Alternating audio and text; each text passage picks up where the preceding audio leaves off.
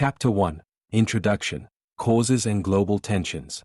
The First World War, which tore large parts of the world into a maelstrom of violence, suffering, and destruction from 1914 to 1918, was an event of unprecedented dimensions. It was not only a European war, but actually a global struggle that reached all continents and captivated millions of people. To understand the force of this conflict, one must look at the developments that preceded it. The outbreak of war was not the result of a single act or an isolated event, but the result of a multitude of tensions, conflicts, and wrong political decisions that had built up over decades.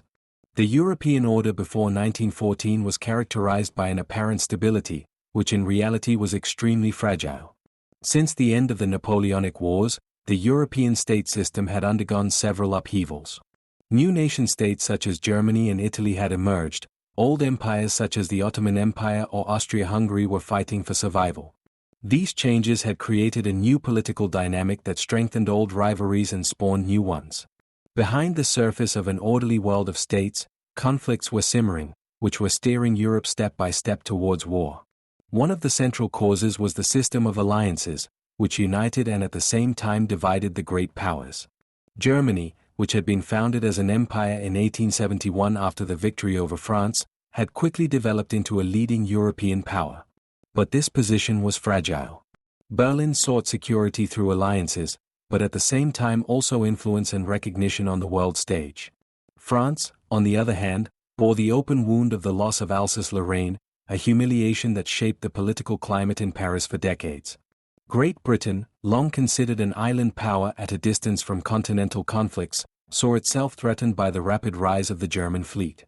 Russia, the huge empire in the east, saw itself as the protecting power of the Slavs in the Balkans and thus inevitably came into conflict with Austria-Hungary, which also expanded its interests there. This mixed situation led to a situation in which every regional problem had the potential to escalate into a pan-European war. The Balkans were particularly explosive, which were repeatedly described as Europe's powder keg. Serbia, a small state with great national ambitions, strove to unite all southern Slavs in one empire.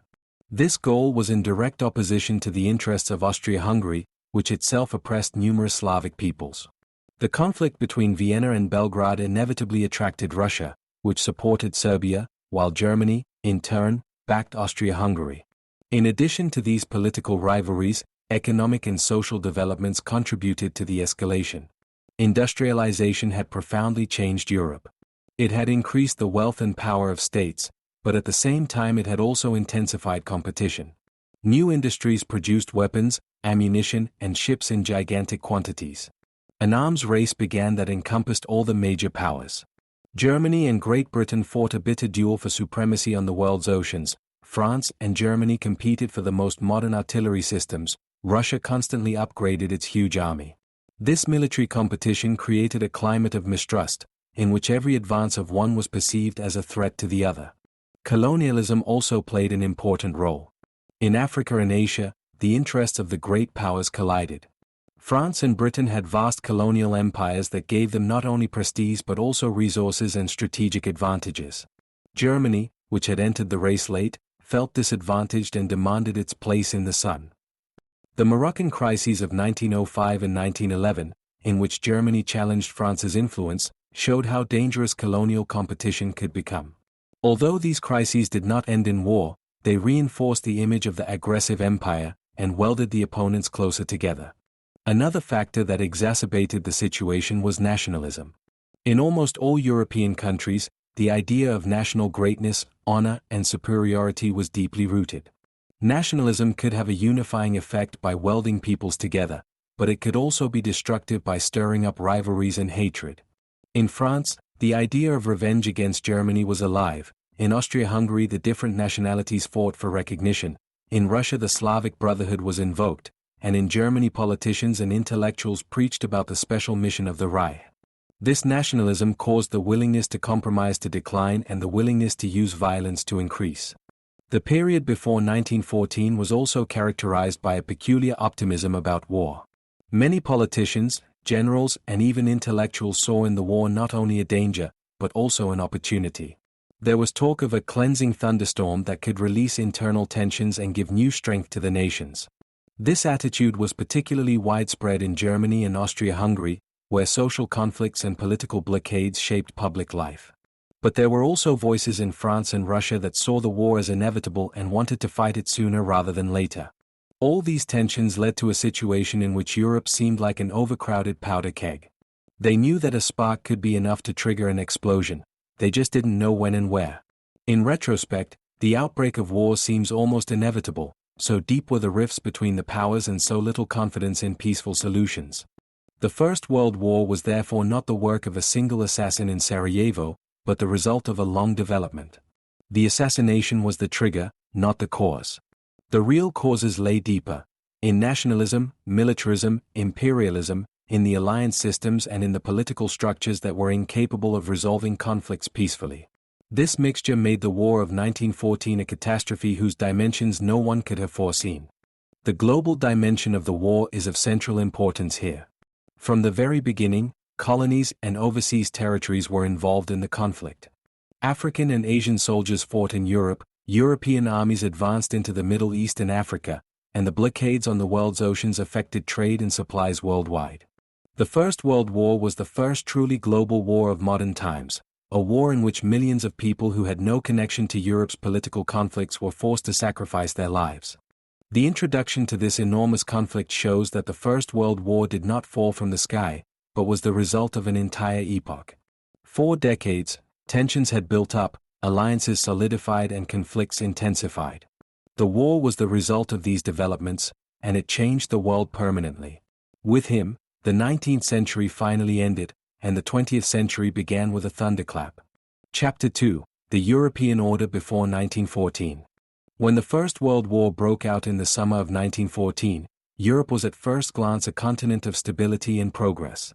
The decades before had brought economic growth, scientific discoveries and technical innovations, which had led to a noticeable increase in living standards in many countries.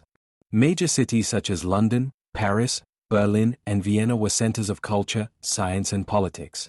Railways crisscrossed the continent, steamships connected Europe with the whole world, electricity lit up streets and homes. In this seemingly brilliant modernity, war seemed unimaginable to many.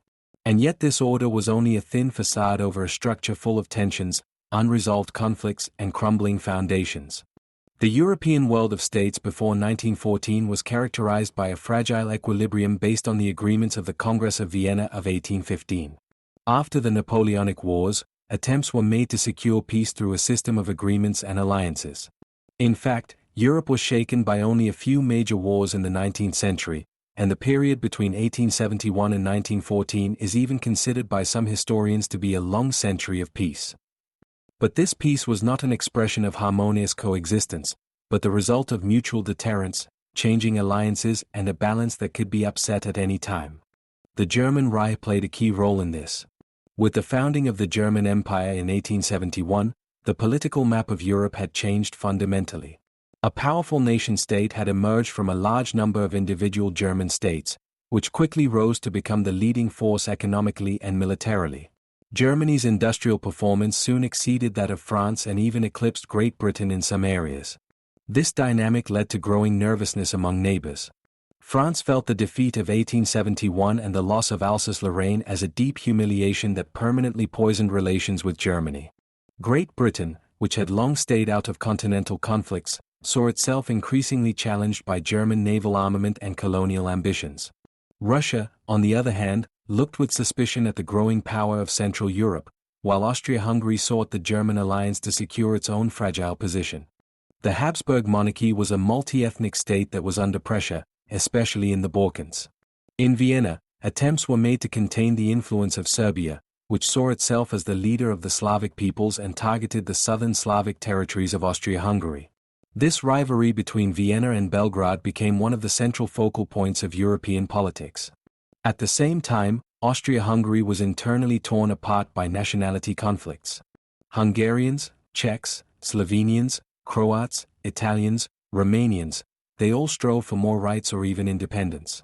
The monarchy seemed like an empire on the outside, but on the inside it was a fragile entity whose weakness Europe was familiar with.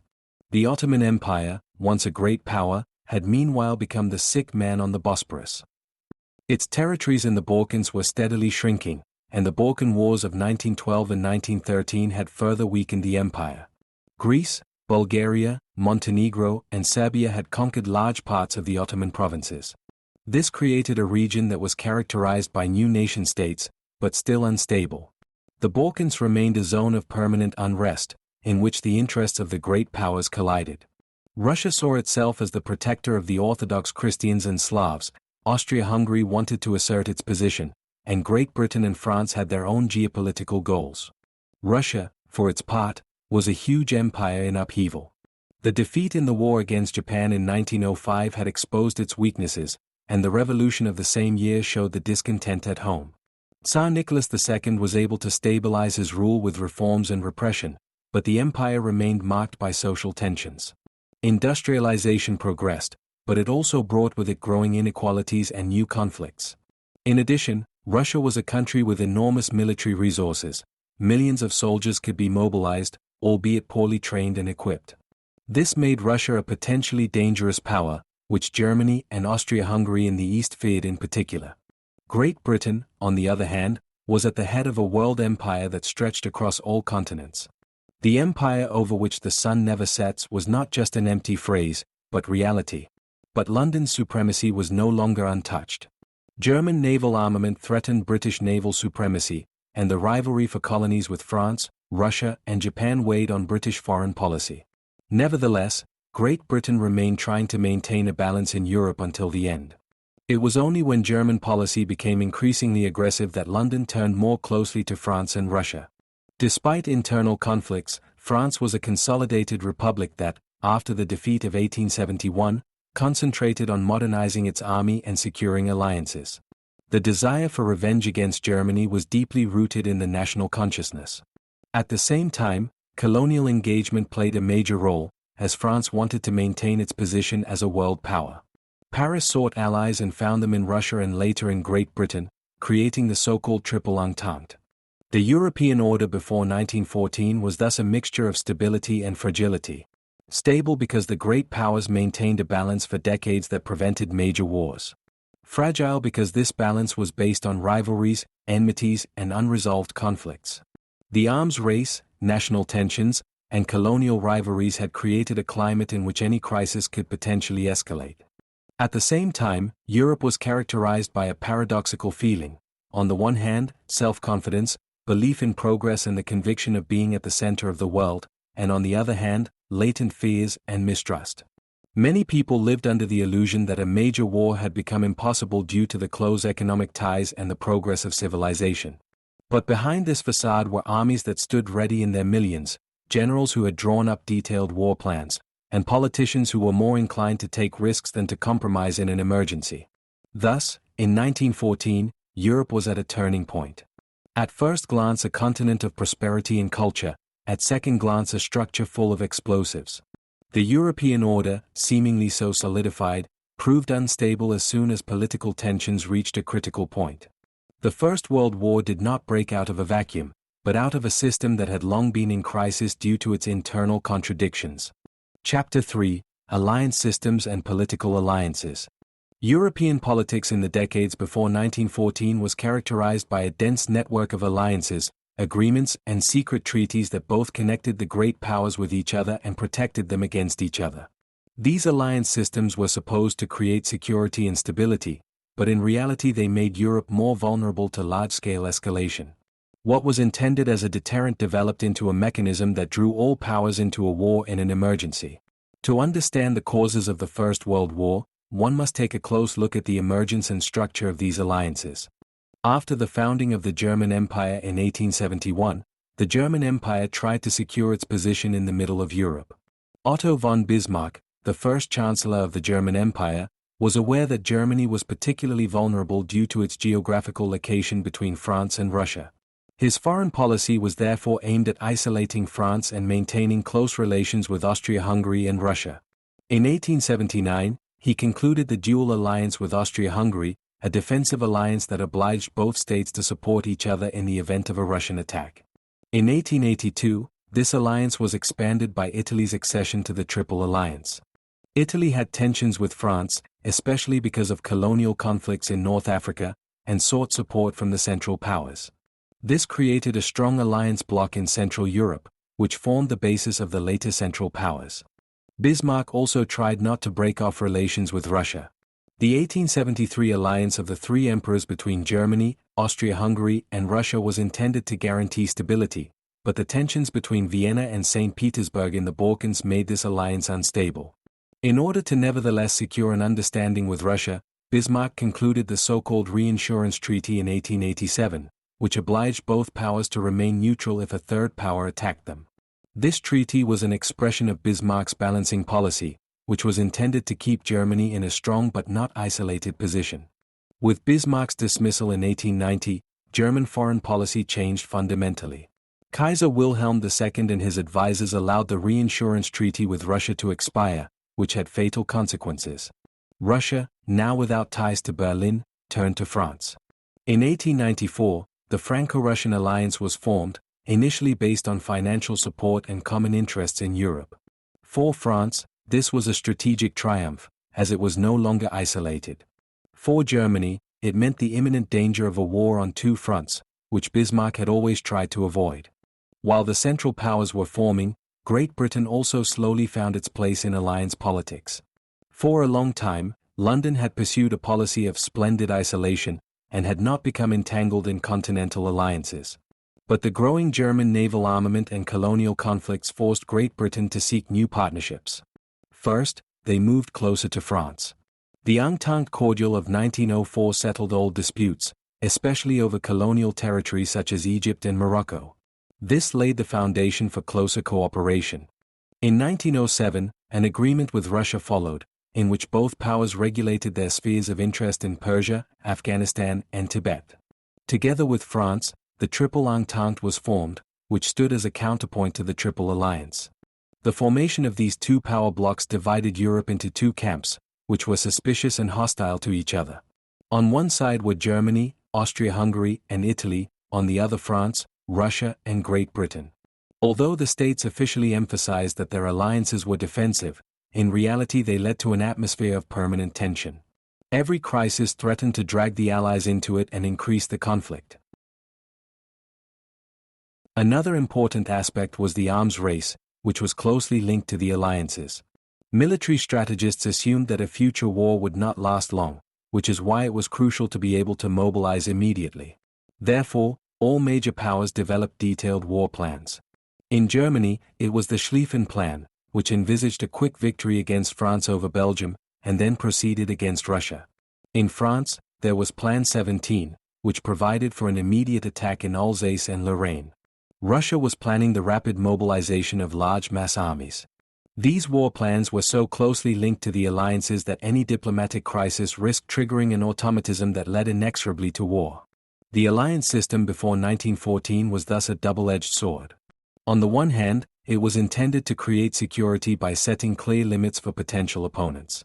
On the other hand, it led to a polarization that left no room for flexible diplomacy.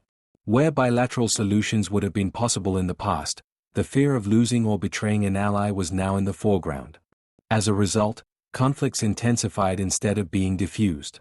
In retrospect, the alliance system appears like a stretched net that spanned Europe and transmitted every shock to all parts.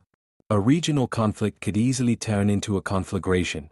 This is exactly what happened in 1914 after the assassination attempt in Sarajevo. What began as a dispute between Austria-Hungary and Serbia became a world war through the alliances, in which almost all the major powers were drawn into it within a few weeks.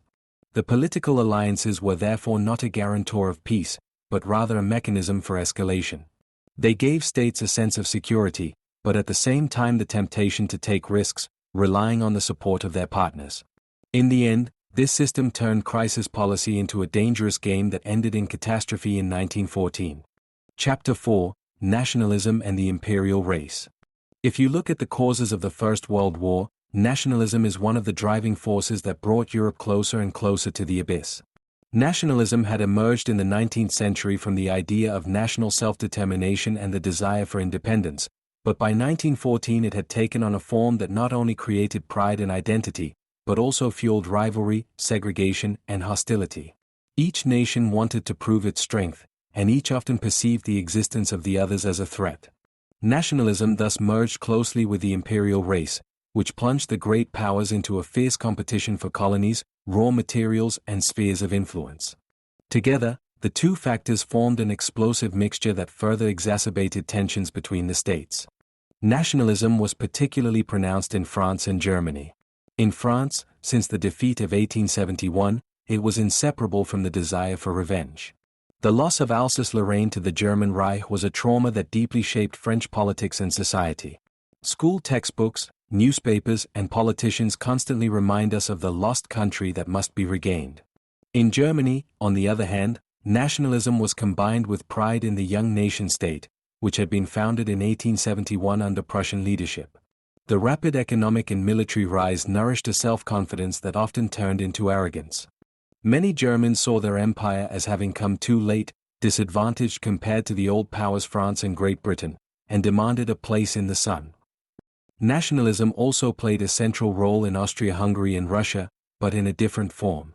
The Habsburg monarchy was a multi-ethnic state in which Germans, Hungarians, Czechs, Slovenes, Croats, Italians, Romanians, and many others lived. Each of these groups had its own national aspirations, which often contradicted the interests of the central government in Vienna. Serbia in particular became a symbol of danger.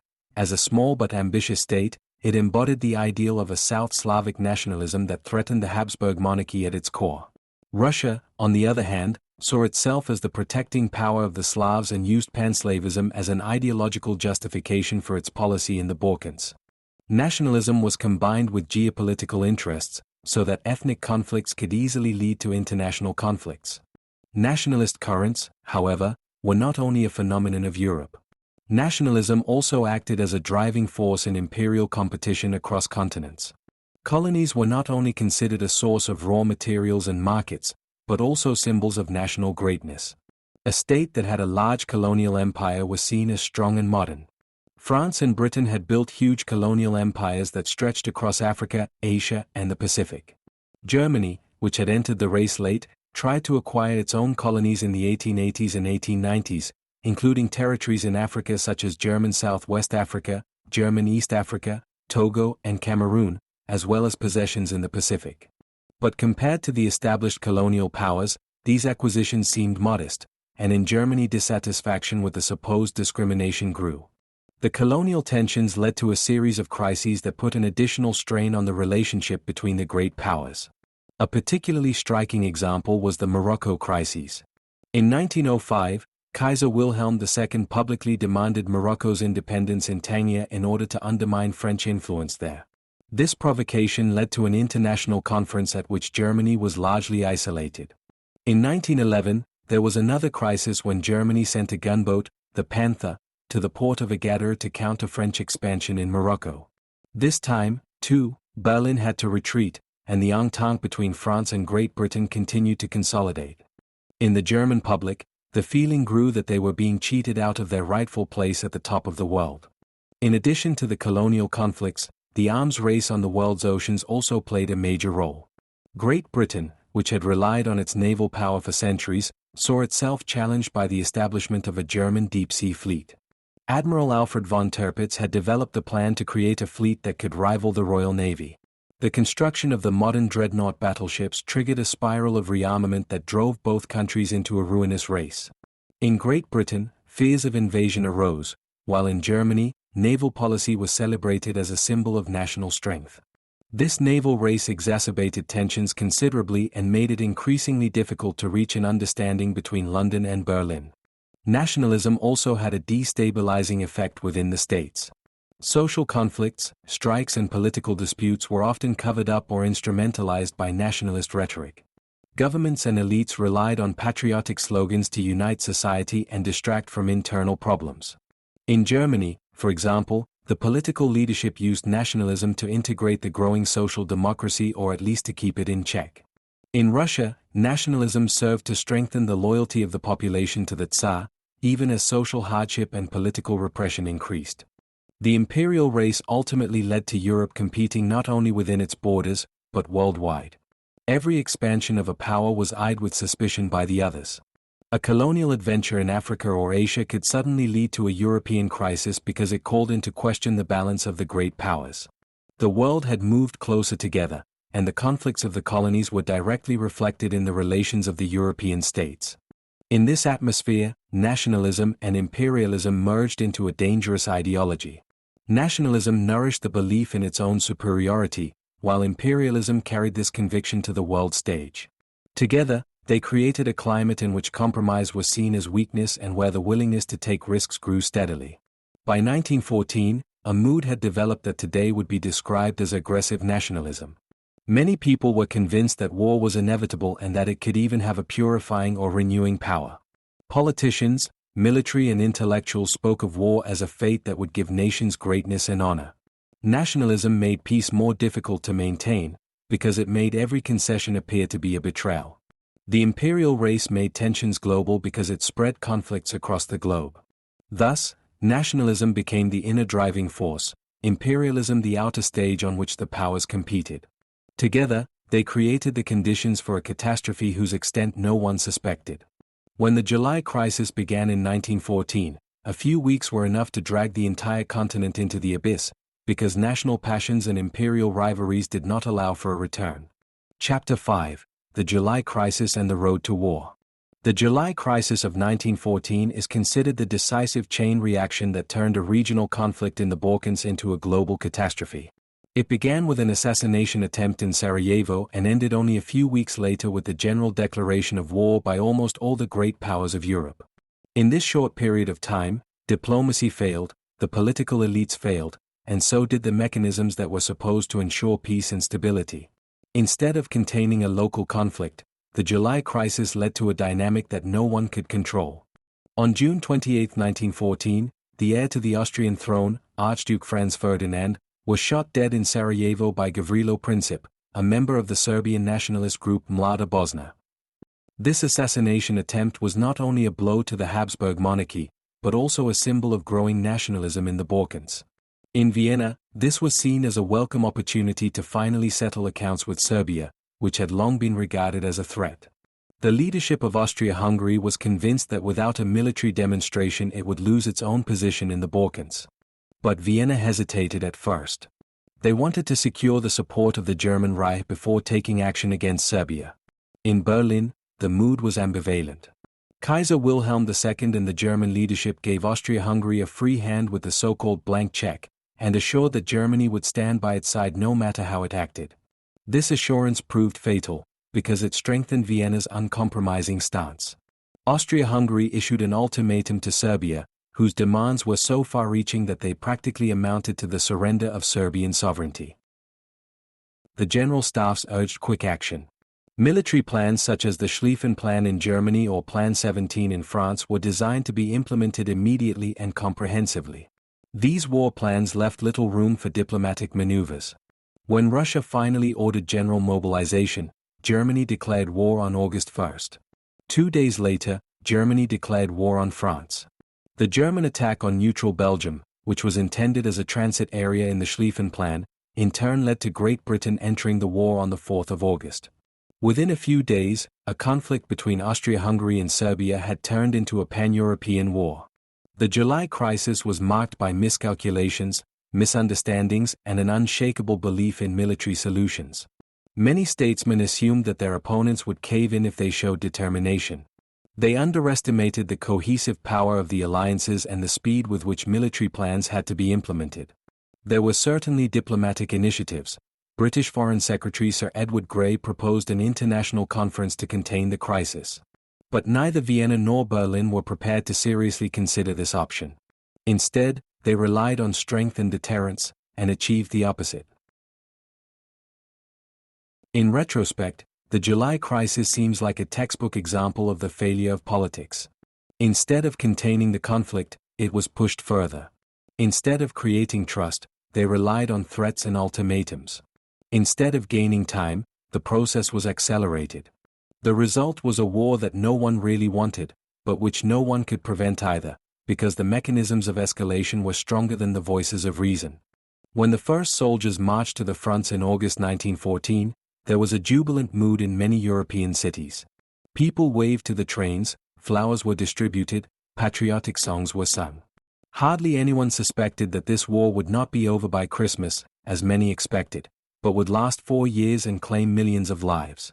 The July crisis had paved the way for war, and the continent plunged into a catastrophe that was to decisively shape the 20th century.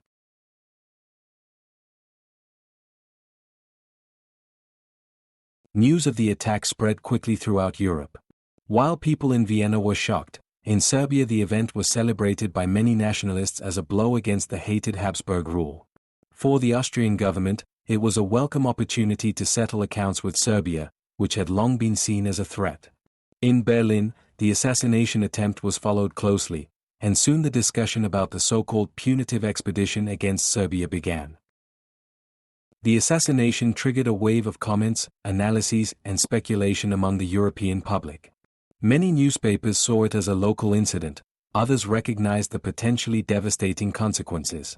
It was clear to diplomats that Austria-Hungary had to react if it did not want to lose its prestige. But how far this reaction would go was initially open. The July crisis, which immediately followed the assassination, shows how closely the event was linked to the greater tensions in Europe. Without the assassination attempt, there might not have been a war in the summer of 1914, even if the conflicts between the powers remained. But it was precisely this event that became the trigger, because it turned the antagonisms between Austria-Hungary and Serbia into an open confrontation. The alliance systems, the nationalist passions and the military planning did the rest to turn the local conflict into a world war. The attack in Sarajevo is thus the beginning of a chain of decisions that plunged Europe into the abyss. It was more than just a murder of an heir to the throne, it was a beacon that revealed the irreconcilability of the time. The political structures of Europe were so tense that a single spark was enough to make the powder keg explode. This spark fell in Sarajevo, and the flames spread faster than even the attackers could have imagined. Chapter 7: Mobilization and Declaration of War. After the assassination in Sarajevo reverberated like a thunderclap through Europe, a phase of intensive diplomatic activity began, which, however, did not lead to containing the conflict, but allowed it to escalate step by step. The weeks after June 28, 1914 went down in history as the July crisis, and they ended in a chain reaction that ended with the mobilization and declarations of war by the great powers. Within a few days, a local conflict between Austria-Hungary and Serbia turned into a world war. Austria-Hungary, which considered the assassins to be tools of Serbian nationalists, did not want to hesitate any longer. In Vienna, they had been waiting for a long time for a pretext to put Serbia in its place militarily. It was feared that the South Slavic aspirations, which were openly supported in Belgrade, would undermine the stability of the Habsburg Empire. Therefore, the imperial leadership decided to react harshly. But before acting, they wanted Germany's backing. Kaiser Wilhelm II and his advisors gave Vienna a free hand with the famous blank check. This created the basis for issuing an ultimatum to Serbia, which was deliberately formulated in such a way that it could hardly be accepted in full by Belgrade. On July 23, Vienna issued this ultimatum. It contained demands that deeply encroached on Serbia's sovereignty, including the participation of Austrian officials in the investigations against the attackers. Serbia accepted most of the conditions, but rejected some that would have severely limited its independence. In Vienna, this was seen as a rejection. On July 28, 1914, Austria-Hungary declared war on Serbia. The first shells fell on Belgrade, and the conflict began. Now the complicated system of alliances and military planning took effect. Russia could not allow its ally Serbia to be destroyed. Tsar Nicholas II initially ordered a partial mobilization, which was limited to the Austrian border. But military logic hardly allowed such a measure, because the Russian railway plans and structures provided for full mobilization. This was soon followed by general mobilization, which Germany perceived as a direct threat. On August 1, Germany declared war on Russia. 2 days later, the declaration of war on France followed. The German invasion of Belgium was the decisive step that brought Great Britain onto the scene. London was bound by treaty to guarantee Belgium's neutrality, and the British government could not allow the German army to reach the shores of the English Channel. On August 4, Great Britain declared war on Germany. Within a few days, all the major powers of Europe were drawn into the maelstrom. The first hostilities on the border between Austria-Hungary and Serbia, between Germany and Russia, between France and Germany were soon a reality. What had begun as a limited punitive action developed into a European war. The mechanism of alliances, which was supposed to provide security, had the opposite effect. It drew everyone into it, even those who might have hoped for a compromise. In retrospect, the mobilization seems like an automatism that disempowered politics. Diplomatic notes and talks could no longer keep up with the speed of troop transports. Every step taken by the enemy was interpreted as a threat, every attempt at de-escalation as weakness. The decision to go to war was thus not so much the result of a single decision as the result of a chain of circumstances that was almost inevitable in the logic of the time. With the declarations of war in the summer of 1914, a catastrophe began, the extent of which no one suspected. Millions of men were under arms, millions of women and children were left behind, the economy was restructured, politics was geared towards war. There was jubilation in the capitals, and death and destruction were already taking place at the borders. The mobilization was the signal that Europe had abandoned the path of peace, and that there was no turning back. Chapter 8: The beginning of fighting on the Western Front. When the mobilizations were completed and the declarations of war were pronounced, the eyes of Europe turned to the Western Front. This was to decide whether the war plans of the great powers would work out and whether the hopes for a quick victory could be fulfilled. The first fighting on the Western Front in August and September 1914 was marked by rapid troop movements, massive battles, and a dynamic that soon led to a complete surprise. Instead of a short war, a struggle that lasted for years developed. The German Schlieffen Plan determined the course of events. It envisaged taking France by surprise with a massive attack via Belgium and Luxembourg, surrounding Paris and defeating the French army in a few weeks. After that, Germany should turn to Russia, whose mobilization was estimated to be slower. This plan was based on precise timings that depended on the efficiency of the railways, the speed of the troop marches, and the reaction of the enemy. The decisive factor was to cross Belgium, although its neutrality was guaranteed. On August 4, 1914, German troops crossed the Belgian border. The resistance of the Belgian army was unexpectedly stubborn. Cities such as Liege put up fierce resistance, and the Belgian fortresses delayed the advance.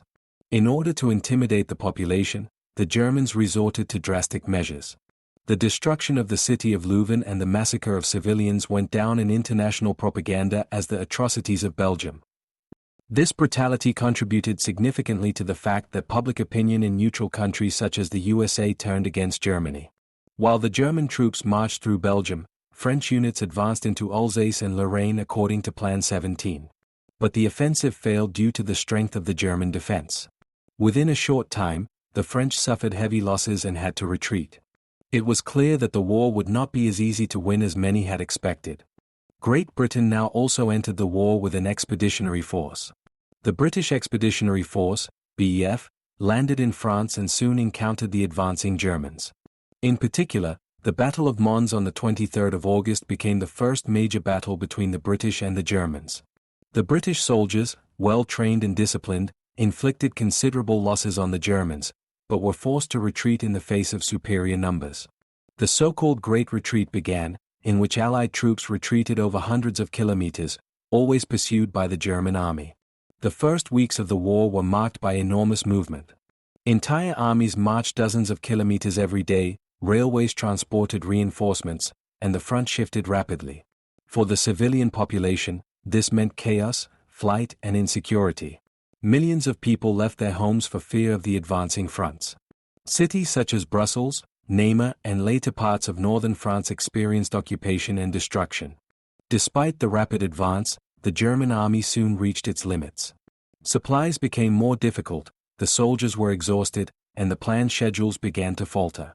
At the same time, the Allies mobilized their forces and prepared a counteroffensive. The decisive turning point came at the beginning of September on the Marne. Chapter 9: The Battle of the Marne. The Battle of the Marne in September 1914 marked a turning point in the First World War and finally destroyed the hope of a quick German victory in the West. It is considered the battle that transformed war from a war of movement into a war of position, thus determining the fate of millions of soldiers and civilians. Its importance lay not only in the military results, but also in the psychological and political consequences it had for all the nations involved. After the German troops had penetrated deep into French territory at the end of August and beginning of September, the plan of the General Staff initially seemed to work. Paris was within reach, and the French army had already suffered severe defeats. The French leadership even considered giving up the capital. But General Joseph Joffre, the commander-in-chief of the French army, showed determination. He reorganized the defeated units, brought in reserves and prepared a counteroffensive. He was supported by the British Expeditionary Force, which remained ready to fight despite heavy losses. The German advance had stalled at this point. General Helmuth von Moltke, the chief of the General Staff, had allowed deviations from the original Schlieffen plan. Instead of leading the main forces over the extreme right wing in a large arc to the west of Paris, the attack was shifted more inwards. These changes led to the expansion of the German front and the creation of gaps. In addition, the troops were exhausted after weeks of marching, the supply routes were overstretched, and communication between the armies was difficult. In this situation, the French leadership took the initiative. On the 5th of September, the major counteroffensive on the Marne began. Hundreds of thousands of soldiers clashed, and the battle developed into one of the largest battles of the early war. The use of Parisian taxis, which transported soldiers to the front in a spectacular action, became particularly well known. Even if its actual military value was limited, this measure symbolized France's determination to defend the capital at all costs. A decisive moment came when the German First Army under General Alexander von Kluck bared its right wing to attack Paris. The French and British troops took advantage of this weakness, reached into the gap and threatened to encircle the Germans. Moltke, who was far away from the action in Luxembourg, lost control of the operation. The German troops had to retreat, and the advance came to a standstill. The retreat to the Aisne marked the end of the battle. Germany had missed its goal of defeating France in a few weeks. The Schlieffen plan had failed. Instead, a years-long trench war began, which froze the fronts from the North Sea to Switzerland. Millions of soldiers dug into trenches, which soon became symbols of war. The psychological impact of the Battle of the Marne was immense. For France, the victory meant the salvation of the nation. Paris was saved, and the feeling of impotence gave way to a new determination. For Germany, on the other hand, the defeat was a shock. They had believed that the war could be decided by a quick offensive, but now they were faced with a grueling war of attrition. Moltke suffered a nervous breakdown and was soon relieved of his post. The battle also had major consequences internationally. Neutral observers realized that this war would not be decided in a few weeks. The Marne showed that modern warfare with armies of millions, machine guns, artillery and railways no longer allowed for quick victories.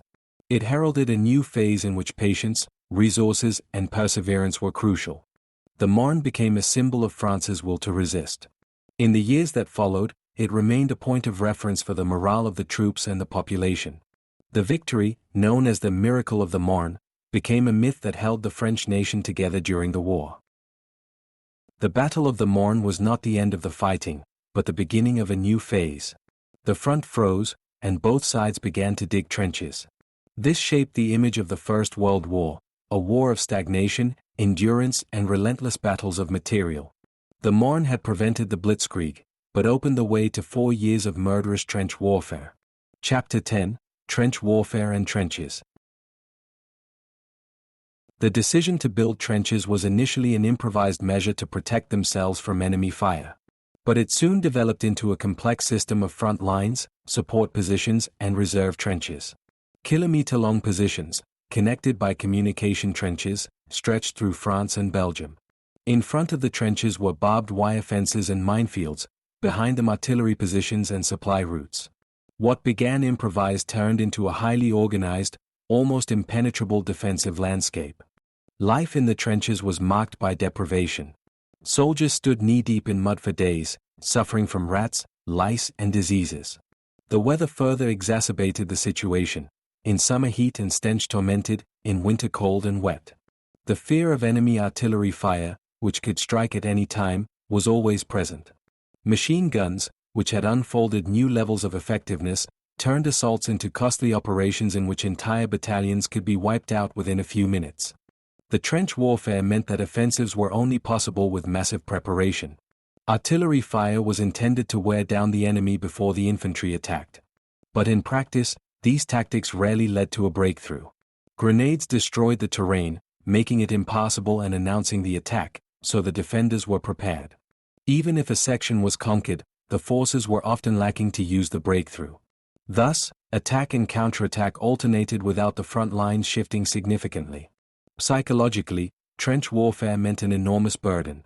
The soldiers lived in constant tension, often without the possibility of retreating. Monotony and boredom alternated with phases of extreme danger. Letters home became an important outlet, as did camaraderie and small rituals in everyday life. Many soldiers developed a gallows humor to endure the horrors. At the same time, alienation from the homeland grew, which could hardly comprehend the extent of the suffering at the front. Trench warfare also changed military strategy. General staffs had to recognize that traditional tactics were no longer sufficient. New methods such as coordinated artillery preparations, mine warfare under the trenches, or later the use of poison gas were developed to break through the frozen front. But until 1918, these efforts were mostly without decisive success. The trenches shaped the image of the First World War like hardly any other symbol. Photographs, reports, and memories made her a symbol of the horror, senselessness, and attrition of war. Millions of men spent years of their lives in these earthworks, in constant danger of being hit by a grenade or sniper at any time. Trench warfare turned the First World War into a war of attrition, in which it was not individual battles but endurance, resources, and industrial capacities that decided victory and defeat. The first months of trench warfare in the winter of 1914-15 already showed that a quick victory was no longer possible. Instead, a years-long struggle began, in which every meter of ground was paid for with blood. The front became a symbol of the paralysis of an entire continent, trapped in a war that no one could control. Chapter 11: The Eastern Front and Battles Against Russia. While the fronts in the West had become bogged down after the Battle of the Marne and the trenches were created, the situation in the East developed quite differently. Here there was no continuous front line, no insurmountable positions, but wide spaces, great distances, and armies that clashed in constant movements. The Eastern Front became a theater of war that stretched from the Baltic Sea to the Carpathians, and it posed formidable challenges for Germany and Austria-Hungary. Russia was able to mobilize huge crowds. Millions of soldiers were sent to the front within a few weeks. But the Russian army suffered from considerable organizational and logistical problems. Many soldiers were poorly equipped, some did not even have rifles or sufficient ammunition. Nevertheless, the sheer size of the Russian army exerted enormous pressure on Germany and Austria-Hungary. As early as August 1914, Russian armies launched an offensive in East Prussia.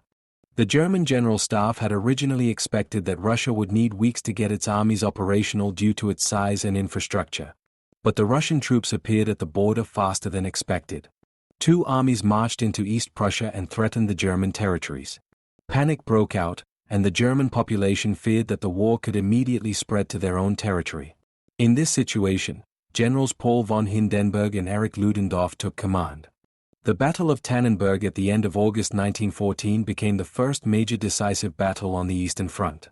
With the help of radio reconnaissance and rapid troop movements, the Germans succeeded in encircling and almost completely destroying the Russian Second Army under General Samsonov.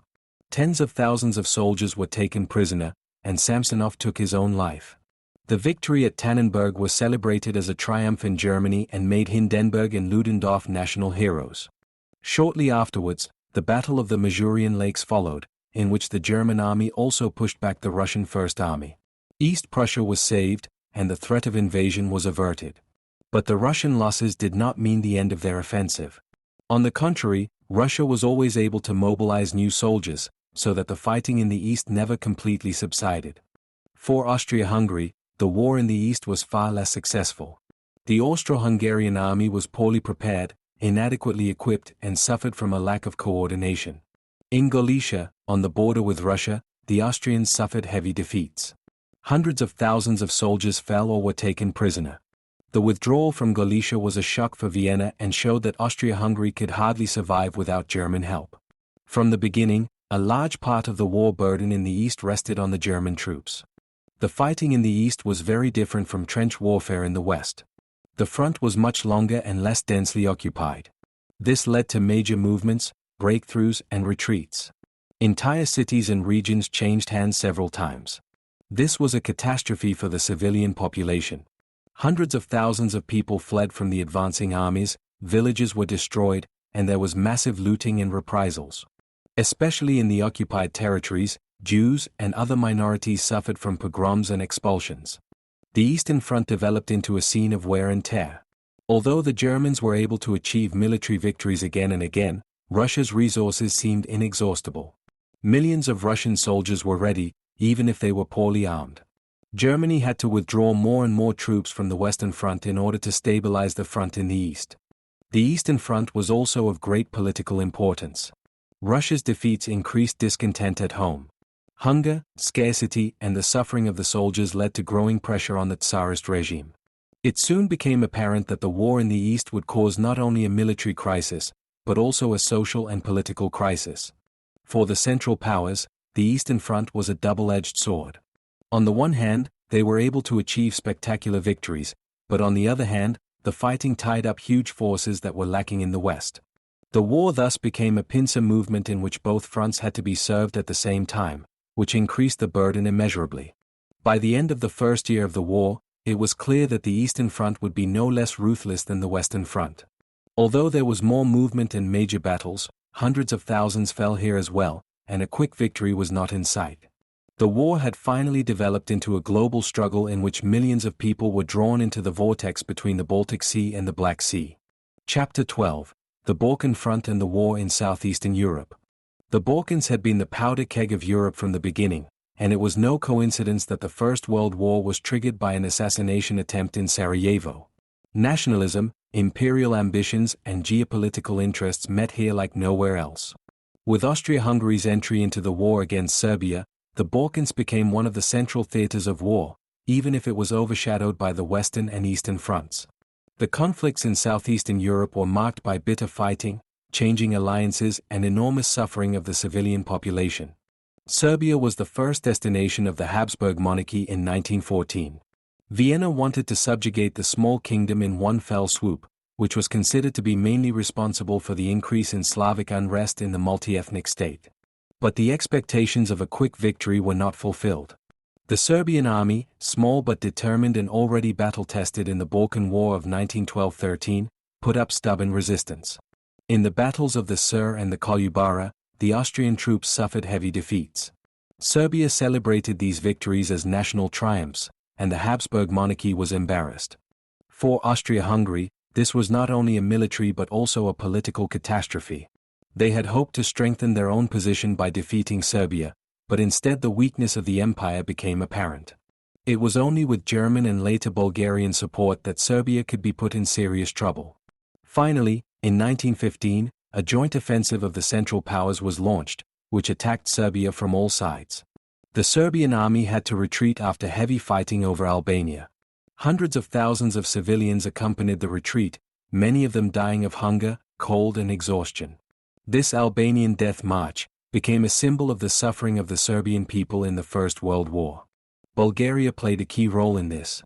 The country had felt disadvantaged after the Balkan Wars of 1912 and 1913 and was looking for an opportunity to regain lost territory. When the Central Powers made generous territorial promises, Bulgaria entered the war on their side in 1915. With his entry into the war, the balance of power in the Balkans finally tipped in favor of Vienna and Berlin. Serbia could not hold out, and large parts of the country were occupied. The Serbian government fled to Corfu, and the army gathered on Salonika, where a new front was formed. Greece occupied a special position. The country was deeply divided internally between the pro-German King Constantine and the pro-Allied Prime Minister Eleftherios Venizelos. This conflict led to a national division. Finally, Greece officially joined the Entente in 1917, which opened up new opportunities for the Allies in the Balkans. A new front line was formed from Salonika, the so-called Salonika Front, where Serbian, Greek, French and British troops fought together. Romania entered the war in 1916 on the side of the Entente, lured by promises of territorial gains in Transylvania. But the Romanian army was ill-prepared and was quickly pushed back by German and Austro-Hungarian troops. Within a few months, much of the country was occupied, and Romania was only able to continue fighting with Russian support. The fate of Romania showed once again how dangerous it was to enter the war poorly prepared. The Balkan Front was characterized not only by major battles, but also by guerrilla fighting, reprisals, and massive destruction. The civilian population suffered from occupation, hunger, and displacement. Entire villages were burned down, and epidemics such as typhus spread. The Balkans became one of the regions where the war caused the sharpest devastation. At the same time, the Balkans played a key strategic role. Whoever dominated here controlled important connections between Central and Southeastern Europe and the Middle East. For the Central Powers, access to Turkey was of great importance. For the Entente, it was crucial to maintain a bridgehead for possible operations in Central Europe. Despite years of fighting, the front in the Balkans remained in a kind of standstill for a long time. It was not until 1918 that the Entente launched a decisive offensive, which caused the Bulgarian army to collapse. Bulgaria capitulated, and with it the position of the Central Powers in the Balkans was finally lost. This collapse contributed significantly to the general end of the war. In many accounts of the First World War, the Balkan front receives less attention than the Western or Eastern front, but it was a central part of the conflict. Here, the intertwining of nationalism, imperial ambitions, and ethnic tensions was particularly evident. The war in southeastern Europe was brutal, confusing and full of suffering, a harbinger of the conflicts that were to plague this region again and again in the 20th century. Chapter 13: The Naval War and the Blockade Policy. The First World War is often described as a war of trenches and land armies, but a fierce battle also raged on the world's oceans, which had a decisive influence on the course of the war. While the fronts on land were deadlocked, a war was taking place on the oceans that was of enormous importance for the supply of powers, international trade, and the morale of the civilian population. The naval war and especially the blockade policy of the British turned the conflict into a global struggle for food, raw materials, and economic superiority. With the outbreak of war, the question immediately arose as to how the two great powers would use their fleets. The German Navy was concentrated in the North Sea, while the British used their superior fleet to cut Germany off from the world economy. As early as autumn 1914, Great Britain imposed a comprehensive blockade against the German Reich. Ships carrying food, raw materials, and other essential goods were stopped or diverted. This blockade was to become increasingly harsh in the course of the war and increasingly plunged the German population into scarcity and hunger. Germany first tried to force a decisive battle with its deep-sea fleet. But both sides were cautious. A loss of the fleet would have had catastrophic consequences, and so direct confrontations rarely occurred. The most important naval battle of the war was the Battle of Skagerrak in May and June 1916. This is where the British Grand Fleet and the German High Seas Fleet met. The fighting was fierce, and both sides suffered losses. Strategically, however, the Royal Navy remained the master of the seas, as the German fleet largely retreated to the ports after the battle. Since a direct confrontation did not lead to the goal, Germany increasingly relied on the use of U-boats. These were intended to paralyze British trade and break the blockade. Initially, the U-boats mainly attacked military targets, but soon merchant and civilian shipping were also targeted. The unrestricted submarine warfare that Germany waged in 1915 and then again in 1917 was one of the most controversial strategies of the war. He was supposed to bring Great Britain to its knees through hunger and lack of supplies. In particular, the sinking of the Lusitania in May 1915 caused international outrage. The British passenger ship was torpedoed by a German submarine and sank within a few minutes. Over 1,100 people died, including many U.S. citizens. In the United States, this event caused a storm of indignation and greatly exacerbated tensions with Germany. Although Berlin temporarily restricted submarine warfare, strategy remained a central element of German naval warfare. The British blockade had an increasingly strong effect as the war progressed. Germany was heavily dependent on imports, especially for food, cotton, and other raw materials. The blockade led to supply bottlenecks, price increases, and ultimately to hunger among the population. The so-called Swede Winter of 1916-17 became a symbol of the emergency. Since hardly any potatoes were available, rutabagas had to serve as the main food. Malnutrition, disease, and social tensions spread. British naval power was also a serious obstacle for the Central Powers as a whole. Austria-Hungary was largely cut off from trade, and Turkey could only be supplied with difficulty. Conversely, the Entente powers used their naval supremacy to bring in resources from the colonies. Troops from India, Canada, Australia, or Africa were transported to Europe by ship. The naval war thus made the First World War a truly global conflict. The naval war was thus a constant struggle between blockade and counter-blockade, between submarines and convoys, between hunger and hope. In the end, the British blockade proved decisive. It weakened the German economy so much that it contributed significantly to the collapse of the home front. At the same time, unrestricted submarine warfare led to the United States entering the war in 1917, a step that finally shifted the balance of power in favor of the Entente. The naval war and the blockade policy are therefore not just a sideshow, but a central component of the First World War. They show that modern wars are not decided on the battlefields alone, but also by the economy, supply, and the control of global transport routes. While on the Western Front the soldiers suffered in the trenches, on the oceans the foundations were laid for who had the longer breath. Chapter 14: New Weapons and Technologies, Machine Gun, Gas, and Artillery. The First World War was not only a political and human disaster, it was also a technological laboratory of death. For the first time in history, modern mass armies clashed, equipped with weapons produced on an unprecedented scale by the Industrial Revolution. Old strategies met new technologies, and the result was a war that claimed millions of victims without a clear breakthrough. Above all, the machine gun, heavy artillery, and the use of poison gas fundamentally changed the nature of the war and made it an industrialized mass murder. Even more devastating was the role of artillery. It had already gained in importance in the 19th century, but in the First World War it reached a dimension that surpassed anything that had existed before. Huge calibers, long-range cannons, and mass-deployed shells made artillery the most important weapon of the war. Before major offensives, the armies often shelled enemy positions for days, sometimes weeks. Millions of shells turned the battlefield into a lunar landscape, destroying houses, forests, and fields and leaving only craters and rubble behind. The war reached a new dimension with the use of poison gas. On the 22nd of April 1915 near Ypres, German troops used chlorine gas on a large scale for the first time. A yellow-green cloud drifted over the Allied trenches, and thousands of soldiers suffocated or suffered serious injuries.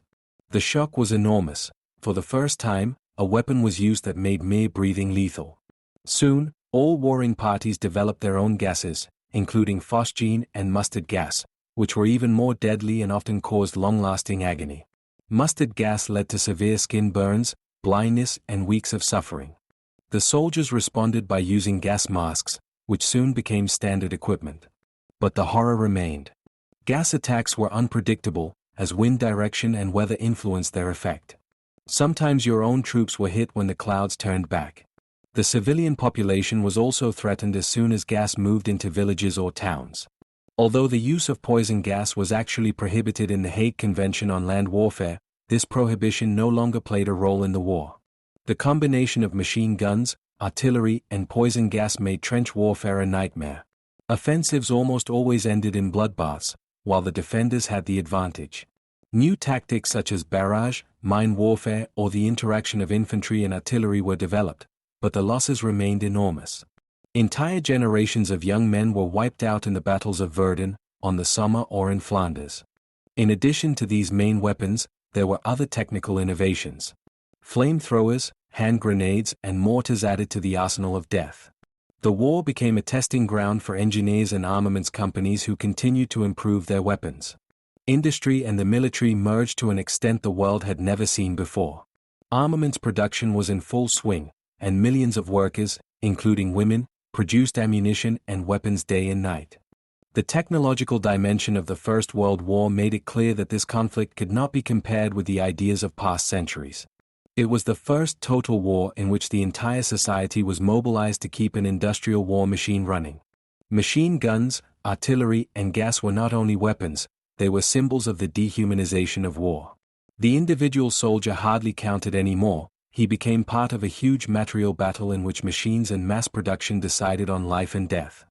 At the end of the war, these weapons left behind millions of dead, maimed and traumatized. They shaped the image of the First World War as a slaughter never seen before. The experience of these technologies led to numerous international efforts to ban certain weapons after 1918, but the memory of the trenches, gas attacks and artillery hail remained indelible. The First World War showed how closely progress and destruction could be linked, and it set the standard for warfare throughout the 20th century. Chapter 15: The War in the Air, Planes, Balloons and Reconnaissance. The First World War was not only a war in the trenches, on the seas and in the factories, but also the first great war in which the sky itself became the battlefield. Aircraft, which had been admired as a technical curiosity only a few years earlier, quickly developed into an indispensable instrument of warfare. Together with tethered balloons and zeppelins, they changed the face of war and opened a completely new chapter in military history. Very quickly, however, a new form of warfare developed from pure reconnaissance, air combat. As early as 1915, engineers began to mount machine guns directly on the aircraft. The big technical challenge was that the propellers could not be destroyed by the shots. With the invention of the breaker gear, which synchronized the shots with the rotation of the propeller, the problem was solved. This marked the beginning of the age of fighter pilots. The Allies responded with defensive measures, improved aircraft and finally with their own strategic bombings. The air war developed into a mutual escalation, even if it did not yet reach the dimensions of later conflicts in the First World War. Nevertheless, it was a foretaste of what the air war would mean in the 20th century. Another aspect was the close connection between the Air Force and artillery. Aircraft flew over the battlefield, passing on target coordinates by radio or light signals and thus helping to direct artillery fire precisely to enemy positions. This cooperation considerably increased the destructive power of trench warfare. Despite the fascination with the new technical possibilities, the air war remained extremely dangerous. Aircraft were prone to mechanical defects, the engines unreliable, the designs unstable. One hit was often enough to cause an aircraft to go up in flames. Parachutes were hardly available at first, so that a crash almost always ended fatally. The life expectancy of a fighter pilot was sometimes only a few weeks. At the end of the war, the role of the Luftwaffe was still limited compared to later wars, but it had found its place. The First World War proved that the control of the sky could be decisive, whether for reconnaissance, for artillery support or for morale. Airplanes had evolved from toys of technology enthusiasts to an integral part of modern warfare. Chapter 16: The Use of Submarines in War at Sea. Soon after, a new phase of naval warfare began, the underwater trade war. Germany wanted to starve the British Isles by cutting off supplies from overseas. Any merchant ship that crossed the English Channel or the Atlantic could be targeted. Initially, the Germans still adhered to the so-called prize law, which provided for stopping merchant ships before an attack and giving the crew the opportunity to rescue them. But these rules soon proved impractical, as the ships either fled, were armed, or had radios to call for help. So the German leadership decided to switch to unrestricted submarine warfare. The consequences were dramatic. In 1915, the Lusitania, a British passenger steamer, was torpedoed by a German submarine off the Irish coast. Within a few minutes, the ship sank, more than 1,100 people died, including over 120 Americans. This event shook the world public and greatly exacerbated tensions between Germany and the United States. Although Berlin argued that the Lusitania also had war material on board, in the eyes of many, the attack was a barbaric act against innocent civilians. The German government then temporarily restricted submarine warfare in order to avoid U.S. entry into the war. The role of the Navy in the First World War was therefore ambivalent. On the one hand, the powerful battleships, which were rarely used, and on the other hand, the small, agile submarines that determined the naval war and influenced the course of the entire war. They made the oceans unsafe, threatened the supply of the Allies and put millions of civilians in danger. At the same time, however, their ruthless strategy contributed to Germany getting new, overpowering opponents. In the end, it turned out that the war at sea was not decided by battles between fleets, but by blockade and trade war. The British blockade weakened Germany, while the German U-boat war brought temporary successes, but ultimately failed. Naval warfare revealed that modern wars were decided not only by armies on the battlefields, but also by control of global trade routes. Posters with heroic depictions of soldiers, women calling for work in the munitions factories, or children advertising war bonds hung in all cities. Newspapers reported one-sidedly on victories and trivialized defeats. The enemies were portrayed as barbaric monsters whose defeat was a moral duty. In Great Britain, For example, stories were spread about alleged German atrocities in Belgium, which reinforced the image of the Hun and fueled hatred of Germany. In Germany, on the other hand, the British were portrayed as devious world conspirators and the French as vengeful schemers. However, the home front was not only the target of propaganda, it was also actively involved in the war itself. Women entered the world of work on an unprecedented scale. They replaced the men in the factories, worked in agriculture or took on administrative tasks. Their role changed fundamentally, even if this was often only intended as a temporary solution. The children were also involved, whether through metal collection campaigns, through aid services or through their education in the sense of war propaganda. Cultural institutions also participated in the propaganda. Poets, artists, and filmmakers created works that glorified war or invoked the willingness to sacrifice. Plays, songs, and poems became part of the patriotic discourse. Even in schools, the war became omnipresent. Students learned not only to read and write, but also patriotic songs and stories about the heroic deeds of the soldiers. As the war progressed, however, the propaganda reached its limits.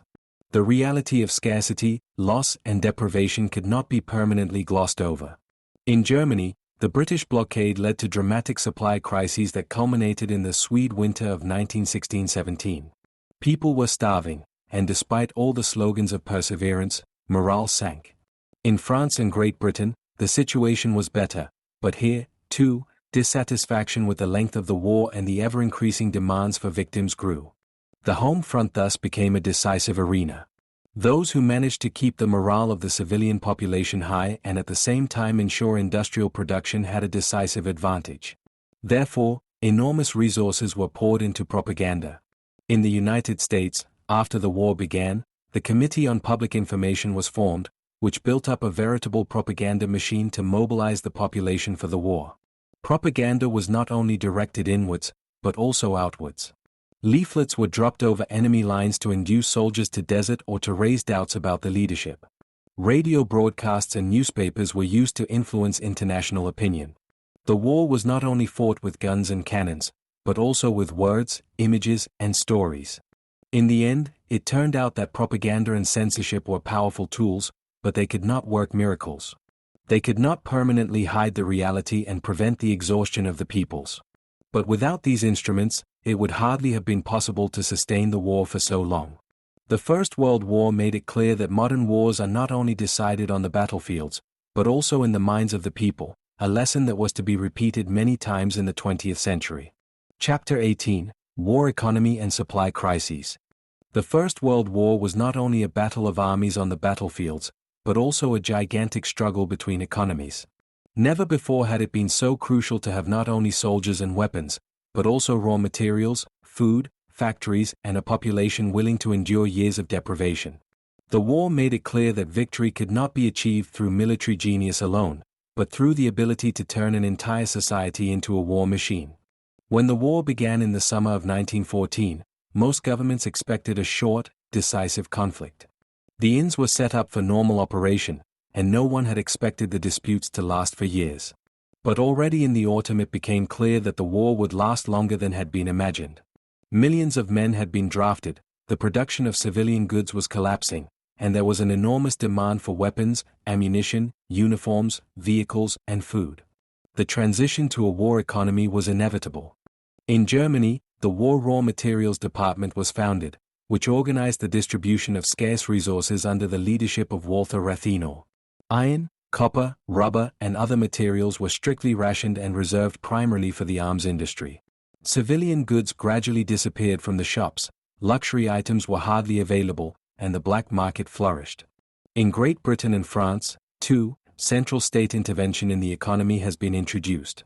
Governments took control of major industries, set prices, and distributed raw materials according to military necessity. Agriculture faced enormous challenges. Millions of farmers and agricultural workers were at the front, and women, children, and elderly men had to take over their work. In Germany, the British naval blockade led to the fact that the import of food was severely restricted. As early as 1915, supply problems began, which worsened from year to year. The winter of 1916-17 was particularly catastrophic, which went down in history as the turnip winter.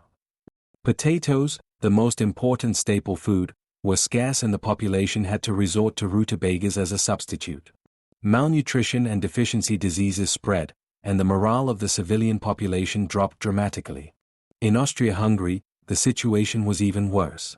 The multi-ethnic state already had difficulties in securing supplies in peacetime, and during the war the problems worsened drastically. Hunger riots broke out in Vienna and Budapest, and tensions between the nationalities were exacerbated by the supply crisis. In Russia, too, millions of people suffered from hunger, especially since transport routes were poorly organized and food often did not get to where it was needed. The situation was better in the Western Allied states, but rationing also occurred there. Great Britain introduced a system that allowed the population to buy certain basic foodstuffs such as bread, sugar, or meat in fixed quantities. Colonies and overseas territories played an important role as they provided additional food and raw materials. France had to give up large parts of its most fertile territory in the north and east, as they were occupied by German troops. This made the support of the colonies all the more important, as they supplied not only soldiers, but also grain, meat, and other goods.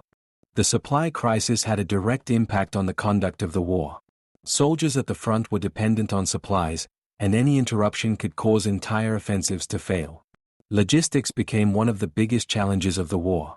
Railways, trucks, and horses were in continuous use to bring ammunition, weapons, and food to the front.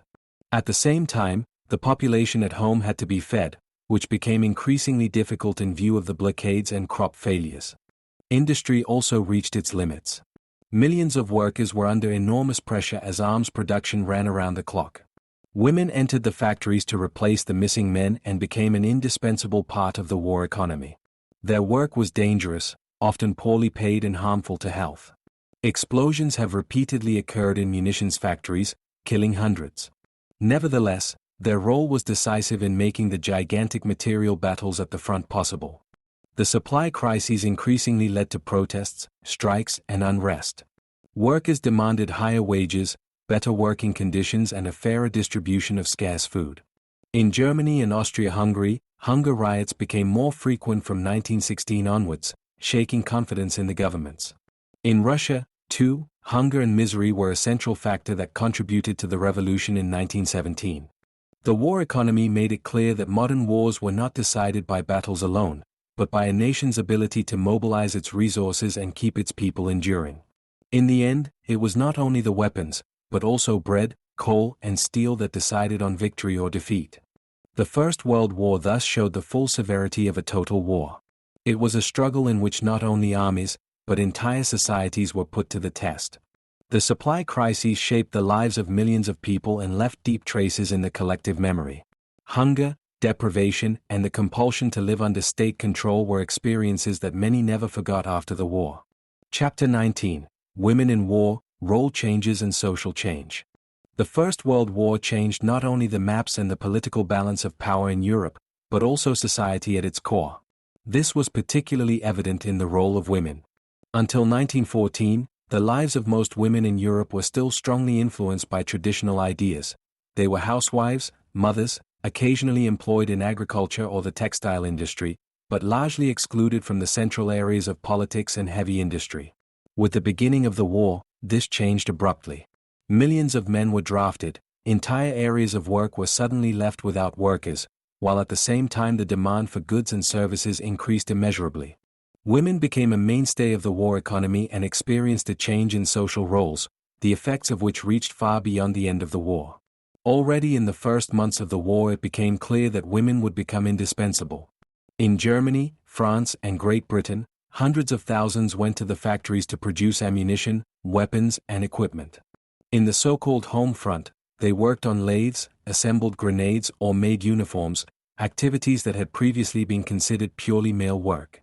The images of women in work clothes, with oil-smeared hands and a determined look, soon became symbols of the nation's will to persevere. The change was also visible in agriculture. With millions of farmers at the front, women, children, and the elderly had to cultivate the fields. They ensured that food was produced despite the most adverse conditions, even if the yields were often lower due to a lack of labor, machinery, and fertilizers. In Great Britain, the Women's Land Army was founded, which brought women specifically to the fields, while in France women farmers formed the backbone of the food supply. In addition to working in factories and agriculture, women played an important role in healthcare. They worked as nurses in military hospitals, cared for the wounded at the front and organized relief services.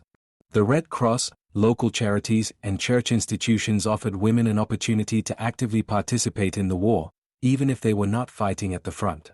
This work was often marked by great personal commitment and great deprivation, but it also gave many women a new sense of self-confidence and social importance. However, the changes were not only economic, but also cultural and political. Women began to claim new freedoms. They moved in areas that had previously been closed to them and experienced that they could take on tasks that were traditionally reserved for men. In Great Britain, the USA, and later also in Germany and Austria-Hungary, the women's movement grew, which had already demanded women's suffrage before 1914. The war gave these demands new clout. If women could make weapons, cultivate fields, and rescue the wounded, why shouldn't they also have the right to have a say in politics? At the same time, the change of role was ambivalent. Many men and political leaders saw women's work only as a temporary stopgap. After the end of the war, they were to return to the stove or to the traditional roles if possible. But the wheel of history could no longer be turned back so easily. In several countries, women were actually given the right to vote after the war. In Great Britain initially for women over 30, in Germany from 1918 for all women over 20. The war had irrevocably changed the political landscape. The change was also reflected in society. Fashion became more practical, clothing simpler, women wore shorter hair and less elaborate dresses. The image of the modern woman who actively participates in public life slowly prevailed. Although there were setbacks after the end of the war, the seeds for lasting change were planted. However, the war also meant an enormous burden for women. They not only had to work, but also provide for their families, raise children, and often cope with everyday life on their own. Many lost husbands, brothers, or sons at the front and faced existential problems as widows or single parents. State support was usually insufficient, and many women lived in abject poverty. Last but not least, women also experienced the horror of war directly. In the occupied territories, for example in Belgium, northern France or Poland, they were threatened by violence, forced labor, and ill treatment. Rape was used as a weapon of war, and countless women suffered suffering that was often not even documented. This dark side of the war showed that the change of role brought not only emancipation, but also deep wounds. At the end of the war, there was an ambivalent balance. On the one hand, women had proven that they were indispensable for the functioning of modern societies, that they were just as efficient as men in factories, in the fields and in military hospitals.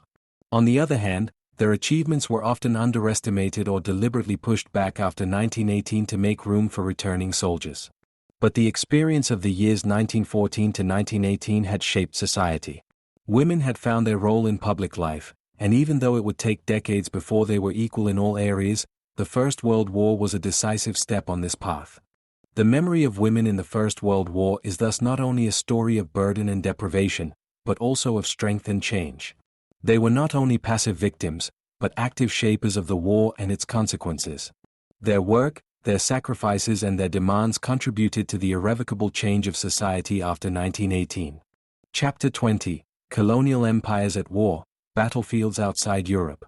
The First World War is often perceived as a European war, dominated by the battles on the Western Front, the battles in Eastern Europe or the fronts in the Balkans. But in truth, it was a global conflict from the beginning. The European powers were colonial empires whose possessions stretched across Africa, Asia, and the Pacific.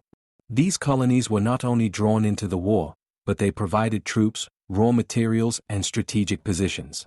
As a result, numerous theaters of war emerged outside Europe that receive less attention to this day, but which are crucial for understanding this world war.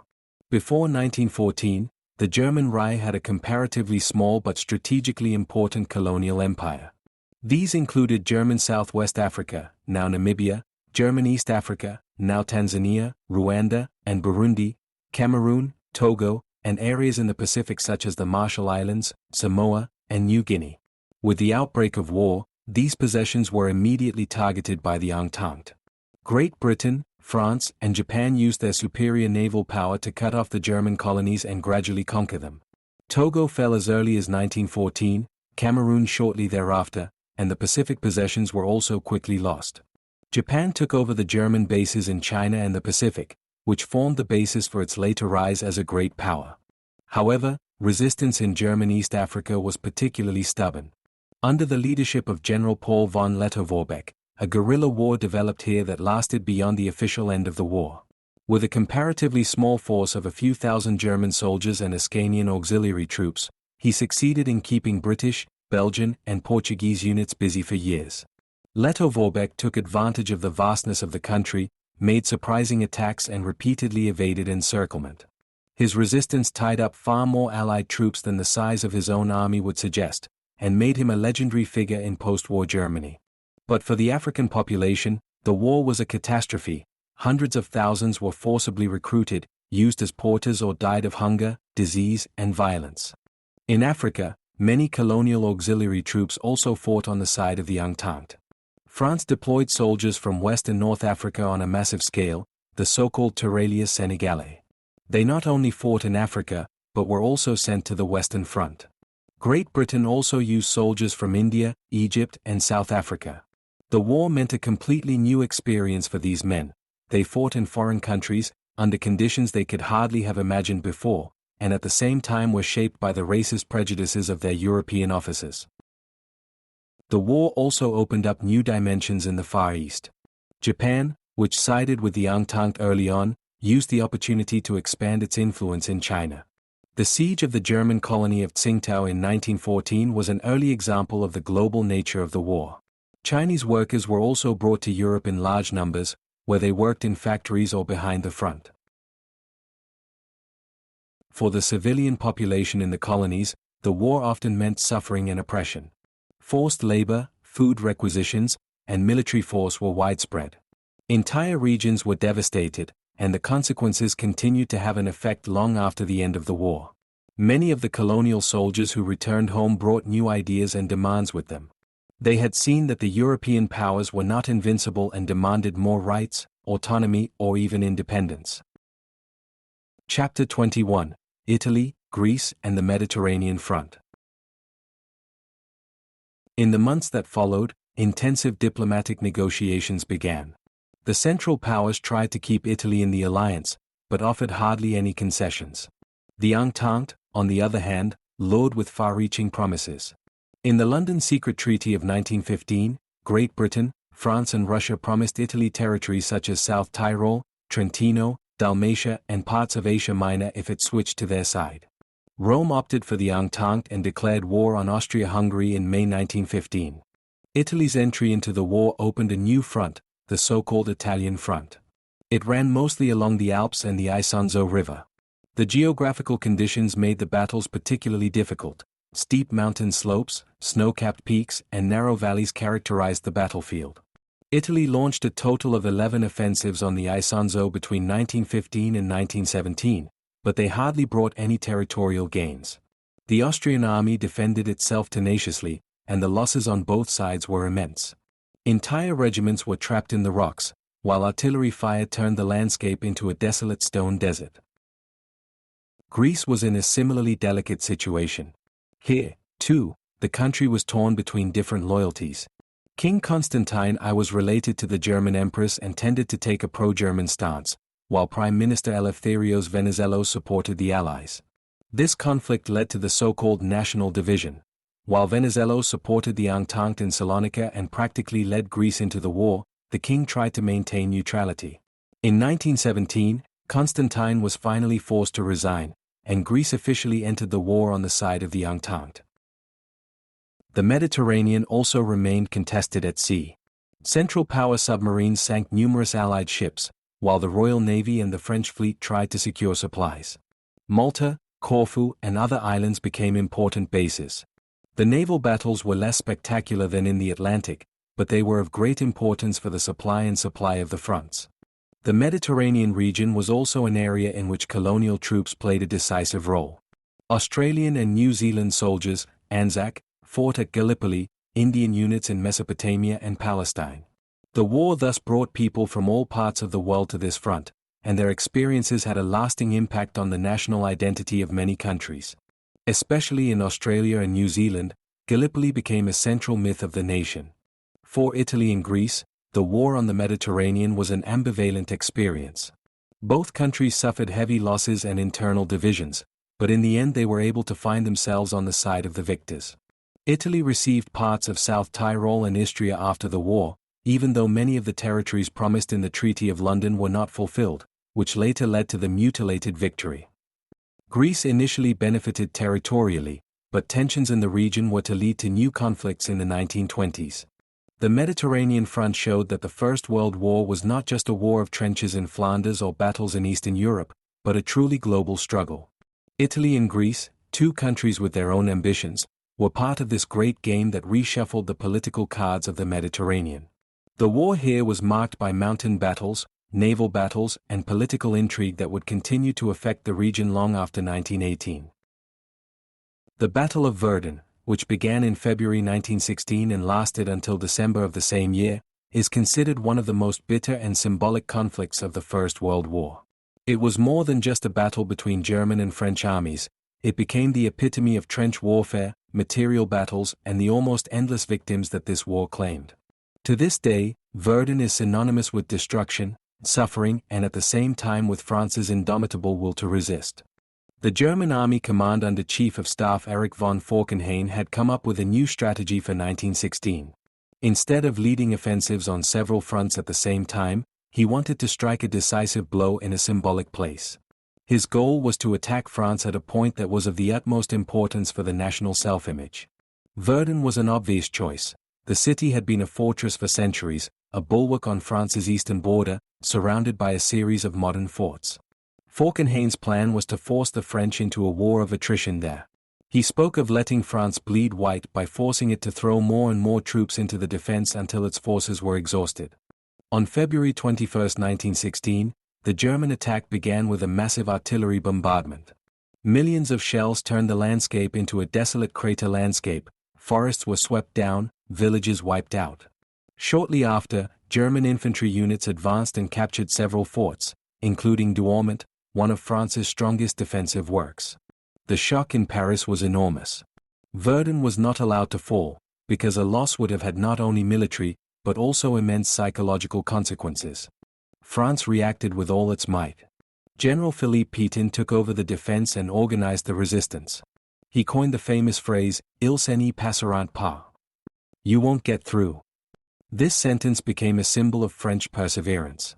Pétain relied on a systematic rotation of troops. The so-called Voie sacrée, the sacred road, was used to transport soldiers, ammunition, and supplies to Verdun without interruption. Almost every French division spent time in Verdun at some point, which developed the feeling of a collective national community of victims. The fighting dragged on for months. Again and again, the Germans tried to break through the French lines, and again the French launched counterattacks. Places like Fort Vaux or the Dead Man's Hills became synonymous with unimaginable harshness. In the narrow, dark corridors of the forts, soldiers fought with flamethrowers, hand grenades, and bayonets, often man to man.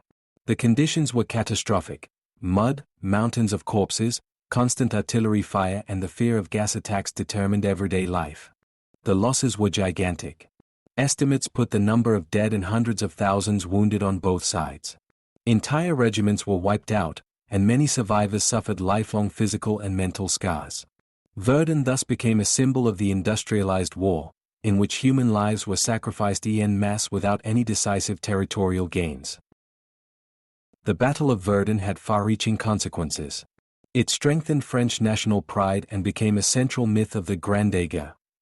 For the Germans, on the other hand, it was a strategic disaster that had tied up enormous forces without bringing the hoped-for breakthrough. At the same time, Verdun showed the limits of the attrition strategy. The attempt to force the enemy to surrender through constant losses only led to mutual exhaustion. Verdun also became a symbol in the culture of remembrance. Soon after the war, the city became a place of remembrance where France honored the victims of its soldiers. The Douaumont ossuary, where the bones of hundreds of thousands of people are kept, is still a reminder of the dimensions of the horror. Verdun is a place where the inhumanity of industrialized war remains palpable, but also a place that embodies the perseverance of a nation. Thus, the Battle of Verdun was more than just a military conflict. It was a national trauma, a symbol of the cruelty of war, and at the same time a turning point that showed that no attack, no matter how massive, could break the will of an entire nation. Verdun thus remains one of the most formative names of the First World War, a memorial to the willingness to sacrifice and the suffering that this war claimed. Chapter 23, The Battle of the Somme. The Battle of the Somme, which began on the 1st of July 1916 and lasted until November of the same year, is considered one of the bloodiest battles of the First World War. Like Verdun, it stands for the cruelty and senselessness of trench warfare, in which entire armies collided without decisive progress being made. While Verdun was primarily a French trauma, the Battle of the Somme became a symbol of the suffering of the British Army and the beginning of a new, industrial form of warfare. The original plan for the offensive on the Somme came from the Allies in 1915. France and Great Britain wanted to launch a joint major offensive to break through the trench warfare and push back the Germans. But the events at Verdun, where France was forced to concentrate its forces, meant that the brunt of the offensive fell on the British. For Great Britain, this was a decisive moment. The young mass army that had been built up after the outbreak of the war was to experience its baptism of fire.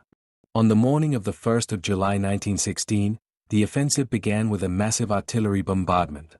Millions of shells had been working on the German positions for days, with the aim of destroying the wire fences and reducing the trenches to rubble. The British leadership was convinced that the German defenders had been eliminated by this barrage. But this assumption proved to be a fatal error.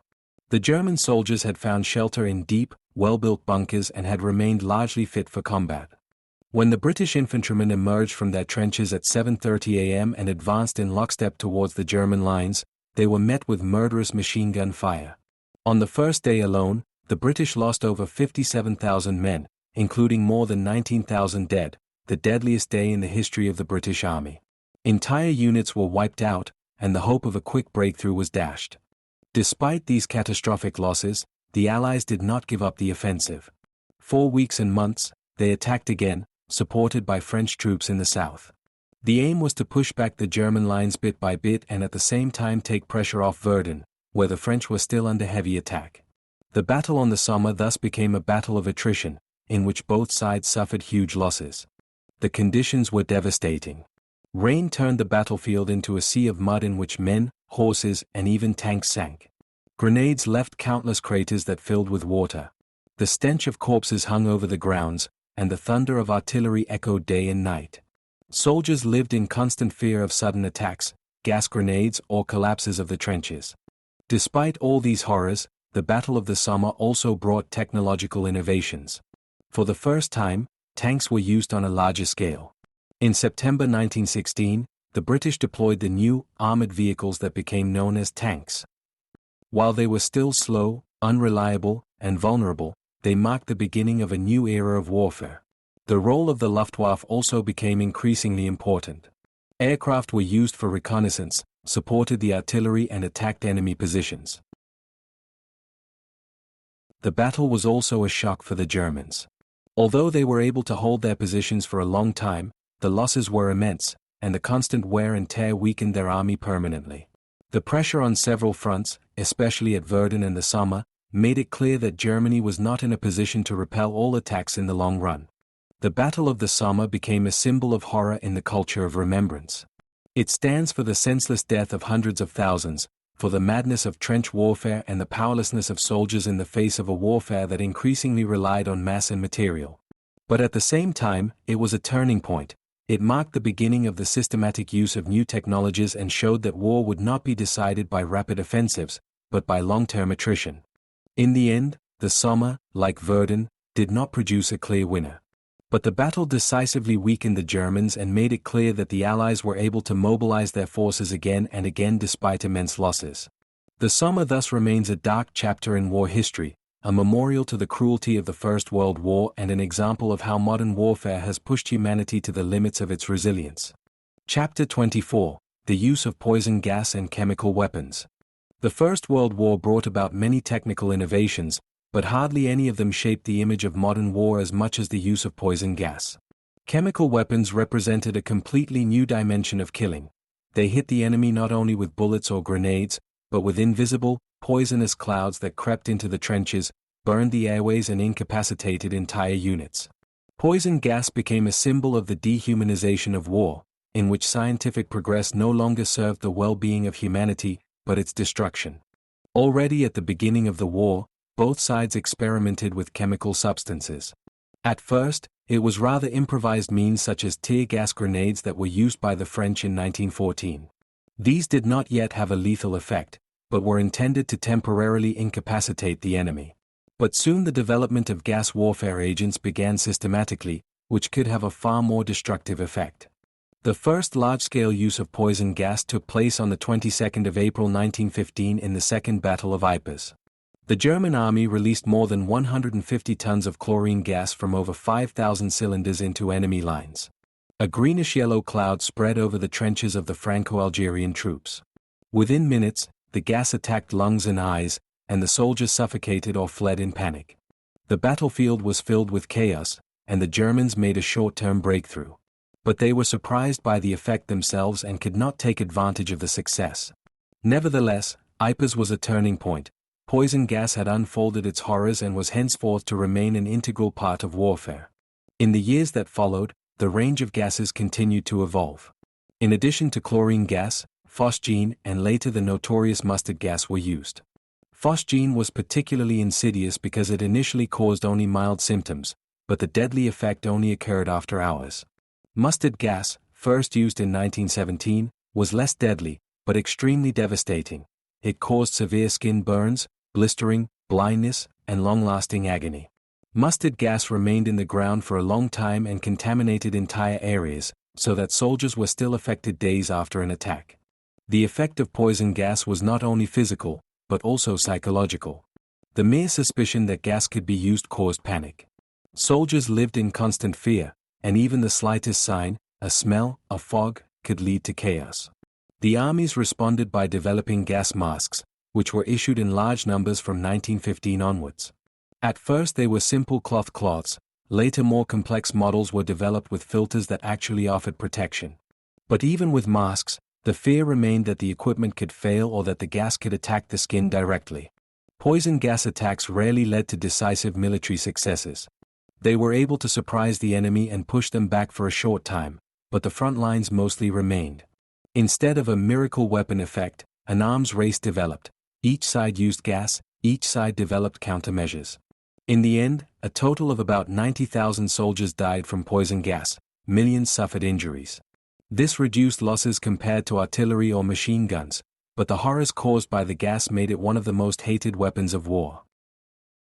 The memory of the gas shaped entire generations.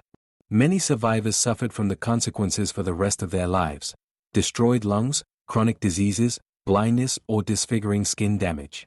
In literature and art, poison gas became a symbol of the cruelty of modern war. Poets such as Wilfred Owen vividly described the agony of the gas soldiers, and images of burned faces and soldiers in gas masks became icons of the First World War. Chapter 25: Tanks, Modern Artillery and Technical Innovations. The First World War was a conflict in which old military traditions met the rapid development of new technologies. Cavalry attacks with sabers were met with machine gun fire, and fortified trenches withstood weeks of barrage. But it was precisely out of this deadly stalemate that a surge in innovation arose that permanently changed the warfare of the 20th century. Three developments were particularly formative: the mass and highly developed artillery, the emergence of the tank, and a large number of other technical innovations that fundamentally changed the battlefield. Artillery was by far the most important weapon of the First World War. Over 60% of all losses were caused by artillery fire. Even before 1914, the armies had invested in big guns, but in the war dimensions were reached that were hardly imaginable before.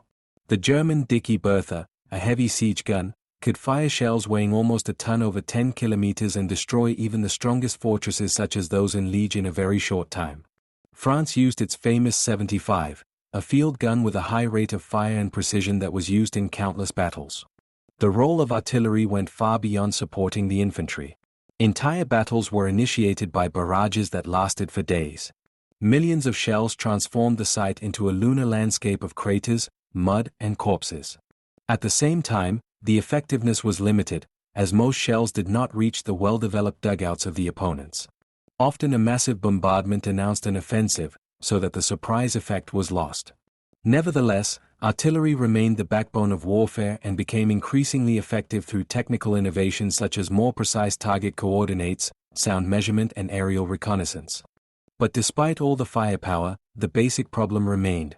Trenches, barbed wire and machine guns made attacks almost impossible. To overcome this stalemate, the British began to develop an entirely new weapon system, the tank. As early as 1915, the idea arose to build an armored tracked vehicle that could both drive over rough terrain and withstand machine gun fire. Under the strictest secrecy, the first models were developed, which were called tanks to disguise their true nature. On the 15th of September 1916, the first tanks were used in the Battle of the Somme. They were clunky, slow machines that hardly went faster than walking speed and were prone to technical defects. Many got stuck in the mud or dropped out before reaching enemy lines. But where they broke through, they created panic. German soldiers, who had previously seen machine guns as an almost insurmountable defensive weapon, suddenly found themselves face to face with an armored monster that rolled over barbed wire and opened fire from cannons and machine guns. Even though the first deployments did not yet bring any decisive successes, the birth of a new branch of weapon was sealed. In the following years, the tanks were improved. The British developed models such as the Mark IV, which were more reliable and could be used in greater numbers. The French relied on the Renault Foot, a lighter tank with a rotating turret, which provided the basic principle for almost all later armored vehicles. The Germans, on the other hand, lagged behind in tank development as they focused on other weapons. It was not until the end of the war that they used their own models in small numbers. Logistics also benefited from technical innovations. Trucks increasingly replaced horses, even though millions of animals were still in use. Railways remained indispensable for transporting troops and material on a large scale. At the same time, medical innovations were promoted.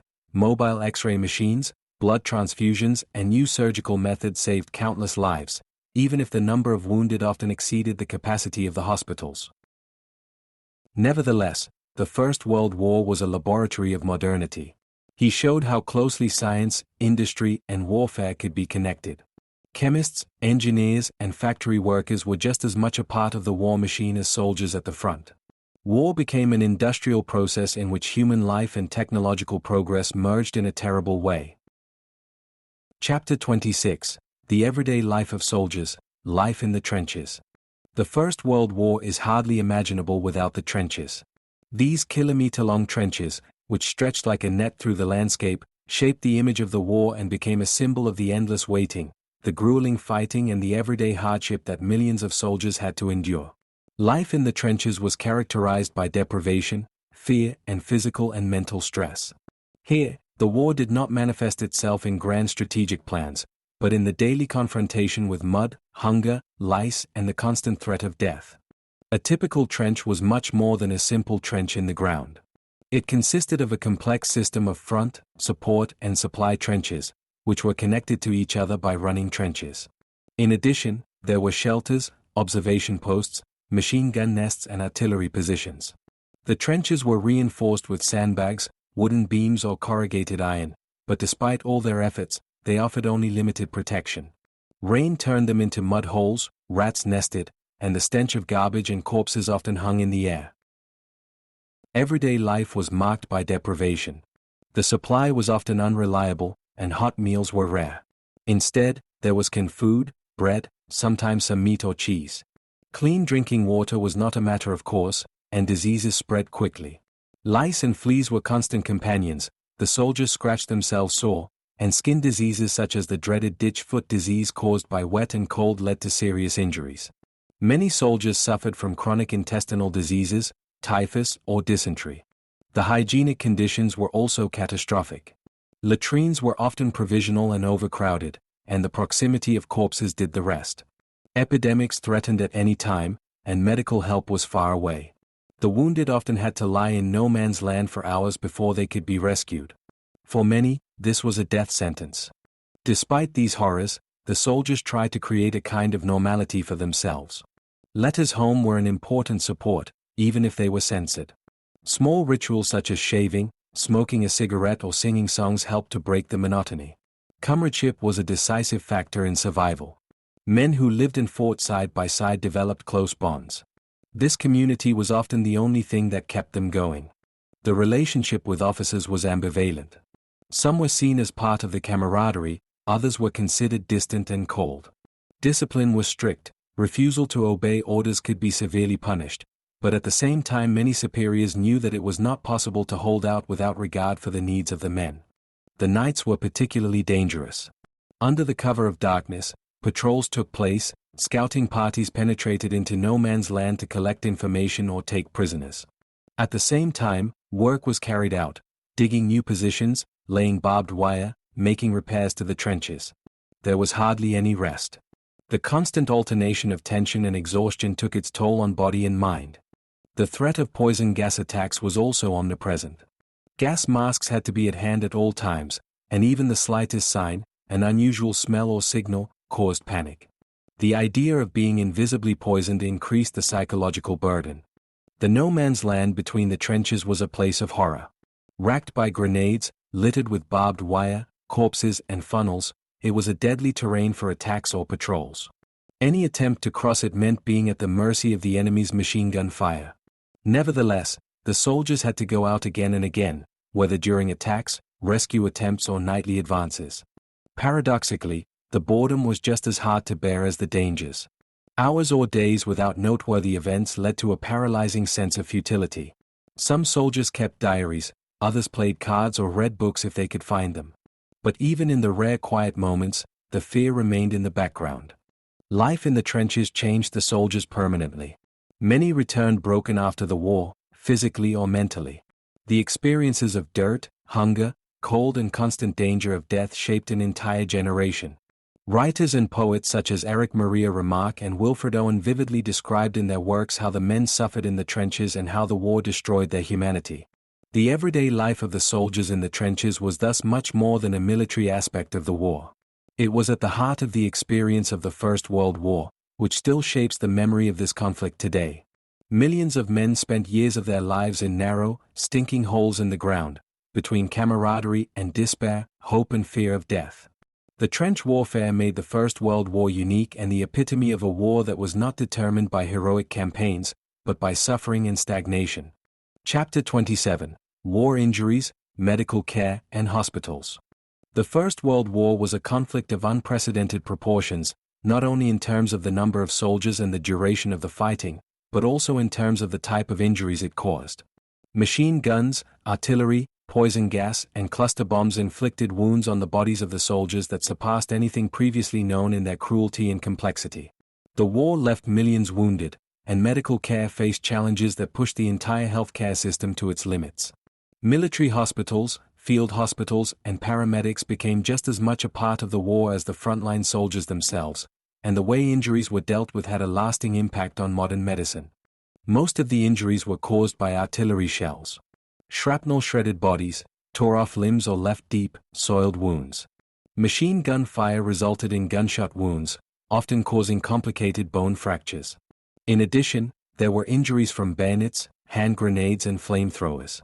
The use of poison gas added another dimension: burned lungs, destroyed eyes and severe skin damage. Many soldiers also suffered burns or suffered from the consequences of explosions that destroyed their hearing or orientation. Medical care often began a few meters behind the front. Paramedics tried to rescue the wounded from no man's land, often at the risk of their lives. They applied the first bandages, stopped bleeding and gave morphine when available. The injured were then taken to temporary dressing stations, from where they were transported to field hospitals. The road to get there was long and arduous. Stretchers, horse-drawn carts or, later, motorized ambulances served as means of transport, but many wounded died before they received proper treatment. In the hospitals, doctors and nurses were faced with an overwhelming flood of patients. Operations often had to be carried out under primitive conditions, with poor hygiene and under constant time pressure. Infections were one of the greatest dangers. Despite antiseptic procedures and the increasing spread of disinfectants, many wounds were so heavily soiled that amputations were the only salvation. Entire generations of men returned home with missing limbs. Nevertheless, the war also brought enormous progress in medicine. The need to care for millions of injured people led to innovations in surgery, anesthesia, and the organization of the medical system. Blood transfusions were used more systematically, mobile X-ray machines enabled better diagnoses, and new surgical techniques improved the chances of survival. Plastic surgery evolved to help soldiers with severe facial injuries. Doctors like Harold Gillies laid the foundation for modern reconstructive surgery by trying to restore disfigured faces, at least partially. The role of the nurses was also decisive. Women worked in military hospitals and field hospitals, cared for the wounded and provided psychological support. Organizations such as the Red Cross or the Voluntary Aid Detachment in Great Britain provided tens of thousands of helpers. Their work was often characterized by tireless commitment and brought them broad social recognition for the first time. In addition to physical injuries, psychological damage also came into focus. The war tremor, as the symptoms we know today as post-traumatic stress disorder were called at the time, was a widespread phenomenon. Soldiers suffered from paralysis, speech disorders, nightmares or uncontrollable tremors, without an organic cause being found. For a long time, these symptoms were considered cowardice or weakness of will, but gradually it became clear that they were a serious consequence of extreme psychological stress. Despite the immeasurable suffering, medical progress was one of the few positive consequences of the war. Many findings from this time were incorporated into civilian medicine and improved care even in peacetime. Blood banks, better hygiene practices and new surgical techniques later saved countless lives. But for the men wounded in the trenches, progress often only meant that they survived with the most severe disabilities, a survival that was not always perceived as a blessing. Chapter 28: Captivity, Prisoners of War and Camps. The First World War not only produced millions of dead and wounded, but also millions of men who were taken prisoner. It is estimated that around 8 to 10 million soldiers were captured during the war. For those affected, this meant an abrupt change in their lives. From one day to the next, they were no longer combatants, but prisoners whose fate depended on the rules of warfare, the supply situation of the enemy and often on chance. Prisoner of war was characterized by insecurity, deprivation, isolation, and complete dependence on the enemy, but it also meant a chance to survive the immediate horrors of the front. The reasons for capture were manifold. Some soldiers fell into the hands of the enemy during attacks when their positions were overrun. Others surrendered voluntarily because they were wounded or exhausted and had no hope of rescue. Especially during major offensives, such as the Battle of Tannenberg in 1914 or the Battle of Caporetto in 1917, hundreds of thousands were taken prisoner at once. Entire armies disintegrated, and capture became a mass phenomenon. Life in the camps was characterized by routine and monotony. The daily routine consisted of roll calls, work assignments, and long hours of inactivity. For many prisoners, the psychological strain was at least as severe as the physical deprivation. The isolation from home, the uncertainty about one's own fate and the worry about family and friends caused despair to grow. Letters and parcels from home were one of the few connections to the outside world. Red Cross packages with food, clothing, and medicines in particular were essential for the survival of many. Work assignments were a central part of captivity. Millions of men were used as workers, often far away from the front. They worked in fields, in mines, factories, or in road and railway construction. Sometimes this improved their supply situation, as they received more food than in the camps, but the work was hard and dangerous. Some prisoners died in accidents or as a result of overwork. At the same time, the use of labor led to the prisoners of war unintentionally becoming part of the war economy of their opponents. Not all prisoners were treated equally. Officers usually enjoyed better treatment than ordinary soldiers. They often did not have to do forced labor and had access to better accommodation and food. Cultural exchange also played a role. In some camps, theater groups, choirs, or sporting events were created, which provided the prisoners with some distraction. The Red Cross played a special role, trying to monitor compliance with the conventions, visit prison camps, and organize aid packages. It was one of the few institutions that enjoyed trust on both sides in this war. For many prisoners, the aid deliveries were life-saving. Thus, the prisoner of war camps were a reflection of the First World War, places of hardship, scarcity, and exploitation, but also places where the struggle for humanity in the midst of barbarism became visible. Millions of men experienced the war not only in the trenches, but also in captivity, and their experiences are an essential part of the history of this global conflict. Chapter 29: Morality, Disillusionment and Psychological Stress. When World War I began in the summer of 1914, millions of men went to war with enthusiasm, patriotism, and the firm belief that it would be short and end in a victory for their own nation. The slogans "We'll be back home for Christmas" or "The war will only last a few months" reflected this initial euphoria. But the longer the war lasted, the more clearly the initial enthusiasm gave way to deep disillusionment. The morale and perseverance of the soldiers were put to the test by everyday life in the trenches, by the constant danger of death and by the feeling of the senselessness of endless trench warfare. The psychological strain on the soldiers was enormous. Day after day, they were subjected to artillery shelling, gas attacks and machine gun fire. Even in the rare periods of rest, fear was omnipresent. The knowledge that death could strike at any time, whether by a bullet, a grenade or an illness, gnawed at the soul. In addition, there was the monotony of the ditch system, which was characterized by boredom, mud, dirt and vermin. This constant tension led to nervous breakdowns, nightmares or uncontrollable tremors for many. There was talk of war tremors, but in reality it was what we now call post-traumatic stress disorder. The moral dimension also played an important role. Many soldiers began to question the meaning of war. At first they believed they were fighting for the fatherland, honor and freedom. But the longer the war lasted and the more comrades died senselessly, the more clearly the senselessness of mass death became apparent. Entire regiments were wiped out without any significant shift in the front line. This experience led to a deep disillusionment that gripped not only the soldiers, but also the civilian population. The officers and generals were increasingly viewed critically. Many soldiers accused the military leadership of ruthlessly sending them into hopeless attacks. Especially after battles with heavy losses, such as at the Somme or Verdun, the feeling arose that they were only serving as cannon fodder. The distance between the front and the decision-makers in the rear grew, and with it the mistrust. Another factor was the duration of the war. Every additional month at the front meant not only more victims, but also increasing attrition. Home leave was rare and often short, but the longing for family and normality was immeasurable. Letters from home were a comfort, but they could not bridge the distance. At the same time, the war also weighed on families, who suffered from food shortages, inflation and mourning for the fallen. The gap between the home front and the frontline soldiers increased the feeling of isolation. The psychological stress also manifested itself in physical symptoms. Many soldiers suffered from insomnia, palpitations or stomach problems. Some could no longer speak after a certain time or lost the ability to perform simple movements. Doctors were often at a loss in the face of these phenomena. Some interpreted it as cowardice and sent those affected back to the front. Others tried new treatment methods such as hypnosis, electric shocks or psychotherapy. But only a few soldiers found lasting help. The morale of the troops fluctuated greatly depending on the sector of the front, nation and period.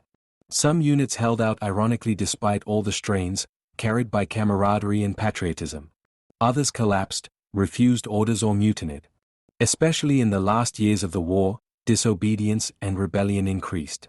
In France, in 1917, after the Nivelle offensive, which cost a lot of losses, there were massive mutinies, in which entire regiments refused to serve. The soldiers demanded an end to the senseless offensives, but not the betrayal of the fatherland. General Pétain met these uprisings with a mixture of harshness and concessions. Some ringleaders were executed, while at the same time supplies were improved and risky attacks were reduced. In Russia, the catastrophic conditions and political tensions eventually led to the complete collapse of the army and the revolution. In Germany, too, riots and strikes increased towards the end of the war, making it clear that the moral basis of the war was eroding. Despite everything, one should not overlook the fact that many soldiers showed astonishing resilience. Comradeship, a sense of duty, and shared suffering created a strong bond. The thought of not abandoning their comrades kept many up. Religious beliefs, humor or small rituals also helped to endure the burdens. Some developed a fatalistic attitude. They accepted that death could come at any time and found a certain peace in it. The disillusionment was also reflected in art and literature. Poets such as Wilfred Owen, Siegfried Sassoon, and Erich Maria Remarque described the horror and senselessness of war in haunting words. Her works gave a voice to the lost generation that no longer saw war as a heroic adventure, but as a destructive trauma. By the end of the war, the morale of many armies was broken. Millions of men returned as different people, broken, traumatized, full of doubts about the values that had once led them to war. The First World War thus left behind not only physical scars, but also deep psychological wounds that shaped the thinking and feeling of an entire era. Chapter 30: Rebellions, Strikes and Civil Disturbances. The First World War was not only a military conflict that claimed millions at the front, but also an enormous social and political turning point for European societies. As the war went on, the burdens on the civilian population as well as on the soldiers intensified, so that rebellions, strikes and riots became more frequent. The war, which originally began as a patriotic adventure, developed into a burden that brought entire societies to the brink of collapse. The supply situation played a central role in this. The British naval blockade and the general war economy led to considerable shortages, especially in the Central Powers. Germany and Austria-Hungary suffered from serious shortages of food, fuel and raw materials. Bread was stretched by inferior substitute products, meat and milk were hardly available. The turnip winter of 1916-17 in particular became a symbol of misery. Millions of people had to feed themselves almost exclusively on rutabagas, which were otherwise used as cattle feed. Hunger, malnutrition and disease spread and led to growing discontent. This emergency led to numerous strikes in factories and protests in cities. Workers demanded better wages, more food and an end to excessively long working hours. Women who had been drafted into the arms industry on a large scale often played an important role in these strikes. They organized demonstrations, occupied streets and loudly vented their displeasure. In Germany, there were repeated mass strikes between 1916 and 1918, some of which involved hundreds of thousands. In Austria-Hungary, too, major riots broke out in Vienna and other cities, undermining the authority of the monarchy. In addition to economic hardship, political disappointment was also a driver of unrest. Many people had hoped that the war would end soon and lead to reforms. But instead, it seemed endless. The number of victims rose without a clear victory in sight. In France and Great Britain, this did not lead to complete collapse, but war fatigue grew there as well. In France, in 1917, after the Nivelle offensive, which resulted in heavy losses, there were massive mutinies within the army, which also shook the confidence of the civilian population in the leadership. In Russia, the unrest finally took on a revolutionary character. The catastrophic supply situation, the high losses at the front and the mistrust of the Tsar led to the February Revolution in 1917. Workers went on strike in Petrograd, women protested against hunger and cold, and soldiers joined the uprisings. The Tsar was overthrown and a provisional government took over, but even this could not resolve the crisis. The October Revolution finally brought the Bolsheviks to power, who ended the war with the Peace of Brest-Litovsk. Russia was thus the clearest example of how civil unrest led directly to the collapse of a state. Social tensions have also increased in other countries. In Italy, there were protests against the high losses at the front and the poor supply. In Britain, workers in armaments factories and port facilities organized to demand higher wages and better working conditions. Although the government cracked down, dissatisfaction remained. Special attention should be paid to the rebellions in the armies themselves. Soldiers refused orders, refused to go on senseless offensives, or deserted. In France, the mutinies in 1917 involved more than half of the divisions at the front, with the soldiers not wanting a revolution, but simply an end to the murderous attacks. General Pétain managed to restore order through a combination of disciplinary measures and concessions, but the episode showed how deep the moral crisis was. In 1918, too, cases of refusal to obey orders and desertion increased in the German army. In particular, the sailors' uprising in Kiel in November 1918 was decisive for the collapse of the empire and the proclamation of the Republic. Governments responded to the unrest with a mixture of repression and reforms. Censorship, arrests and military force were used to crush strikes and protests. At the same time, they tried to calm the situation through concessions such as wage increases, food ration cards or political reforms. But often these measures came too late or were perceived as insufficient. The role of women was particularly striking. They were not only victims of the supply crisis, but also active participants in protests. In many cities, women took to the streets, stormed bakeries or organized demonstrations.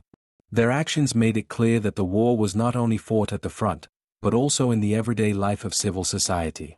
The increasing rebellions, strikes and unrest were a decisive factor in the outcome of the war.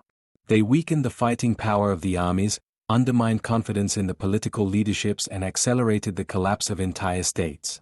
World War I showed that a modern war is not decided on the battlefield alone, but also by a state's ability to keep its people in line. When this capability was lost, military collapse was only a matter of time. At the end of the war, the uprisings and protests left deep marks. They paved the way for revolutions, such as in Russia and Germany, and for social upheavals in many other countries.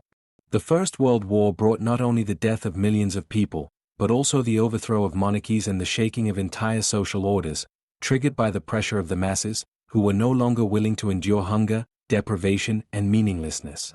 Chapter 31: Revolutions and Upheavals in Russia. The First World War was not only a military catastrophe for Russia, but also the trigger for far-reaching political and social upheavals that ultimately led to the fall of the Tsarist Empire and the seizure of power by the Bolsheviks. Hardly any other country was as badly affected by the burdens of the war as the Russian Empire, which was already suffering from social tensions, economic problems, and political backwardness before 1914. The war acted as a catalyst that intensified all these problems and plunged the country into a revolutionary crisis. Russia entered the war in 1914 with great enthusiasm.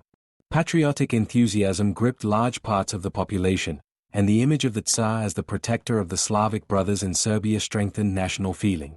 But it soon became apparent that the country was not up to the demands of a modern, industrialized war. The Russian army was huge, but poorly equipped, poorly organized, and dependent on a weak infrastructure. Many soldiers went to the front without rifles, ammunition was scarce, and supply routes collapsed under the strain. The military defeats were devastating. As early as 1914, Russia suffered a heavy defeat at the hands of the German army at the Battle of Tannenberg, in which hundreds of thousands of soldiers were killed or captured. In the following years, the setbacks continued. Millions of soldiers died, were wounded, or were taken prisoner. The morale of the troops dropped rapidly, and desertions increased massively. The burdens also hit the homeland. The Russian economy was overwhelmed with the supply of the huge army. Factories could not supply the necessary weapons and equipment in sufficient quantities, agriculture collapsed under the recruitment of men, and transports failed due to the dilapidated railway infrastructure. Hunger and cold determined the everyday life of the population, especially in the cities. Bread and coal shortages led to long queues, anger, and despair. The political leadership proved incompetent in this crisis. Tsar Nicholas II personally took over the supreme command of the army in 1915, but he had neither military talent nor the trust of his generals. His absence in Petrograd weakened the government, which was increasingly influenced by Tsarina Alexandra and her advisor Rasputin. This constellation increased mistrust among the population and among the elites. Rumors of corruption, betrayal, and incompetent ministers shook confidence in the regime. The February Revolution of 1917 was the direct consequence of these developments. The trigger was strikes in Petrograd, which were initiated by women on International Women's Day. They protested against hunger, high prices, and poor working conditions. Within days, hundreds of thousands of workers joined in, and soon soldiers who refused the order to shoot at demonstrators. The streets were full of barricades, and government control collapsed. The Tsar had to abdicate, and a provisional government led by liberal and moderate socialist forces took power. But the new government faced insoluble problems. It tried to turn Russia into a parliamentary democracy, but at the same time stuck to the war so as not to lose the loyalty of its Western allies. This proved fatal, because the population was tired of war and demanded peace. At the same time, farmers demanded land, workers better living conditions, and nationalities in the multi-ethnic empire more autonomy. The provisional government was unable to meet any of these demands and quickly lost support. In this vacuum, the Soviets, councils of workers and soldiers, gained more and more influence. In Petrograd in particular, the Soviet became the real authority in power, while the government seemed increasingly powerless. Within the Soviets, the Bolsheviks under Vladimir Lenin grew stronger, promising a radical solution: immediate peace, land for the peasants, and power for the workers. With clear, simple slogans such as peace, land, bread, and all power to the Soviets, they won the support of broad masses. The decisive moment came in October 1917. While the provisional government under Alexander Kerensky lost authority, the Bolsheviks organized an armed uprising. On October 25, November 7 according to the Gregorian calendar, their troops stormed the Winter Palace in Petrograd and took power. It was a comparatively bloodless upheaval, but it fundamentally changed world history. The Bolsheviks immediately implemented their promises. They began peace negotiations with Germany, distributed land to the peasants and transferred power to the councils. The Peace of Brest-Litovsk in March 1918 was the logical consequence. Russia withdrew from the war, but suffered huge territorial losses, including Finland, Poland, Ukraine, and the Baltic states. For the Bolsheviks, this was a necessary price to pay to survive the civil war at home and consolidate their power. The revolutions in Russia had far-reaching consequences for the entire war. They relieved Germany on the Eastern Front, as millions of soldiers could be transferred to the West. At the same time, they created a new ideological front. Bolshevism represented a radical alternative to the monarchical and liberal systems and inspired workers' movements throughout Europe. Russia had not only withdrawn from the war as a result of the upheavals of 1917, but had also entered a new era. The old Tsarist Empire had disappeared, and it was replaced by the first communist dictatorship in history. The experiences of the war had accelerated the disintegration of the old system and laid the foundations for the Cold War of the 20th century. Thus, the example of Russia dramatically shows how the First World War produced not only military but also political revolutions. While other countries persevered, Russia collapsed under the weight of the war, creating a completely new world order. Chapter 32: The United States enters the war. When World War I broke out in the summer of 1914, it seemed to be a purely European problem for the United States. President Woodrow Wilson declared that America would remain neutral and would not interfere in European affairs. This attitude corresponded not only to Wilson's idealism, but also to the mood of the population. Many Americans saw no reason to die in a distant war that revolved around old rivalries and monarchies. The United States had a long tradition of restraint in international conflicts and wanted to focus on its own economic and social development. But neutrality was not as clear as it seemed from the beginning. Economically, the USA benefited massively from the war, as it supplied the Entente powers with food, raw materials, and armaments. American industry was booming, and banks granted billions of dollars in loans, especially to Great Britain and France. As a result, the American economy was closely linked to the fate of the Allies, even though the government officially declared neutrality. Germany and Austria-Hungary, on the other hand, could hardly purchase American goods due to the British blockade, which further distorted the balance. A decisive factor for the later entry into the war was the German submarine war. In order to break the British naval blockade, Germany began unrestricted submarine warfare in 1915, in which civilian ships transporting trade goods were also targeted. On the 7th of May 1915, the German submarine U-20 sank the British passenger steamer Lusitania off the Irish coast. Among the almost 1,200 dead were 128 Americans. This incident shocked the American public and weakened the position of the neutralists. President Wilson protested sharply and forced Germany to promise to limit such attacks. Nevertheless, mistrust remained. In addition to economic and security policy factors, cultural proximity to Great Britain also played a role. Many Americans felt connected to the English language, culture, and political tradition.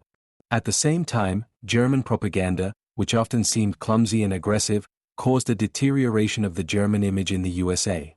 Reports of German war crimes in Belgium, even if some were exaggerated or fabricated, reinforced the impression that Germany was waging a barbaric war, while the Entente stood for freedom and democracy. The final turning point came at the beginning of 1917. On the one hand, Germany decided to resume unrestricted submarine warfare in the hope of bringing Great Britain to its knees through hunger and lack of supplies. It was therefore foreseeable that American ships and citizens would again be endangered. On the other hand, the so-called Zimmermann telegram was intercepted and published. In it, Germany offered Mexico an alliance if the United States entered the war and promised to regain Texas, New Mexico, and Arizona. This revelation sparked outrage in the United States, convincing many that Germany was a direct threat. On April 2, 1917, President Wilson appeared before Congress and declared that the United States was compelled to declare war on Germany. He spoke of a struggle to make the world safe for democracy, a formulation that is still considered an expression of his idealistic approach. On April 6, Congress approved the declaration of war, and America officially entered the war on the side of the Entente. The entry of the USA into the war initially had no immediate military effect. The American army was small and poorly prepared compared to the millions of armies in Europe. But the United States had enormous economic resources and a huge population.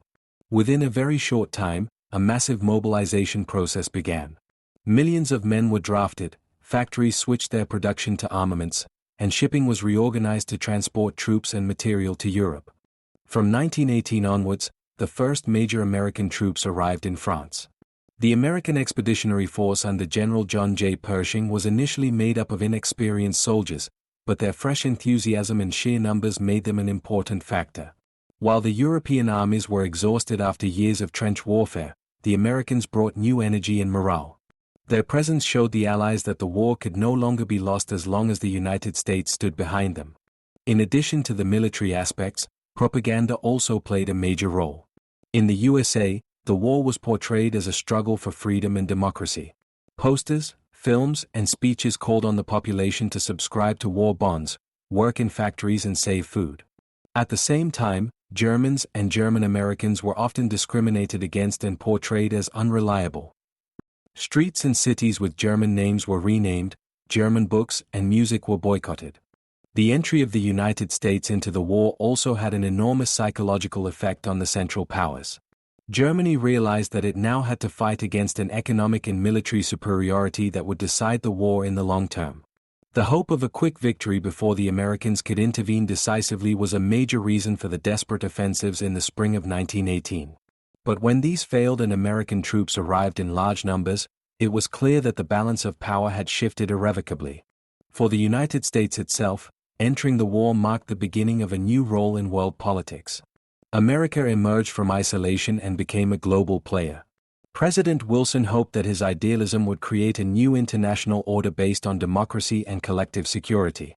Although his dream of a League of Nations failed in his own Senate, the USA had found its place as a world power. The entry of the United States into the First World War was thus a turning point. He ended the idea that the war would be decided by the European powers alone and initiated the end of the conflict.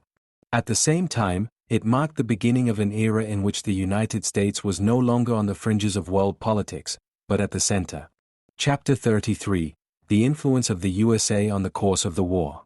The entry of the United States into the First World War in April 1917 was an event of historic significance, the full impact of which was to unfold in the months and years that followed.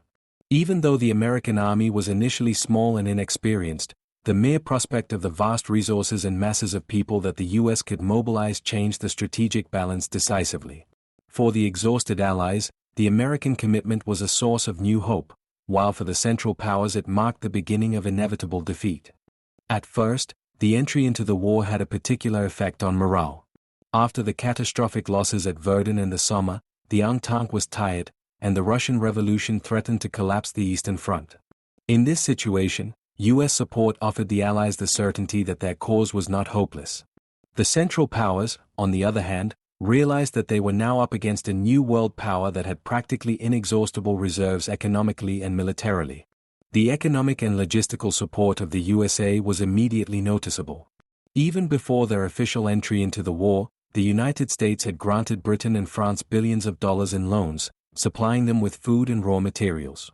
After 1917, this inflow was intensified.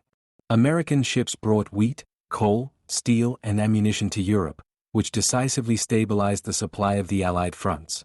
The U.S. shipyards and factories in particular increased their production in record time, so that the Allies were able to fall back on a gigantic supply in a moment of need. A decisive point was also the fight against the German U-boat war. The German Navy had hoped to interrupt British supplies with unrestricted submarine attacks and starve the country before the USA could intervene decisively. However, the introduction of the escort system, in which merchant ships were escorted by warships, and the use of new technologies such as hydrophones or depth charges significantly reduced losses. The American Navy played an important role in this, not only providing ships, but also contributing experience and personnel. This finally destroyed the German strategy of defeating England by blockade.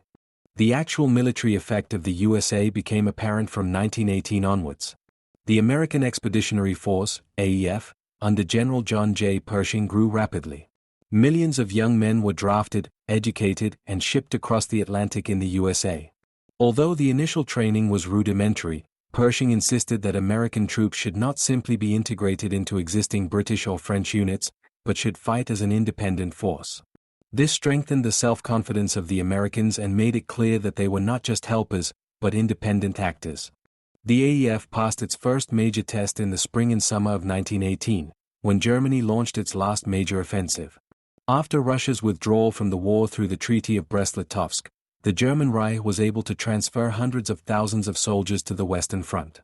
In a series of massive attacks, the Germans tried to break through the front before the Americans were ready to go in large numbers. This offensive brought the Allies to the brink of defeat. But the fresh U.S. troops arrived at that very moment and stabilized the situation. In particular, the Battle of Bellow Forest in June 1918 became a symbol of American commitment.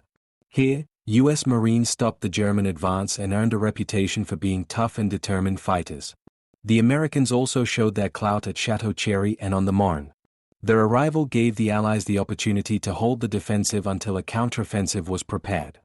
In the summer and autumn of 1918, the American contribution grew enormously. After all, over 1 million U.S. soldiers were on the front lines, and their number grew every day. The largest operation of the AEF was the Meuse-Argonne offensive, which began in September 1918. On a front of almost 50 kilometers, American troops fought together with the French against the German lines. The fighting was fierce and the losses high, but in the end it was possible to decisively push back the German army. In addition to the military strength, the psychological effect of the Americans could hardly be overestimated. For the Allies, it was an enormous relief that they were no longer alone against the exhausted but still strong German army. For Germany, on the other hand, every American transport meant that the hope of victory faded. The prospect that the United States could throw millions of soldiers and inexhaustible resources into the war made it clear that the Central Powers could not survive in the long term. The entry of the USA into the war also played a role in domestic politics. President Wilson used the war to propagate his vision of a new world order. With his famous 14 points, published in 1918, he laid the foundation for a peace based on self-determination, open agreements, and collective security. Although many of these ideas were only partially implemented after the end of the war, they changed the debate about the meaning and purpose of war and gave it an ideological dimension that went beyond mere military victory. In the end, the influence of the USA on the course of the war was decisive. Without their economic support, the Allies would have had serious problems earlier, and without their military involvement, it would have been doubtful whether the German offensives of 1918 could have been stopped. The entry of the United States into the war marked the moment when the fate of the Central Powers was sealed. At the same time, it marked a turning point in world history. The United States had shown that it was not only a regional power, but capable of determining the outcome of global conflicts. This marked the beginning of its role as a leading world power, which was to have a decisive influence on the course of the 20th century. Chapter 34, Armistice on the Western Front. The autumn of 1918 marked the decisive turning point in the First World War. After more than 4 years of fierce fighting, countless victims, and unprecedented wear and tear on materials, the war was coming to an end. The German army, which had once again tried to force a breakthrough on the Western Front with massive offensives in the spring, was exhausted and demoralized. Allied counterattacks, reinforced by the ever-increasing presence of American troops, had pushed back the German lines step by step. The moment had come when a military victory was no longer possible, and the political leadership in Berlin was forced to negotiate an armistice. The defeat was the result of several factors. On the one hand, the German spring offensive of 1918 had brought short-term successes, but it had not been able to break the Allied lines once and for all. The offensive exhausted the last reserves, both in terms of soldiers and material. When the Allies launched their counteroffensives in the summer, the Germans could no longer hold out. The Battle of Amiens in August 1918 was called the Black Day of the German Army because the front collapsed within a few days. The German army never recovered from this blow. In addition, there was the catastrophic supply situation in the Reich. For years, the British naval blockade had ensured that food and raw materials became scarce. Hunger, disease, and scarcity shaped life in the cities, and the moral basis of the home front collapsed. Strikes, demonstrations, and uprisings shook the country. The population was tired of war, the workers demanded peace, and loyalty to the emperor and the military leadership dwindled. Political developments also played a role. In October 1918, the German government under Prince Max von Baden relied on reforms to persuade the Allies to negotiate peace. The Reichstag was given more say and the empire took its first steps towards parliamentarization.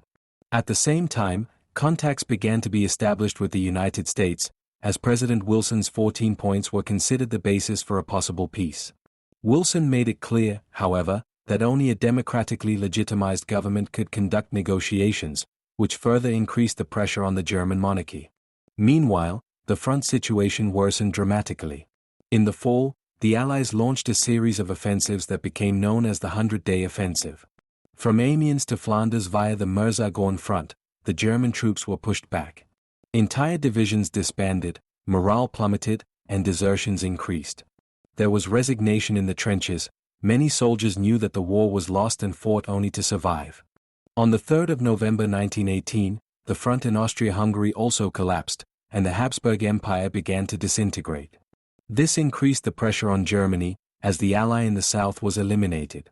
On the same day, German sailors mutinied in Kiel against a hopeless last mission of the fleet. The uprising quickly spread to other cities and developed into the November Revolution. Workers' and soldiers' councils were formed, and the authority of the government dwindled.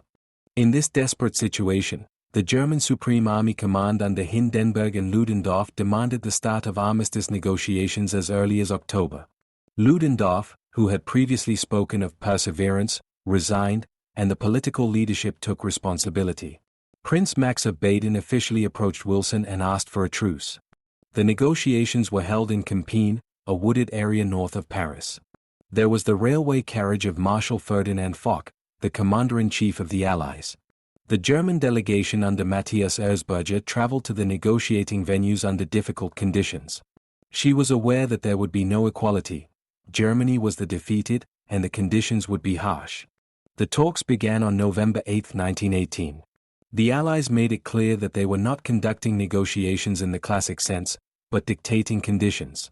These included, among other things, the immediate withdrawal of German troops from Belgium, France, and Luxembourg, the evacuation of the left bank of the Rhine, the delivery of large parts of the weapons and war fleet, and the abolition of submarine warfare.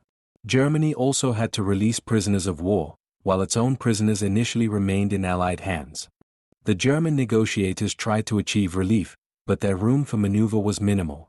Erzberger and his delegation knew that a rejection of the armistice would mean the advance of the Allies and possibly a total occupation of Germany. Under massive pressure, they finally agreed to the conditions. On November 11, 1918, at 5 a.m., the armistice was signed. 6 hours later, at 11 a.m., it came into force. The cannons fell silent, and calm returned to the entire Western Front for the first time in more than 4 years. Millions of soldiers experienced this moment with relief, some with incredulity. The war, which had begun as a short campaign, was over, and it left behind a devastated Europe. However, the armistice of Compiègne was only a temporary end. It regulated the end of hostilities, but not the terms of peace. These were negotiated in the following months at the Paris Peace Conference. Nevertheless, November 11, 1918 marked a turning point in world history, the final collapse of the Central Powers and the end of the Great War. In Germany, the armistice was received ambivalently. Many welcomed the end of the bloodshed, but at the same time the story of the stab in the back was created, which was later propagated by nationalists. The latter did not blame the military defeats for the lost war, but allegedly the internal revolution and the politicians who had signed the armistice. This legend was to burden German politics in the Weimar Republic for a long time to come. The armistice on the Western Front was thus not only the end of a war, but also the beginning of a new era full of uncertainty. The world had changed, millions were dead, empires were broken, and the question of what lasting peace might look like was still open. November 11, 1918 became a symbol of the end, but also a prelude to new conflicts that were to shake Europe in the decades that followed. Chapter 35: The War in the Middle East. While the battles on the Western Front dominate the picture of the First World War, a no less significant chapter of this global conflict took place in the Middle East. It was here that the interests of the major European powers, the Ottoman Empire and local populations intersected, and the fighting led not only to territorial shifts, but also to long-term political changes that continue to have an impact today. The Ottoman Empire entered the war in 1914 on the side of the Central Powers. For the once powerful empire, which had been weakened for decades by internal decay and nationalist movements, the alliance with Germany and Austria-Hungary offered the opportunity to maintain or even regain lost power. At the same time, it was hoped that victory would secure supremacy in the Middle East and push back the influence of Western powers. Germany, on the other hand, saw the alliance with the Ottomans as an opportunity to weaken the British position in the Middle East and India. The geographical conditions of the Middle East made the war here a particular challenge. Vast deserts, impassable mountains, and extreme climatic conditions posed considerable problems for both soldiers and supply lines. Nevertheless, the region became an important sideshow, where there was fierce fighting for strategic points. One of the first major clashes was the advance of Ottoman troops against the Suez Canal in February 1915. The canal was central to the British Empire, as it secured the connection to India and the Far East. The Ottomans hoped to strike a decisive blow against Great Britain with German support. But the British defenders, supported by Indian units, repelled the attack. The Suez Canal remained in British hands and later became the base for its own offensives in Palestine and Syria. In the same year, the Allies tried to eliminate the Ottoman Empire by invading the Dardanelles. The landing on the Gallipoli Peninsula in April 1915 was intended to open the way to Constantinople and secure supplies to Russia. But the Ottoman defenders, led by General Mustafa Kemal, later known as Ataturk, put up fierce resistance. After months of costly fighting, the Allies had to retreat. Gallipoli became a triumphant victory for the Ottomans and a traumatic experience for the Allies, especially Australia and New Zealand, which shaped their national identity. As the war progressed, the focus shifted to Mesopotamia, Palestine, and the Arab territories. In Mesopotamia, British troops, who had originally been sent to protect the oil fields in what is now Iraq, continued to advance. But they fell into disaster at Kut al-Amara in 1916. After a long siege, an entire British Indian army surrendered, and more than 13,000 soldiers were taken prisoner by the Ottomans. Only later did the British succeed in conquering Baghdad and securing control of Mesopotamia. In Palestine, the fighting developed into a grueling trench warfare, similar to that in Europe. It was not until 1917, under the leadership of British General Edmund Allenby, that the breakthrough was achieved. Allenby conquered Jerusalem, an event of enormous symbolic significance. The advance continued as far as Damascus, where British troops, along with Arab units led by Emir Faisal and British liaison officer T. E. Lawrence, better known as Lawrence of Arabia, collapsed Ottoman rule. The Arab uprising, which began in 1916, was another decisive factor. The Arab tribes had risen up against Ottoman rule, motivated by the hope of national self-determination, which had been promised to them by the British in secret agreements. Lawrence of Arabia played an important role in providing military support to the Arab fighters and gaining the trust of many tribal leaders through his charismatic personality. The Arab guerrilla attacks on railway lines, supply routes and garrisons significantly weakened Ottoman control and contributed to the collapse of its position in the region. At the same time, secret diplomatic negotiations between the Allies were underway. The Sykes-Picot Agreement of 1916 between Britain and France set out how the Middle East was to be divided between the two powers after a victory. While the Arabs were promised independence, the European powers were actually planning a colonial partition. This double game was to lead to bitter disappointments and conflicts after the war. The Ottoman army fought bravely to the end, but the superiority of the Allies, the logistical superiority and the growing internal problems of the empire ultimately led to defeat. In October 1918, the Ottoman Empire signed the Armistice of Mudros, which ended the war in the Middle East. The consequences of the war for the region were enormous. The Ottoman Empire collapsed, and the victorious powers Great Britain and France divided up large parts of the Middle East among themselves. Palestine, Transjordan, and Iraq came under the British mandate, Syria and Lebanon under the French mandate. The hopes of many Arabs for genuine independence were dashed, and tensions between colonial interests and nationalist movements laid the foundation for many of the conflicts of the 20th century. At the same time, the Balfour Declaration of 1917 marked the beginning of a new chapter.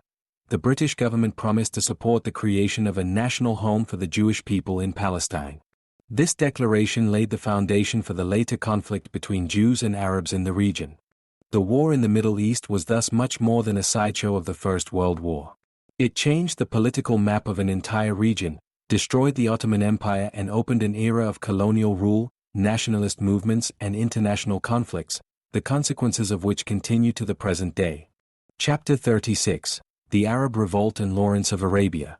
The Arab Uprising of 1916 to 1918 was one of the most fascinating episodes of World War I, in which colonial interests, national aspirations, and personal destinies were combined in a unique way.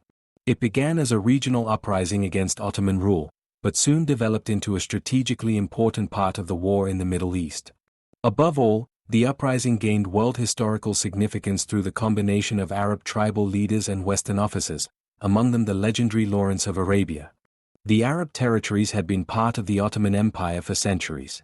But many tribes, especially on the Arabian Peninsula, felt neglected or oppressed by the distant central power in Constantinople. Rising Turkish nationalism and the Ottomans' attempts to control the Arab territories led to growing discontent. In addition, many Arab elites were inspired by the idea of their own national independence, which was given an additional boost by developments in Europe. The decisive step towards the uprising took place in June 1916, when Sheriff Hussein ibn Ali, the guardian of the holy cities of Mecca and Medina, declared a rebellion against the Ottomans. With the support of his sons, including Emir Faisal, he gathered Arab fighters and attacked Ottoman garrisons. The initial successes, especially the capture of Mecca, gave the uprising symbolic power, but militarily it initially remained limited. The Arab tribes were disparate, their armament poor, and the Ottomans had strong garrisons in the region, especially along the strategically important Hejaz Railway, which connected Damascus to Medina. At this point, the British officer Thomas Edward Lawrence, who would later become world famous as Lawrence of Arabia, came on the scene. Lawrence was originally an archaeologist and had worked in the Middle East before the war. Because of his language skills and understanding of Arab culture, he was sent as a liaison officer to the Arab Revolt. He quickly won the trust of Emir Faisal and played a central role in organizing and motivating the rebels. Lawrence understood that the key to success lay not in conventional battles, but in guerrilla tactics designed to weaken the Ottoman infrastructure. He convinced the Arab fighters not to fight head-on against superior Ottoman troops, but to attack railway lines, bridges, and supply routes. The Hejaz Railway in particular became the main target. Through repeated acts of sabotage, the rebels prevented the Ottomans from efficiently supplying their garrisons. This tactic weakened the morale of the Ottoman troops and tied up enormous forces that were lacking elsewhere. Cooperation between Lawrence and the Arab leaders was not always easy. The tribes often pursued their own interests, and old rivalries made it difficult to achieve a unified strategy. But Lawrence was adept at finding compromises and motivating the fighters with promises of British support. In the eyes of many Arabs, he embodied a bridge to the West, which would recognize their independence, a promise that in reality had long since been betrayed by secret agreements such as the Sykes-Picot Agreement. Despite these ambivalences, the Arab uprising achieved significant successes. In 1917, Aqaba, a strategically important port on the Red Sea, was captured. This victory opened up access to British supplies for the rebels and enabled further operations in the Syrian area. Lawrence himself was present at this attack, and his later account of the daring ride through the desert became part of the legend that surrounded him. In the months that followed, the Arabs intensified their cooperation with the British troops. While General Allenby led the offensive into Palestine and Syria from Egypt, the Arab fighters tied up Ottoman units and supported the advance by attacking the flanks and supply lines. In 1918, the joint operations reached their climax when Arab troops took Damascus together with the British. For many Arabs, this was a symbolic moment that fueled hopes for an independent Arab empire. Lawrence of Arabia became a mythical figure through these events. His courage, his ability to adapt to life in the desert and his charismatic personality made him a legend among both Arabs and the Western public. After the war, he himself contributed to the glorification of his role with his work The 7 Pillars of Wisdom. Hollywood and the popular culture of the 20th century reinforced this image, so that to this day hardly any figure of the First World War is as well known as Lawrence. But the reality behind the legend was more complicated. The British promises to the Arabs, which were supposed to secure their independence after the war, were in contradiction to the secret agreements with France, which provided for a partition of the region. After the war, it became clear that Arab hopes would be dashed, Syria and Lebanon fell under the French mandate, Palestine and Iraq under British mandates. Emir Faisal was able to form a government in Damascus for a short time, but was soon ousted and later installed as king of Iraq, a compromise that did not compensate for the disappointment of many Arabs. The Arab revolt therefore had a double meaning. On the one hand, he was militarily successful, weakened Ottoman rule and made a decisive contribution to the victory of the Allies in the Middle East. On the other hand, it led to deep disillusionment, as the hoped-for independence was not realized. The resulting tensions laid the foundation for many conflicts that shaped the region in the 20th century. Thus, the Arab Revolt remains a symbol of the awakening of Arab national movements, but also of the betrayal of colonial powers. In this story, Lawrence of Arabia stands between myth and reality, a figure who embodied the dream of freedom, but at the same time was part of a system that prevented this dream. Chapter 37: The War in Africa. The First World War was not only a European conflict, but a truly global war that also affected the colonies of the European powers. Africa became a sideshow, where the battles were smaller in number, but strategically and symbolically of great importance. Here the imperial interests of the colonial powers collided, and the population of the continent was drawn into a war that they had not started themselves, but whose consequences they had to bear in many ways. As early as the outbreak of war in 1914, the German colonies in Africa were in the focus of the Allies. The German Empire had four major colonies: German Southwest Africa, today's Namibia; German East Africa, now Tanzania, Rwanda and Burundi; Cameroon and Togo. These territories were surrounded by British, French, Belgian and Portuguese colonies, which made them extremely difficult to defend. It was clear from the beginning that Germany would not be able to hold the colonies permanently. Nevertheless, they resisted to varying degrees, tying up Allied forces that could have been deployed elsewhere. The first military action in Africa took place in Togo. There was an important German radio station, which was used for communication with the home fleets. Just a few weeks after the outbreak of war, British and French troops attacked the colony. The German Schutztruppe was far outnumbered and capitulated after a short time. This made Togo the first German colony to be lost. In Cameroon, the resistance was more stubborn. The German troops resisted here until 1916, supported by colonial auxiliaries. But the superiority of the Allies, who attacked from Nigeria, French Equatorial Africa and the Belgian Congo, was too great. After long battles in the dense jungle and difficult climatic conditions, the German troops finally capitulated. In German Southwest Africa, the German Schutztruppe faced the South African Union troops acting on behalf of Great Britain. The South African government was divided. Many Boers still harbored resentment against the British because of the Boer War, and there was even a brief revolt against the British Crown. But the government prevailed, and the South African troops marched into the colony. After several battles, the Germans capitulated in 1915. The most significant and longest war was in German East Africa, where the charismatic and tactically brilliant commander Paul von Lettow-Vorbeck organized the resistance. Lettow-Vorbeck realized that he could not defend the colony against the Allied superiority. Instead, he waged a guerrilla war aimed at tying down as many Allied troops as possible. With only about 15,000 men, including many local askari soldiers, he kept a much larger number of Allied soldiers in check for years. His troops moved through dense forests, over mountains and through vast savannas, attacking supply lines and then disappearing again.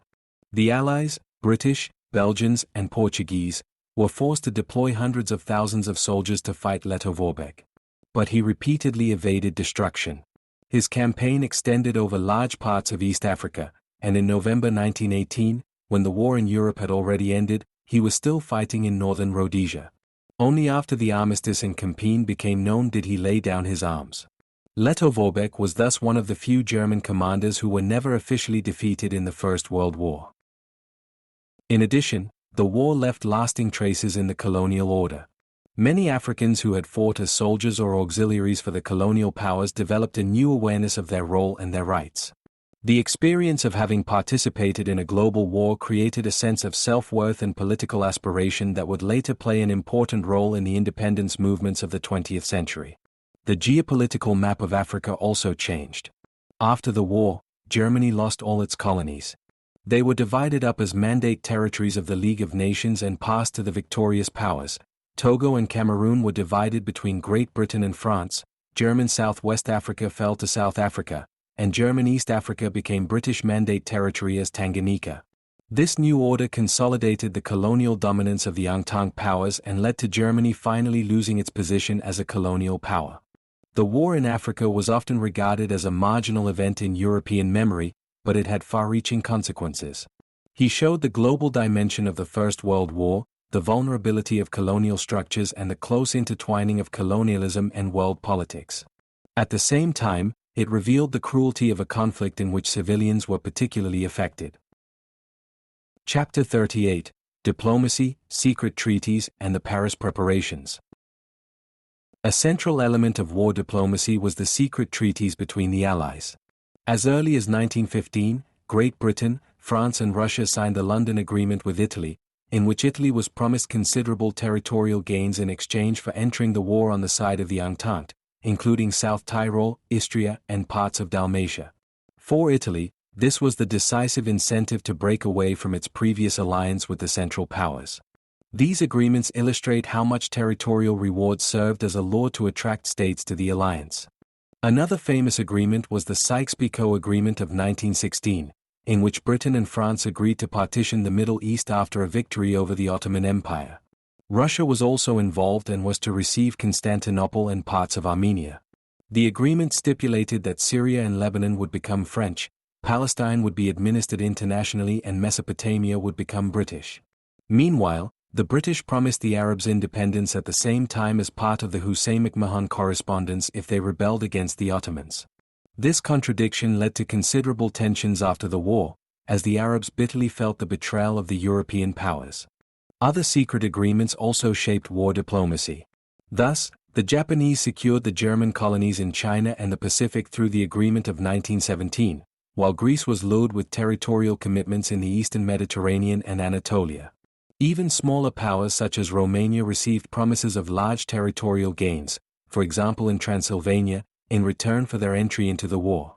This multitude of agreements made it clear that the war was not only fought for freedom or national security, as propaganda liked to portray it, but that it was also a struggle for booty, in which the victors divided the world during the fighting. The disclosure of these secret treaties by the Bolsheviks after the October Revolution of 1917 brought a diplomatic sensation. Lenin and his comrades in arms published the documents in order to expose the duplicity of the capitalist powers. The revelation caused outrage worldwide and nourished the impression that the Allies were working not only against the Central Powers, but also against each other. At the same time, it was grist to the mill of President Wilson, who in his famous 14 points called for diplomatic openness, in which there should be no more secret agreements. From the outset, Paris's preparations for peace were marked by a contrast.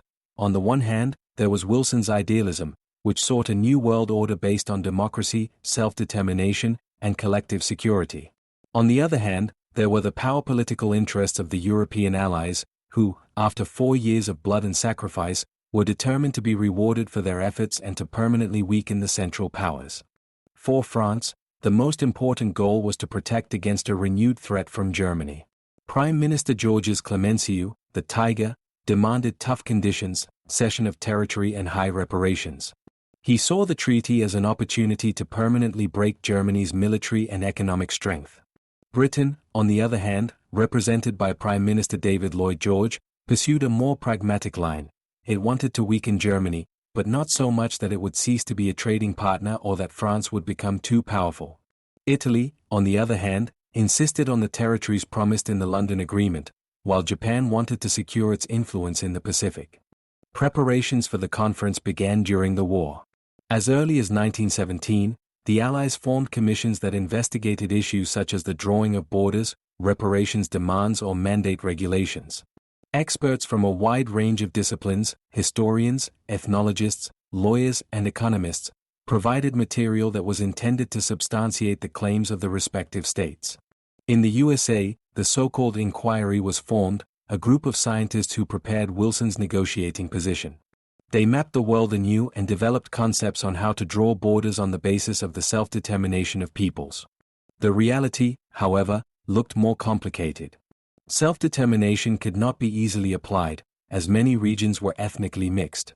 In Central Europe, Germans, Czechs, Poles, Hungarians, Slovaks and many other peoples lived side by side. In the Middle East, national movements collided with colonial interests, and in Africa, the wishes of the local population were ignored anyway. Even before the Paris Conference began, it became apparent that there would be conflicts between idealism and realpolitik. Another point was the question of guilt. France and Great Britain in particular wanted to brand Germany as the sole culprit in order to create the basis for reparations demands. This attitude was in contrast to Wilson's idea of a just peace that should know no victors and vanquished. But the reality of politics finally prevailed, and Germany was declared the main culprit in the coming negotiations. The role of the new powers also had to be clarified. The United States had established itself as a world power by entering the war. Russia, on the other hand, had been eliminated by the revolution and was viewed with suspicion by the Western powers. The question of whether the Bolsheviks should participate in the negotiations was quickly decided in favor of their expulsion. This meant that Paris lacked one of the great powers, and the peace order was designed without regard for Russia. The diplomatic maneuvers off Paris make it clear that peace was under a heavy legacy from the beginning. Too many contradictory promises had been made, too many secret treaties tied the Allies to promises that were difficult to reconcile. At the same time, the conference was burdened by the expectation not only to end the war, but to create a new world order. When the guns finally fell silent in November 1918, it was clear that the real battle would now be fought at the negotiating table. Paris became the center of world politics, and the question of whether idealism or power politics would prevail was raised. The secret treaties that had been concluded during the war had the effect of a shadow that lay over the negotiations. Chapter 39. The November Revolution in Germany. In the autumn of 1918, the German Reich was in a deep crisis.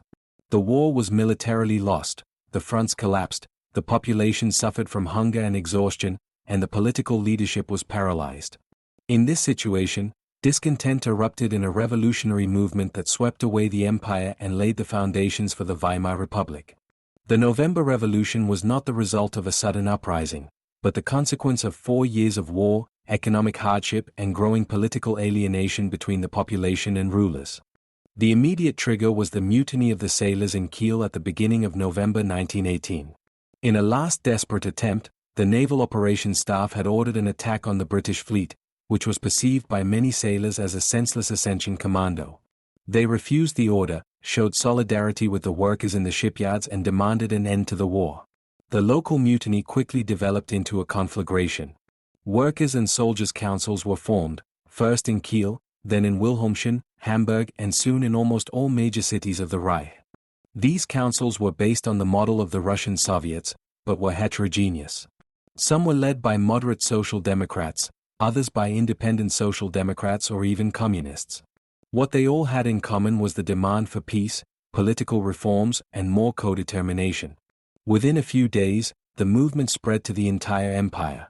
The old authorities lost their power, and control of the streets passed to the councils. At the same time, the political situation in Berlin came to a head. Reich Chancellor Prince Max von Baden tried to save the monarchy by parliamentarizing the empire and at the same time persuading the Allies to negotiate peace. He brought social democrats into government to meet demands for reforms. But the dynamics of the revolution overtook him. The masses no longer wanted half measures, they demanded the end of the monarchy. On November 9, 1918, the revolution reached its climax. Hundreds of thousands of people poured onto the streets of Berlin, workers and soldiers demonstrated together. Under this pressure, Kaiser Wilhelm II abdicated and fled into exile in the Netherlands. Prince Max of Baden handed over the business of government to Friedrich Ebert, the chairman of the majority Social Democrats, MSPD. This meant that power was in the hands of a party that was in favor of a democratic republic, but at the same time wanted to maintain order and prevent radical upheavals. On the same day, Philipp Scheidemann proclaimed the German Republic from the balcony of the Reichstag, while a little later Karl Liebknecht, leader of the Spartacus League, proclaimed the Free Socialist Republic from the Berlin Palace. This double proclamation symbolized the conflict that characterized the revolution from the beginning. On the one hand, the moderate Social Democrats, who pursued a course of parliamentary reform, and on the other hand, the radical forces who wanted to establish a Soviet republic based on the Russian model. In the weeks after November 9, Ebert's government tried to stabilize the situation. An armistice with the Allies had already been signed on November 11, so that the war was over. But domestically, the country was on the brink of collapse. Millions of soldiers returned home without their integration into society being secured. The economy was on the ground, hunger and unemployment shaped everyday life. At the same time, various political forces competed for the future of the country.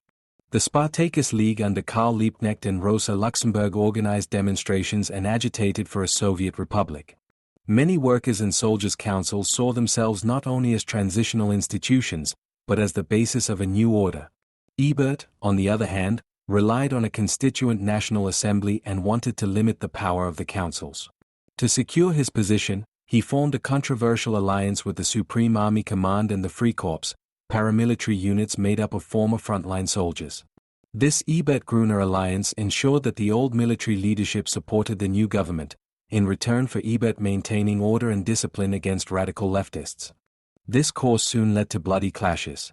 In January 1919, the Spartacus uprising broke out in Berlin, when revolutionary forces tried to overthrow the government. The uprising was brutally suppressed with the help of the Freikorps, and Liebknecht and Luxemburg were murdered.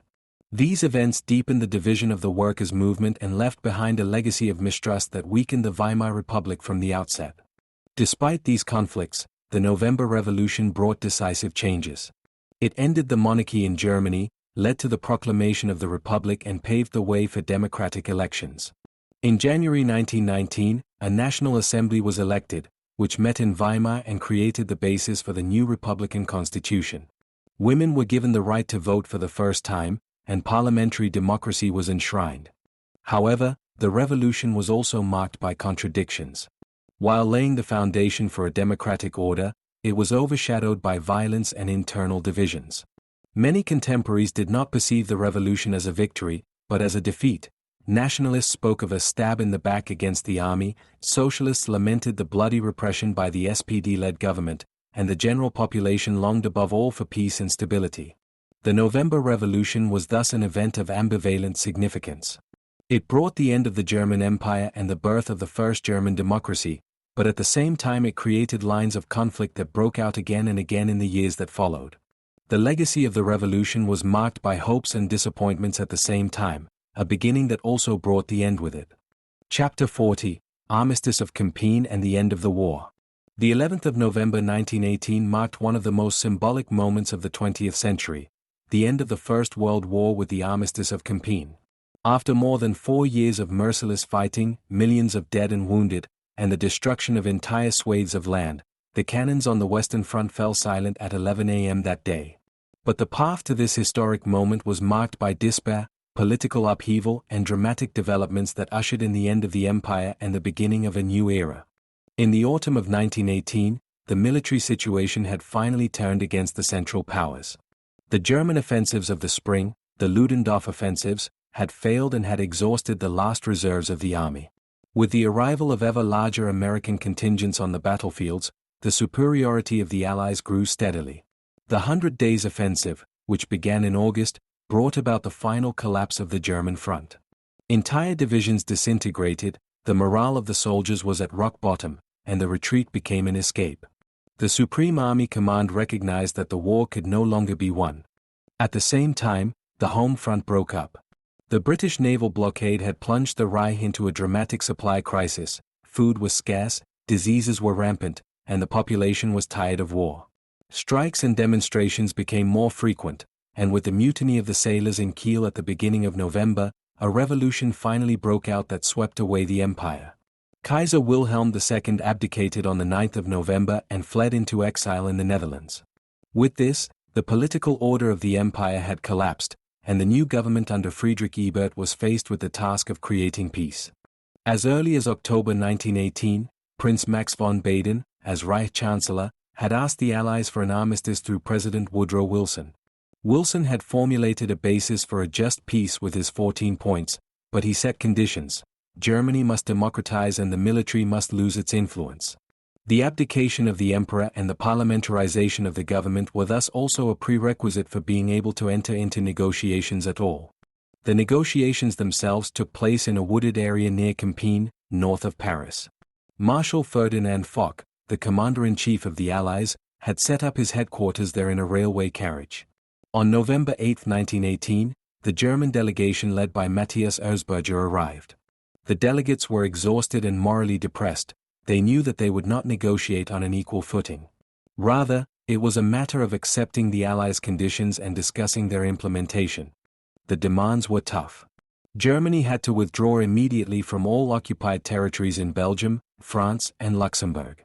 In addition, the left bank of the Rhine was to be cleared and occupied by Allied troops, while bridgeheads on the right bank remained under Allied control.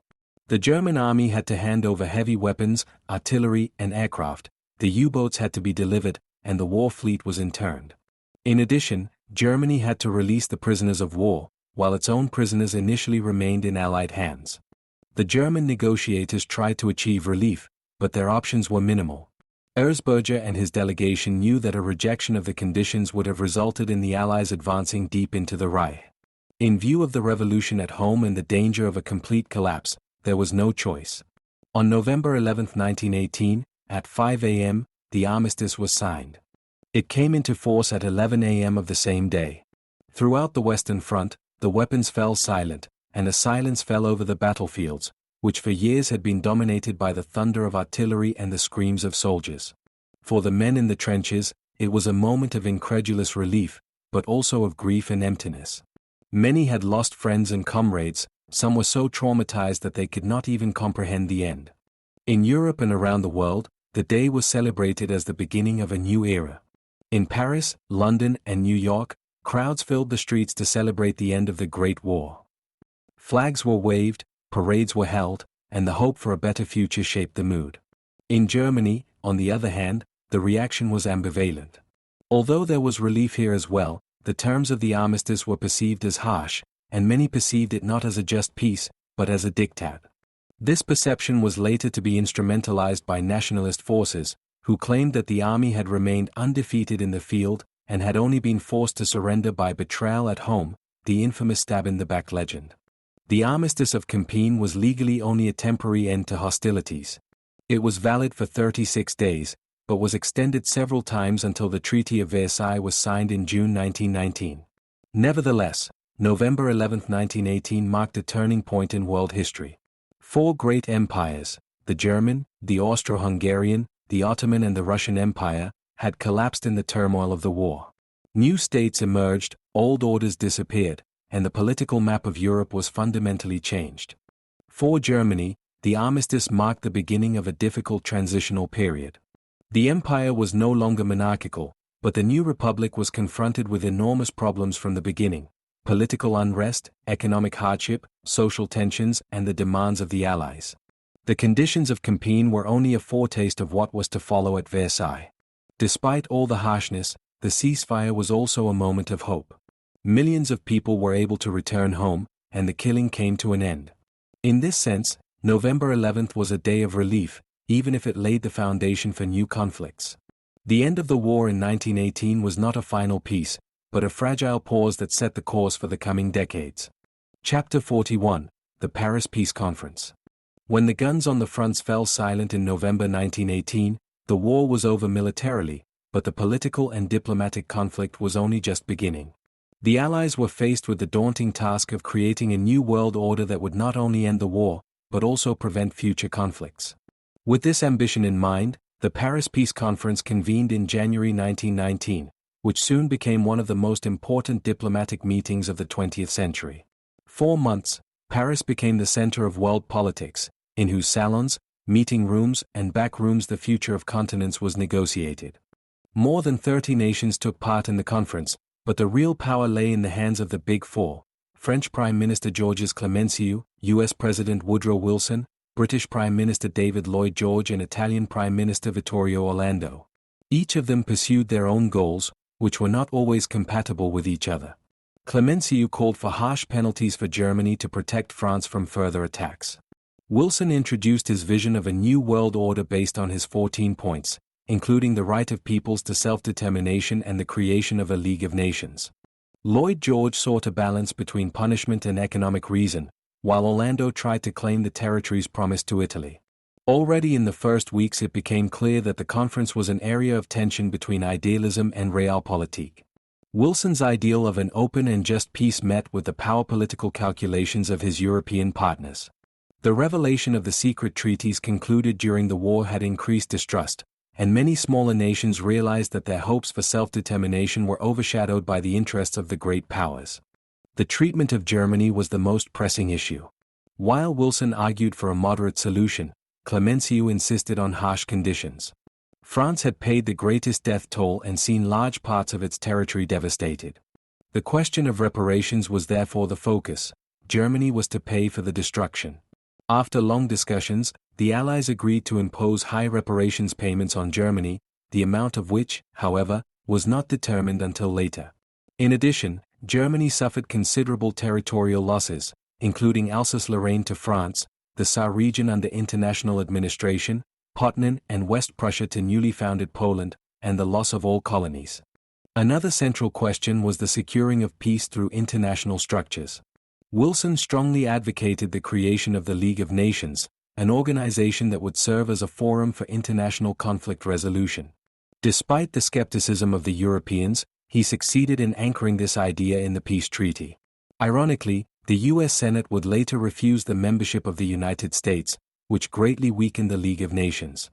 The reorganization of Europe was also on the agenda. The Habsburg Empire had collapsed, and new nation-states such as Czechoslovakia and the Kingdom of Serbs, Croats and Slovenes, later Yugoslavia, emerged on its territory. Poland was rebuilt, but had to defend its borders in bloody clashes against neighbors. Austria and Hungary became small, independent republics whose economic basis was uncertain. Italy received South Tyrol and Istria, but felt cheated out of other promised territories, which later went down in Italian history as the mutilated victory. In the Middle East, the conference drew on the secret agreements already concluded during the war. Britain was given mandates over Palestine, Transjordan, and Iraq, while France was subordinated to Syria and Lebanon. This division largely ignored Arab hopes for independence and created tensions that were to flare up again and again in the later 20th century. For the German delegation, which was not invited to Versailles until May 1919, the conference was a shock. She was not allowed to participate in the actual negotiations, but only to accept the dictated conditions. The Germans hoped for a moderate peace according to Wilson's principles, but what they were presented with was perceived by many as humiliation. The delegates protested in vain against the war guilt articles that branded Germany and its allies as the sole culprits for the war. Without signing, however, there was a threat of a continuation of the fighting, and so there was no choice. On June 28, 1919, exactly 5 years after the assassination attempt in Sarajevo, the Treaty of Versailles was signed. The Paris Peace Conference was thus a contradictory event. On the one hand, with the League of Nations and the reorganization of Europe, it created a basis for a new world order. On the other hand, with its harsh conditions against Germany and the unfulfilled promises to many nations, it sowed the seeds of new conflicts. While celebrations were taking place in the streets of Paris, many countries felt disappointment or even betrayal. In Germany, the treaty led to deep bitterness, in Italy to frustration, and in the Arab areas to growing resistance to the rule of the Mandate.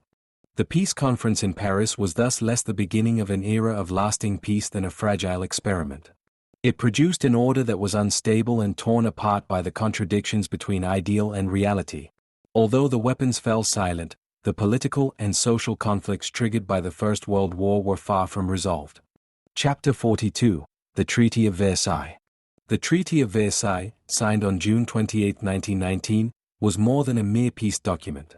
It symbolized the end of the First World War and at the same time the beginning of a new era marked by uncertainty. Hardly any other treaty in modern history has triggered so much controversy, generated so much bitterness and had such lasting political consequences as this agreement, which was imposed on the defeated Central Powers, above all Germany. The circumstances of its creation alone contributed to the negative perception. Germany was not involved in the negotiations, but only received the finished treaty in May 1919 for information. In Versailles, in the magnificent Hall of Mirrors of the Palace, where the German Empire had been proclaimed in 1871, the document was signed, a deliberate humiliation inflicted by the victors on the vanquished. For the German delegation, it was a bitter experience to have to accept conditions that they perceived as dictated peace. The so-called question of war guilt was central. Article 231 of the treaty, the notorious war guilt article, attributed sole blame to Germany and its allies for the outbreak of war. This was the basis for the far-reaching reparations demands that were to dominate Germany's political and economic life in the years to come. The Allies argued that the immense destruction, especially in France and Belgium, had been caused by Germany and therefore had to be compensated. However, the article caused outrage among the German public, as they did not see themselves as the sole aggressor. The question of war guilt became a symbol of humiliation and a central argument of nationalist forces that rejected the treaty. The territorial provisions of the treaty were far-reaching. Germany lost about 13% of its territory and about a tenth of its population. Alsace-Lorraine went back to France, Eupen-Normandy to Belgium, North Schleswig to Denmark. The Saar region was placed under international administration, with economic exploitation by France. Particularly drastic was the re-establishment of Poland, which received territories in West Prussia, Poznań, and Upper Silesia. As a result, Germany not only lost important agricultural regions, but also access to strategic transport routes. The city of Danzig was declared a free city under the League of Nations mandate, which made it much more difficult for Germany to access the Baltic Sea. The German colonies were also confiscated. They did not go directly to the victorious powers, but were administered as mandate territories of the League of Nations, but were in fact divided between Great Britain, France, Belgium, and Japan. With this, Germany finally lost its status as a colonial power. The empire was also drastically restricted militarily. In the future, the army was only allowed to comprise 100,000 men, conscription was banned, and heavy weapons such as tanks, planes, and submarines were prohibited. The navy was reduced to a few ships, and the armaments industry was strictly controlled. In addition, the western border areas had to be demilitarized, which was supposed to provide France with additional security. For many Germans, this was not only a military disempowerment, but also an attack on their national self-confidence. The economic provisions of the treaty were equally serious. Germany had to make enormous reparation payments. Although the exact sum was not determined until 1921, the mere prospect of years of payments triggered panic and rejection. France pushed for particularly large sums of money to rebuild its destroyed regions, while Britain was more concerned with Germany's economic stability so as not to lose it completely as a trading partner. Nevertheless, it was clear that the financial burdens would be an enormous burden. The German delegation, led by Foreign Minister Hermann Müller and Transport Minister Johannes Bell, had tried to soften individual points, but their protests were largely ignored. In the end, they had no choice. The alternative would have been a new war, which Germany, exhausted and shaken by revolutions, could not wage. So on June 28, 1919, they signed the document in the Hall of Mirrors in Versailles. The reactions in Germany were fierce. In public, there was talk of the shameful Peace of Versailles. The signing was perceived as a national humiliation, and the new Weimar Republic immediately fell into a crisis of legitimacy.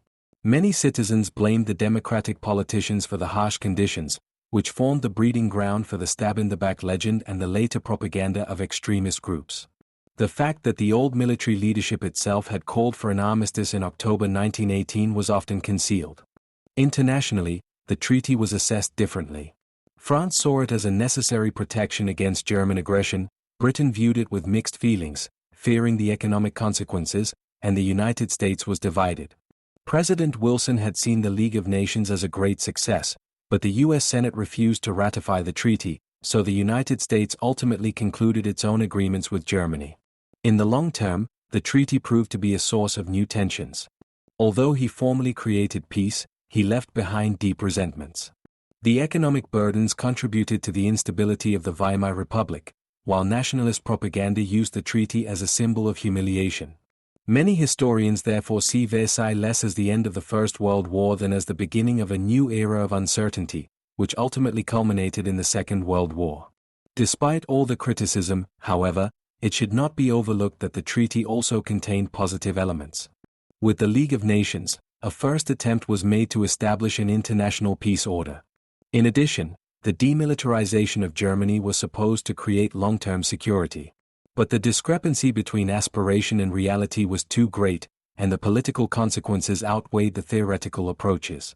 The Treaty of Versailles was thus a document of ambivalence. It ended the war, but it did not create a lasting peace. He laid the foundations for a fragile post-war order marked by contradictions and tensions. For Germany it was a trauma, for France an insurance, for Britain a necessary evil, and for the USA a failed experiment. In its effect, it was much more than a treaty. It was a symbol of the failure of a peace order that relied on punishment instead of reconciliation. Chapter 43: Political and Economic Consequences in Europe. The end of the First World War brought not only the end of hostilities for Europe, but also a profound political and economic upheaval. Hardly any area of social life remained untouched by the aftermath of this enormous conflict. Old empires collapsed, new states emerged, political systems were shaken, and the economy suffered from the enormous destruction and demands of the peace treaties. In 1919, Europe was at a historic turning point, where the hope of a new beginning was just as present as the danger of new crises. Politically, the war led to the collapse of several major empires that had shaped the European order for centuries. The German Empire was history. The Hohenzollern monarchy had been overthrown and replaced by the Weimar Republic. In Austria-Hungary, too, the centuries-old dual monarchy, which had maintained a complicated balance of the peoples of Central Europe for so long, disintegrated. They were replaced by new nation-states such as Czechoslovakia, Hungary, Austria, and the Kingdom of Serbs, Croats and Slovenes. The Ottoman Empire lost almost all of its European possessions and was finally transformed into the Republic of Turkey in the years to come. Russia had been plunged into chaos by the Revolution and the Civil War and had left the European community of states for the time being. These political changes created a completely new map of Europe. Nation-states that had long existed only as an idea now became reality. Poland was rebuilt, the Baltic states declared their independence, and new entities were also formed in southeastern Europe. But the new order was by no means stable. Many of the newly drawn borders ignored the complex ethnic composition of the regions. In Central Europe, Germans, Czechs, Slovaks, Hungarians, Poles and other peoples lived close to each other, which repeatedly led to conflicts.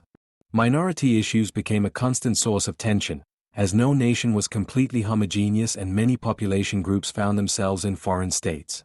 In Germany, the political consequences of the war led to a deep crisis of legitimacy. The Weimar Republic arose from a revolution that was torn between moderate Democrats and radical leftists from the beginning. The Treaty of Versailles placed an additional burden on the young democracy, as it was perceived as an unjust humiliation.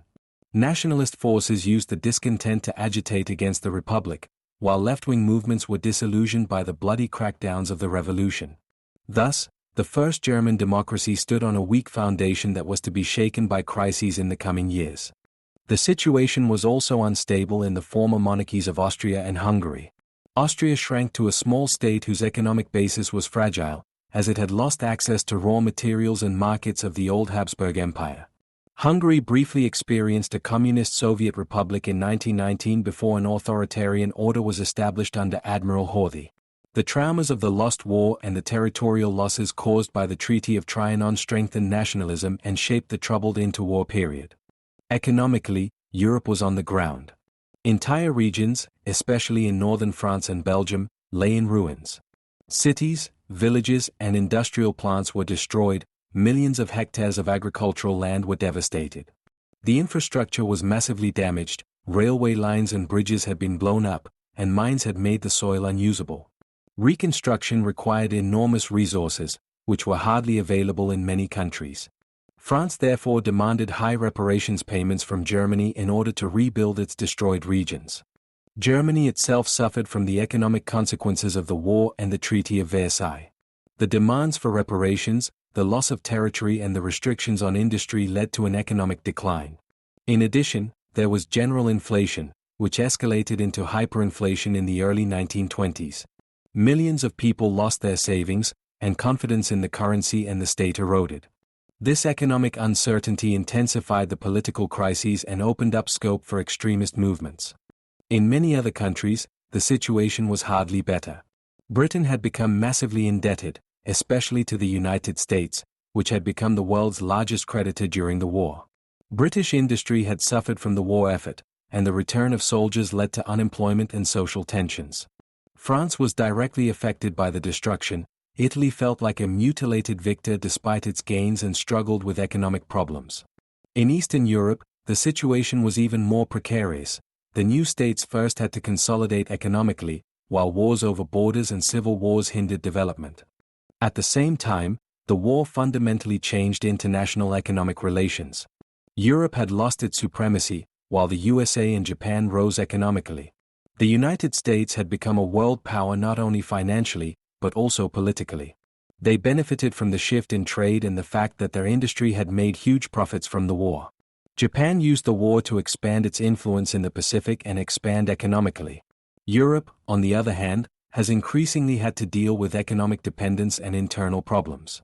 The social consequences of the economic crisis were immense. Millions of returnees had to be integrated, jobs were scarce, and tensions between the classes intensified. Strikes and unrest shook many countries, especially where popular expectations for social reforms were disappointed. The workers' movement grew stronger, inspired by the Russian Revolution, and conservative elites feared Bolshevism like a contagious disease. Political systems had to find answers to social needs, which often led to radical changes. Agriculture was also severely affected. In Eastern Europe, there was a massive redistribution of land, as old large landholdings were dissolved. Peasant movements demanded more rights, and hunger and scarcity led to uprisings in many countries. At the same time, the balance of power between urban and rural areas shifted, as the supply crises made the dependence on agricultural regions clear. In summary, the political and economic consequences of the war led to profound instability in Europe. Old powers had fallen, new ones had emerged, but their foundations were fragile.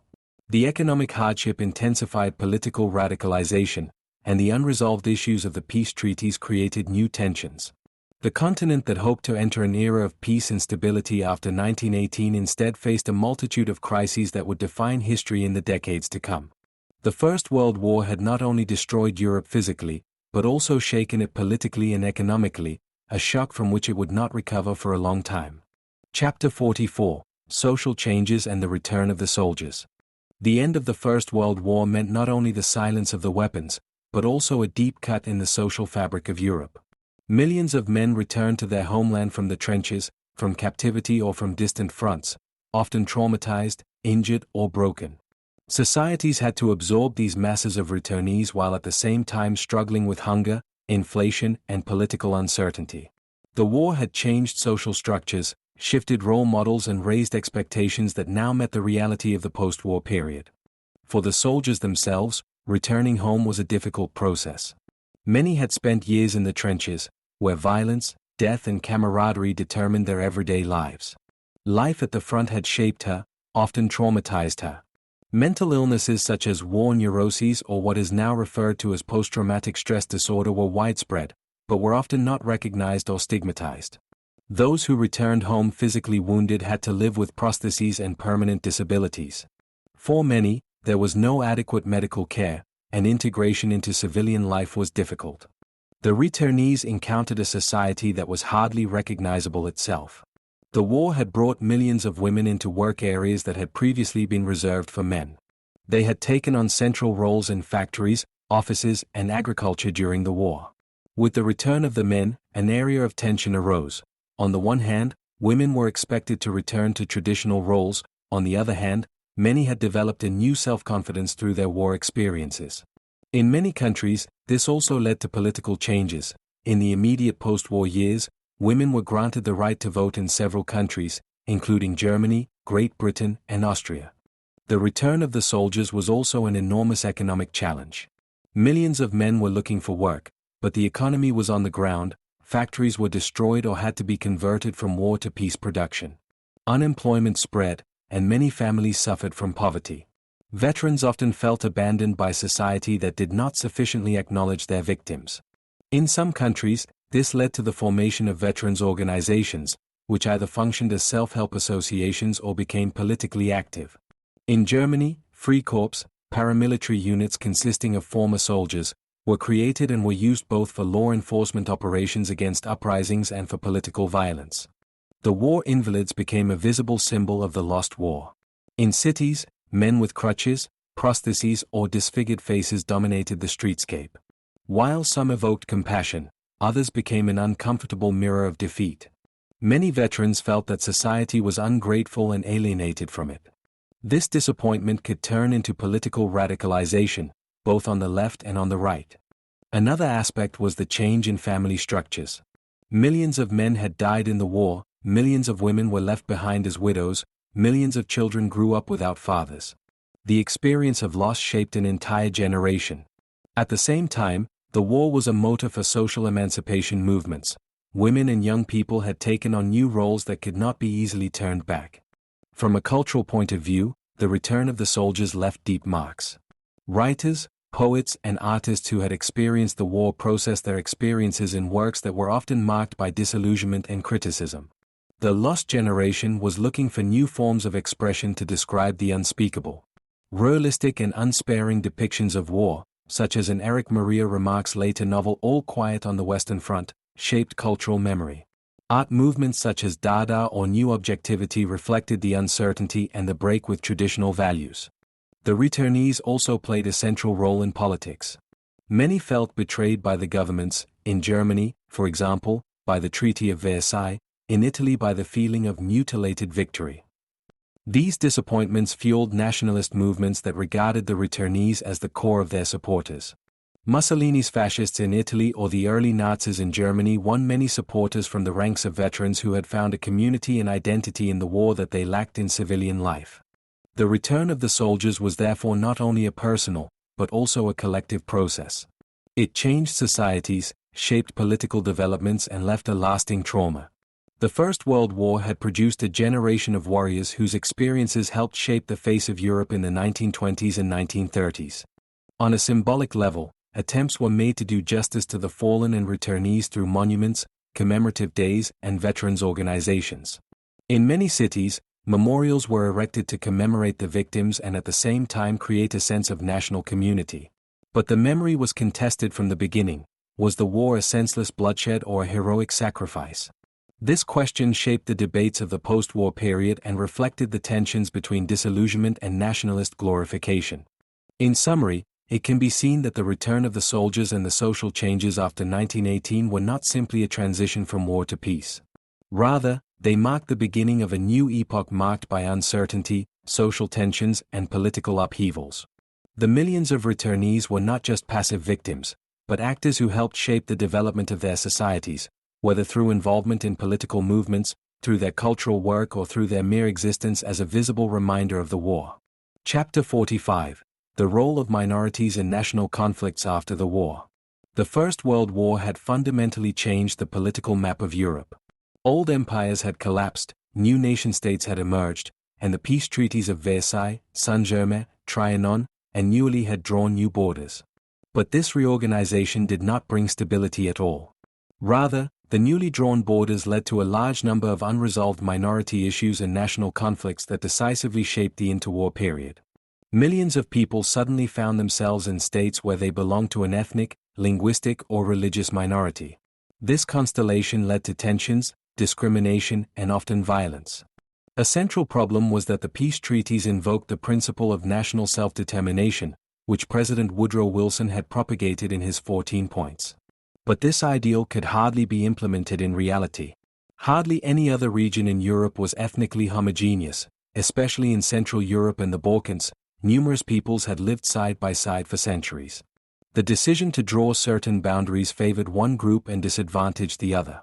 Thus, although the new states were formally founded as nation-states, they carried within them minorities who felt oppressed or alienated. An example of this was Czechoslovakia.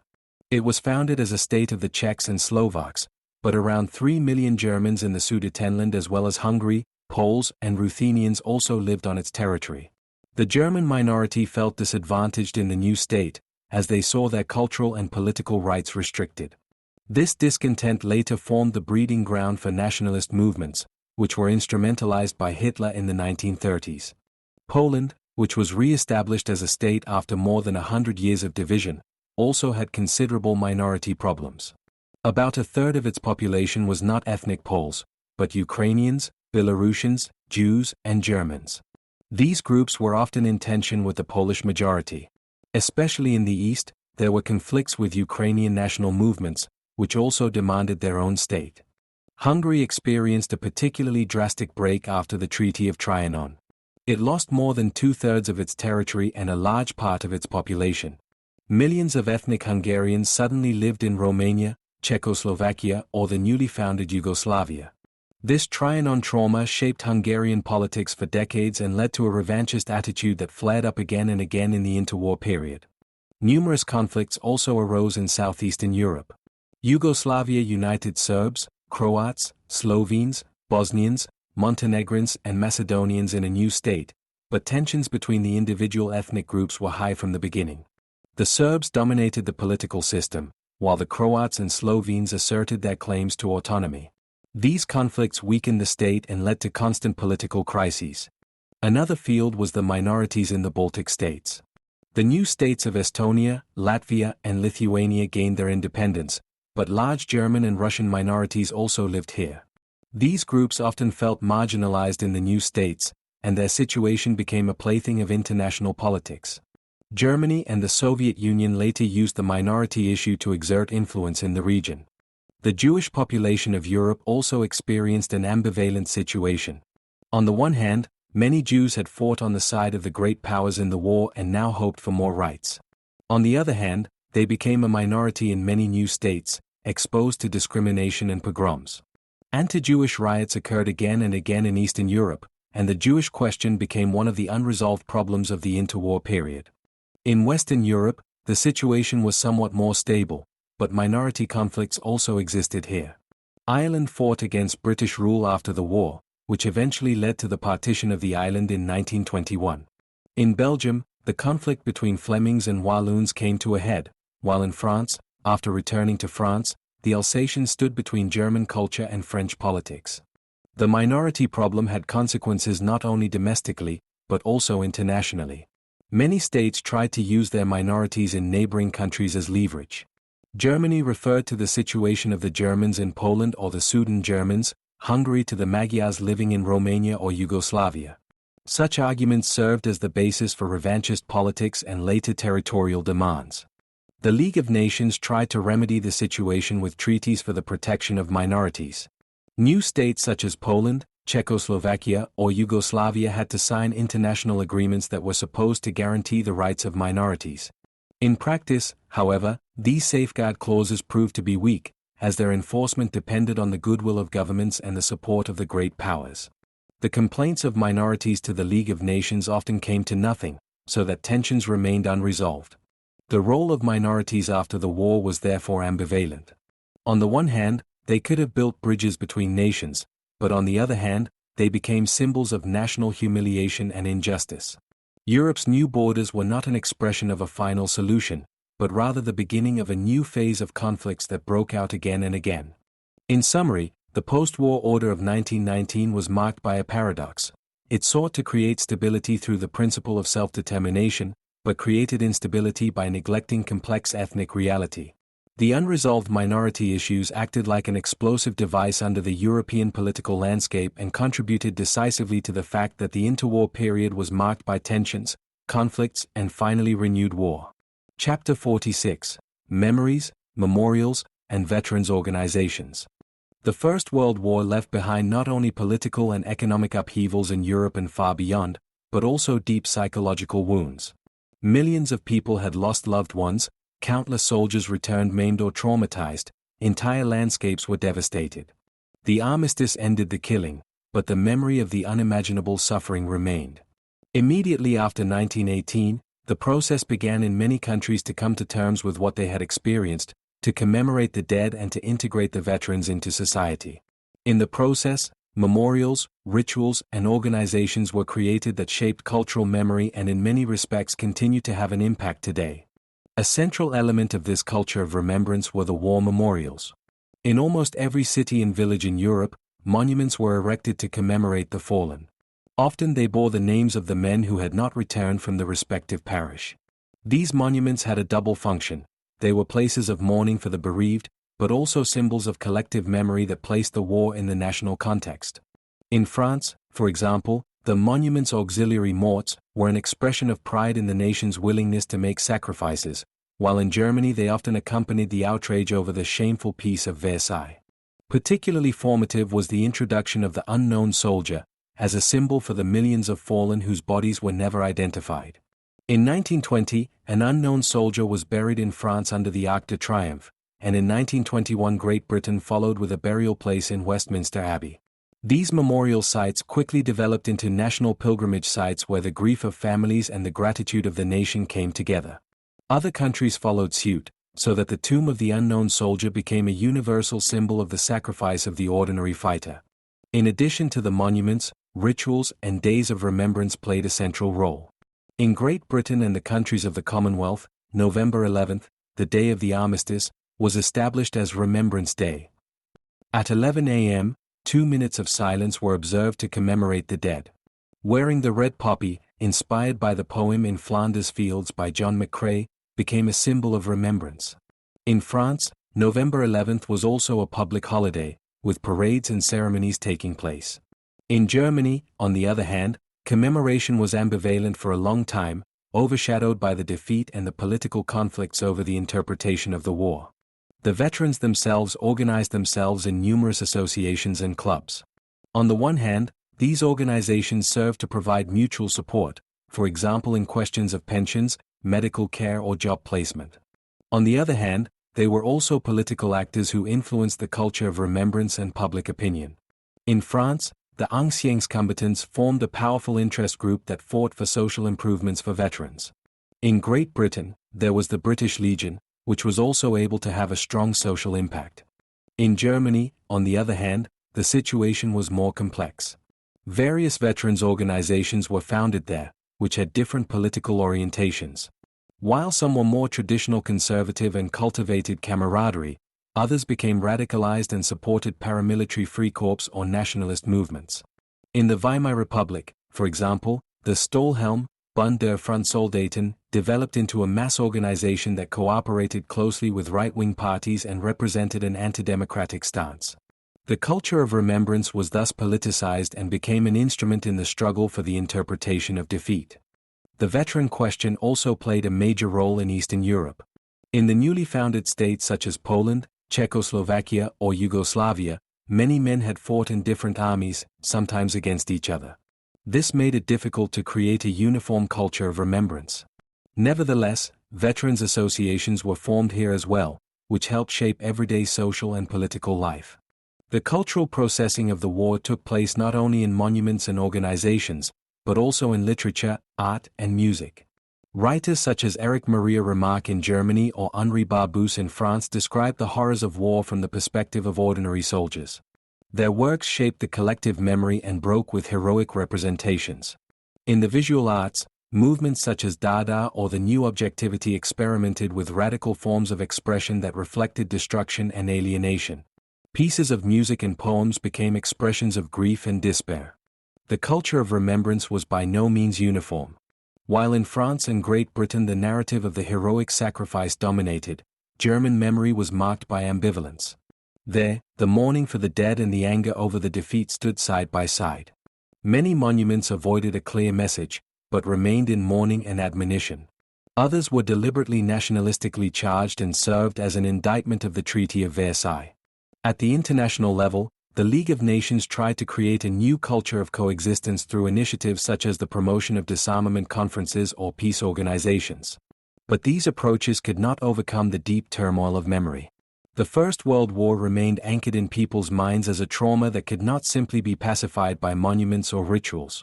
Ultimately, it can be said that the memory of the First World War in the interwar period was a mirror of political, social, and cultural tensions. Memorials and veterans organizations served both mourning and political instrumentalization. The war shaped Europe's collective memory, and the way it was commemorated influenced developments well into the 1930s. The mourning for the dead was combined with the question of the meaning and guilt of the war, and the veterans became a social force that shaped not only the past but also the future. Chapter 47: Literature, Art and Culture in the Mirror of War. The First World War was not only a military and political event, but also a profound cultural trauma. The experience of mass deaths, industrially organized violence and the collapse of traditional orders left its mark on almost all areas of culture. Literature, art, music and theater became mirrors of this catastrophe, expressing grief and despair on the one hand, but also attempting to capture the unspeakable in words, images, or sounds on the other. The war thus became a central point of reference for cultural modernity. Literature was one of the most important media for dealing with the war. Even during the conflict, field post letters, poems, and diaries were written that testified to the reality in the trenches. Many soldiers took up their pens to process their experiences or to share them with their families. After the end of the war, this developed into a flood of memoirs, novels, and essays. The works of authors who had fought themselves were particularly formative. In 1929, Erich Maria Remarque's All Quiet on the Western Front became a literary monument to an entire generation. The novel depicted the lives of ordinary soldiers at the front, without pathos, but with ruthless sobriety. The book was read worldwide, translated many times and made into films, but triggered bitter debates in Germany, as nationalist circles perceived it as treason. Other writers also processed their experiences. Ernst Junger, an officer in the German army, wrote a completely different perspective in Installgewitten, a heroic, almost fascinated, distant portrayal of war. His work was well received by those who saw the war as a test. In France, Henri Barbusse published Le Feu, The Fire, which captured the horrors of everyday life at the front in realistic images. These contradictory interpretations make it clear that literature after 1918 was not only an expression of disillusionment, but also became a political battleground over the interpretation of the war. The rupture was also reflected in the poetry. Poets such as Guillaume Apollinaire, who was himself wounded, experimented with new forms to capture the shock of war. In England, the war poets such as Wilfred Owen and Siegfried Sassoon left behind a haunting legacy. Her poems combined classical forms with unsparing depictions of death and suffering, which gave them a special intensity. Many of her texts were published posthumously, as the poets themselves had fallen at the front. The visual arts also reacted to the war. Traditional heroic depictions of battles gave way to depictions of destruction, emptiness, and alienation. Painters such as Otto Dix and George Grosz created works that depicted horror in distorted, expressionist images. Dix's war triptych shows destroyed landscapes, disfigured corpses and scarred soldiers, a merciless commentary on the reality of industrialized killing. George Grosz took up the political and social depravity of the post-war period in satirical drawings. In France, Fernand Léger shaped the depiction of modern war with cubist forms, while in Great Britain Paul Nash depicted the uncanny of the front with surrealist landscapes. At the same time, the Dada movement emerged, which emerged in Zurich, Berlin, and Paris. Dada was a radical response to the war, a rejection of reason, logic, and traditional aesthetics, which were seen as jointly responsible for the catastrophe. Artists such as Hugo Ball, Tristan Tzara, and Hannah Hoch experimented with collages, sound poems and absurd performances in order to expose the absurdity of war and bourgeois society. This movement later developed into surrealism, which focused more on the subconscious, but was also shaped by the experience of war. The war also left its mark on music. Composers such as Maurice Ravel and Igor Stravinsky took up the tensions of the time and developed works that oscillated between mourning and departure. Ravel's Le Tombeau de Couérin, for example, is dedicated to each of his friends who died in the war, an elegiac work that musically processes the loss. In Germany, Paul Hindemith wrote pieces that transferred the inner turmoil of the time into new worlds of sound. At the same time, popular music experienced an upswing. Hits and cabaret songs offered distraction and helped to cope with everyday life. The theater became another important medium of debate. In Germany, Bertolt Brecht experimented with new forms of epic theater that was not only intended to entertain, but also to stimulate critical thinking. His early works bore the stamp of the war experiences he had gained as a medical soldier. In other countries, too, playwrights tried to bring horror to the stage, often through new forms of expression that broke away from traditional stage conventions. The culture of the interwar period was thus permeated by the traces of the First World War. The war represented a break after which old certainties no longer applied. Traditional forms of expression were questioned, new avant-garde currents emerged that wanted to express chaos and alienation. At the same time, the memory of the dead and the suffering remained omnipresent. In many countries, therefore, two cultural currents faced each other. One that sought a heroic meaning in war, and one that portrayed it as a senseless catastrophe. This confrontation shaped not only art, but also the collective consciousness. Works such as Remarque's novel or Dix's paintings anchored the image of the First World War as the senseless, destructive seminal catastrophe of the 20th century. They influenced the way entire generations thought about war. At the same time, nationalist cultures offered counterimages that glorified war as a sacrifice for the nation. This struggle over the cultural interpretation of the war was thus also a struggle for the political future of Europe. Ultimately, it turns out that the First World War not only created military fronts, but also cultural fault lines that continued to have an impact for a long time. In literature, art, and music, it became a central point of reference where new forms of expression were ignited and old ones were broken. The war was thus not only a historical event, but also a cultural earthquake that shook modernity to its foundations. Chapter 48: Historical Debates, Guilt, Responsibility, and Interpretation. Hardly any other topic of the 20th century has occupied historical scholarship as sustainably as the question of guilt for the First World War. Immediately after the end of the war, a debate began that continues to this day and has repeatedly produced new interpretations. The First World War was a global event whose causes were complex. Nationalism, imperialism, alliance politics, arms race, and political miscalculations interacted. But the question of who bears the main responsibility has become an explosive topic, especially in political and public discourse. The starting point for this discussion was the Treaty of Versailles of 1919, Article 231, the so-called War Guilt Article, attributed sole blame for the outbreak of war to Germany and its allies. This formulation was not only the legal basis for the reparations demands, but also a political signal. The victors wanted to clearly define responsibility. In Germany, this article was met with fierce rejection. Politicians, intellectuals, and large parts of the population felt it was unjust and humiliating. The war guilt lie became a central slogan in the Weimar Republic and nourished resistance to the Treaty of Versailles. In the 1920s and 1930s, so-called apologetic interpretations dominated in Germany. Historians such as Hans Delbrück or Max Montgelas tried to relativize German responsibility and argued that the war arose from a chain of circumstances and mutual threats. They referred to the Russian mobilization, to the Serbian provocation caused by the assassination in Sarajevo, and to the failure of diplomacy as a whole. This view was not only scientific, but above all political in character.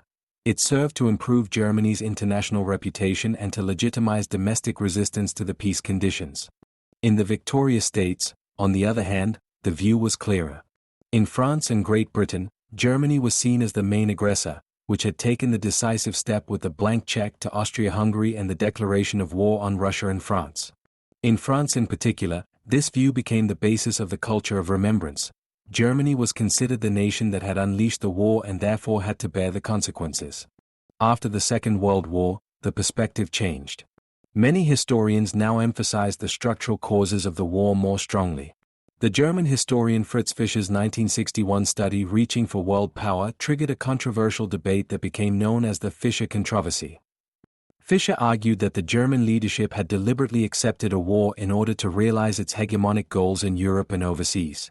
The First World War was therefore not an accident, but the result of an aggressive expansionist policy of the empire. This thesis was highly controversial in Germany, as it seemed to draw a direct line between the German Empire and National Socialism. The Fischer controversy shaped historical scholarship for decades.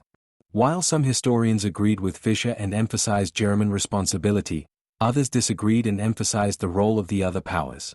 Russia, for example, had escalated the situation through its rapid mobilization, France had supported Serbia, and Great Britain had pursued its interests in Europe and overseas.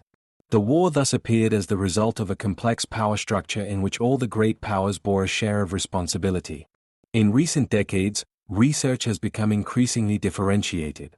Many historians emphasize that there was no main culprit, but a multitude of factors interacted. Nationalist tensions in the Balkans, the system of alliances, the rearmament of fleets and armies, colonial rivalries, and the short-sightedness of diplomats led to an escalation that could hardly be stopped. The outbreak of war is now often described as the result of a chain reaction, in which each decision provoked the next, until the entire continent plunged into the abyss. The perspective of global history has also changed the debate. Historians are now increasingly asking how the war was embedded in the larger context of world history. Imperialism, economic rivalries, and the interdependence of the colonies are seen as factors that favored the outbreak of war.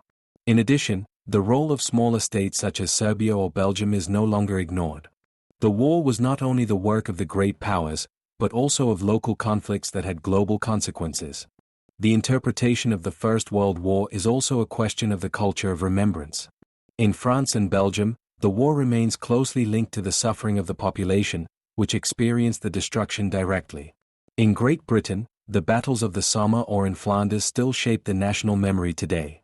In Germany, on the other hand, the memory was ambivalent from the beginning. Mourning for the dead was mixed with the rejection of the Treaty of Versailles and the search for an exculpatory narrative. These differences continue to shape national memory and the way in which war is anchored in the collective consciousness to this day. In summary, it can be seen that the debate about guilt and responsibility in the First World War was not only a scientific question, but always had political and social dimensions as well. It reflected the needs and conflicts of the respective times, be it the legitimation of the Treaty of Versailles, the self-defense of the Weimar Republic, the reappraisal after the Second World War, or the search for a global perspective in the present. The First World War remains an event whose causes are so complex that simple answers are hardly possible. But this is precisely where its historical significance lies. It forces us to think about structures, interests, and human wrong decisions in equal measure. Chapter 49, Long-Term Consequences, From the Weimar Republic to World War II.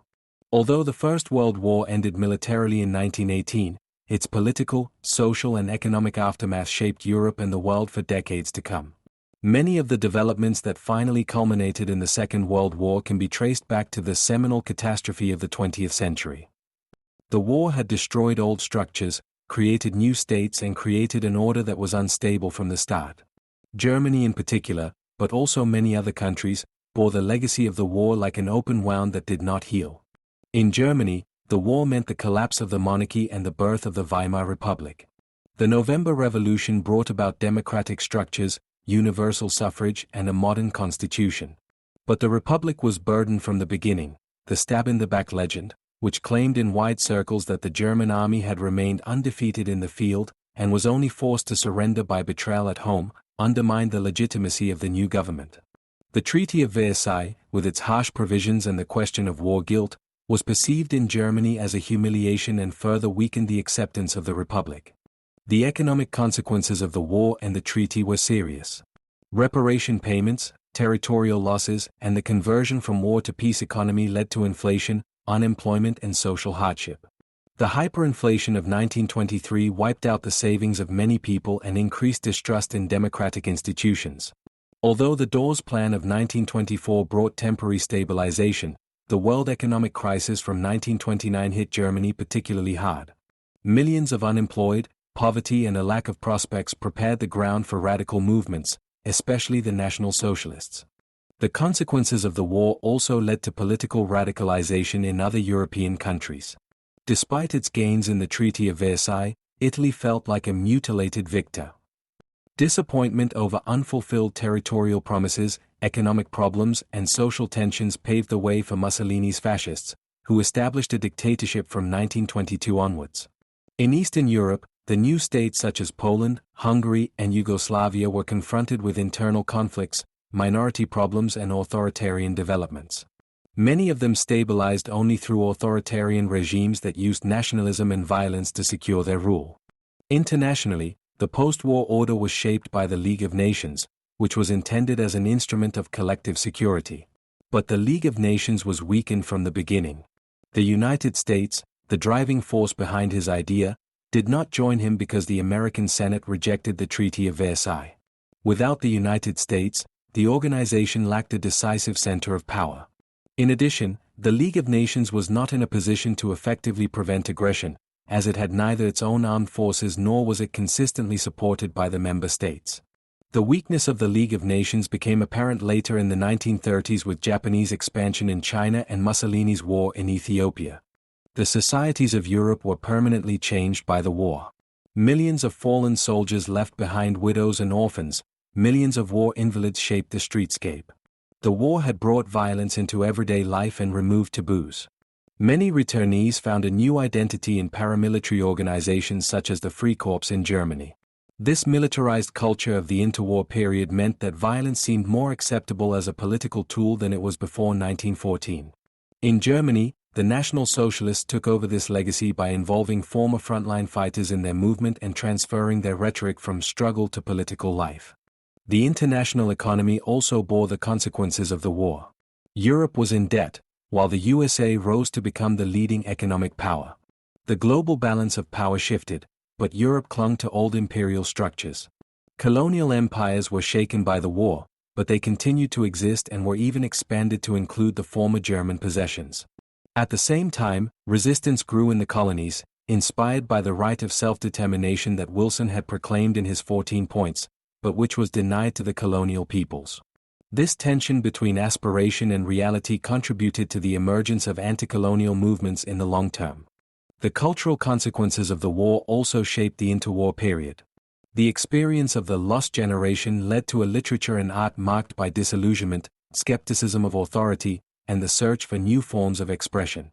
Works such as Remarks All Quiet on the Western Front or the paintings of Otto Dix kept the memory of the war alive and made it clear that the scars were far from healed. This cultural processing stood in contrast to nationalist movements, which tried to reinterpret the war as a heroic sacrifice. The dispute over memory thus became another political area of conflict. The long-term consequences of the First World War can therefore be identified on several levels: politically in the collapse of old orders and in the rise of radical movements, economically in crises and debt, socially in traumas and upheavals, culturally in new forms of expression and interpretation. All these factors created an unstable order that collapsed in the 1930s. The Second World War was therefore not simply a new chapter, but in many respects a continuation of the unresolved questions of 1918. In Germany in particular, the combination of national humiliation, economic hardship and political instability led to an explosive mixture. The National Socialists cleverly used the resentment against Versailles, the stab-in-the-back legend and social despair to win support. They promised to erase the ignominy of 1918, restore national greatness and defeat the internal enemies. This rhetoric resonated greatly in a society marked by war defeat and crises. Without the experience of the First World War and its consequences, the rise of Hitler is hardly imaginable. But the aftermath of the war also contributed to instability in other countries. Italy, Hungary, Poland, Yugoslavia, and many other states experienced political radicalization and violence that were closely linked to the unresolved issues of the post-war period. The First World War had sown a seed of uncertainty that sprouted again and again in the decades that followed. In summary, the First World War was not a completed event, but the starting point of an entire epoch of crises, conflicts, and catastrophes. He ended a world characterized by monarchical empires and relative stability, and created a new world dominated by instability, violence, and ideological struggles. The Weimar Republic, fascism in Italy, the rise of National Socialism, the weakness of the League of Nations and, ultimately, the Second World War, all these are consequences of a war whose tremors reached far beyond 1918. Chapter 50. Conclusion, Lessons and Legacy of World War I. The First World War is rightly considered the seminal catastrophe of the 20th century. It was more than just a military conflict between great powers, it was a global event that profoundly changed politics, society, the economy, and culture, and whose consequences had an impact far beyond 1918. In retrospect, the war appears not only as the end of an era, but also as the beginning of a new era marked by instability, ideological struggles, and further catastrophes. His legacy is complex, full of contradictions and still relevant today. One of the central lessons of the war lies in the fragility of the international order. Before 1914, many contemporaries had believed that Europe was in an era of relative stability, based on the balance of power, economic interdependencies, and diplomatic agreements. However, the war showed how quickly this balance could tip when nationalism, imperialism, and military logic prevailed. In the summer of 1914, the alliance systems that were supposed to guarantee security became chains that dragged the great powers into a war that no one really wanted and yet many accepted calculatedly. Another lesson lies in the new dimension of war itself. The First World War was the first industrialized mass war. Machine guns, poison gas, artillery bombardments, and tanks turned the battlefields into places of horror where millions of people died. The war dehumanized the opponent and brought about a mechanization of killing, which was perfected even further in later conflicts. The soldiers who returned from the trenches were not only physically wounded, but also psychologically traumatized. The realization that modern technology could mean not only progress, but also annihilation, was a bitter lesson of war. The war also showed the enormous importance of the home front. For the first time, the whole of society was drawn into the war. Women, children, workers, peasants, all were part of the total mobilization. The war economy, propaganda, and censorship made the war an experience for society as a whole. However, this involvement of the civilian population also reinforced expectations after the war. Women demanded political rights, workers demanded social improvements, minorities demanded national self-determination. Many of these demands were at least partially fulfilled in the post-war years, but they also led to new conflicts when they were disappointed. The political legacy of the First World War was ambivalent. On the one hand, it brought about the collapse of old empires, the German Empire, Austria-Hungary, the Ottoman Empire and Tsarist Russia, and thus ushered in the end of the monarchical order. New democracies emerged, and the idea of the right to self-determination gained in importance. On the other hand, many of these democracies proved to be unstable, while authoritarian movements grew stronger. The war had removed the taboo on violence and militarized societies, so that violence was increasingly accepted as a means of politics. Economically, the war left Europe in a deep crisis. Debt, inflation, destruction, and unemployment characterized the post-war period. While the US emerged as the economic winner, Europe lost its old supremacy. This economic shift had long-term consequences for the global order. It highlighted Europe's dependence on the United States and at the same time contributed to instability when the Great Depression shook political systems in the 1930s. The cultural consequences of the war were no less significant. The war destroyed illusions and shaped a lost generation that processed its experiences in literature, art, and music. Realistic, unsparing depictions replaced heroic images of war. Avant-garde movements such as Dada or Surrealism reacted to the catastrophe with radical ruptures. The war changed not only the content, but also the forms of art and literature and shaped the cultural self-image of an entire epoch. The memory of the war is also of particular importance. Memorials, monuments, and rituals became an integral part of European societies. They kept the memory alive, but they were also the scene of political disputes. While in France and Great Britain the sacrifice for the nation was emphasized, in Germany the memory of defeat and humiliation dominated.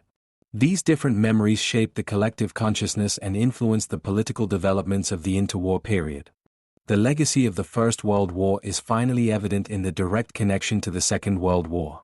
Many of the unresolved questions and conflicts of 1918 became virulent again in the 1930s. The revision of the Treaty of Versailles, the minority problems in Eastern Europe, economic insecurity, the ideological struggles between communism and fascism. Without the First World War and its consequences, Hitler's rise would have been unthinkable.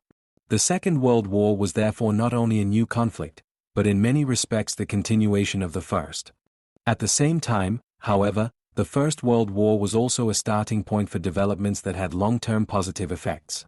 The democratization of many societies, the introduction of women's suffrage, the strengthening of workers' rights and the idea of collective security through the League of Nations are results that have had a lasting influence on political thinking.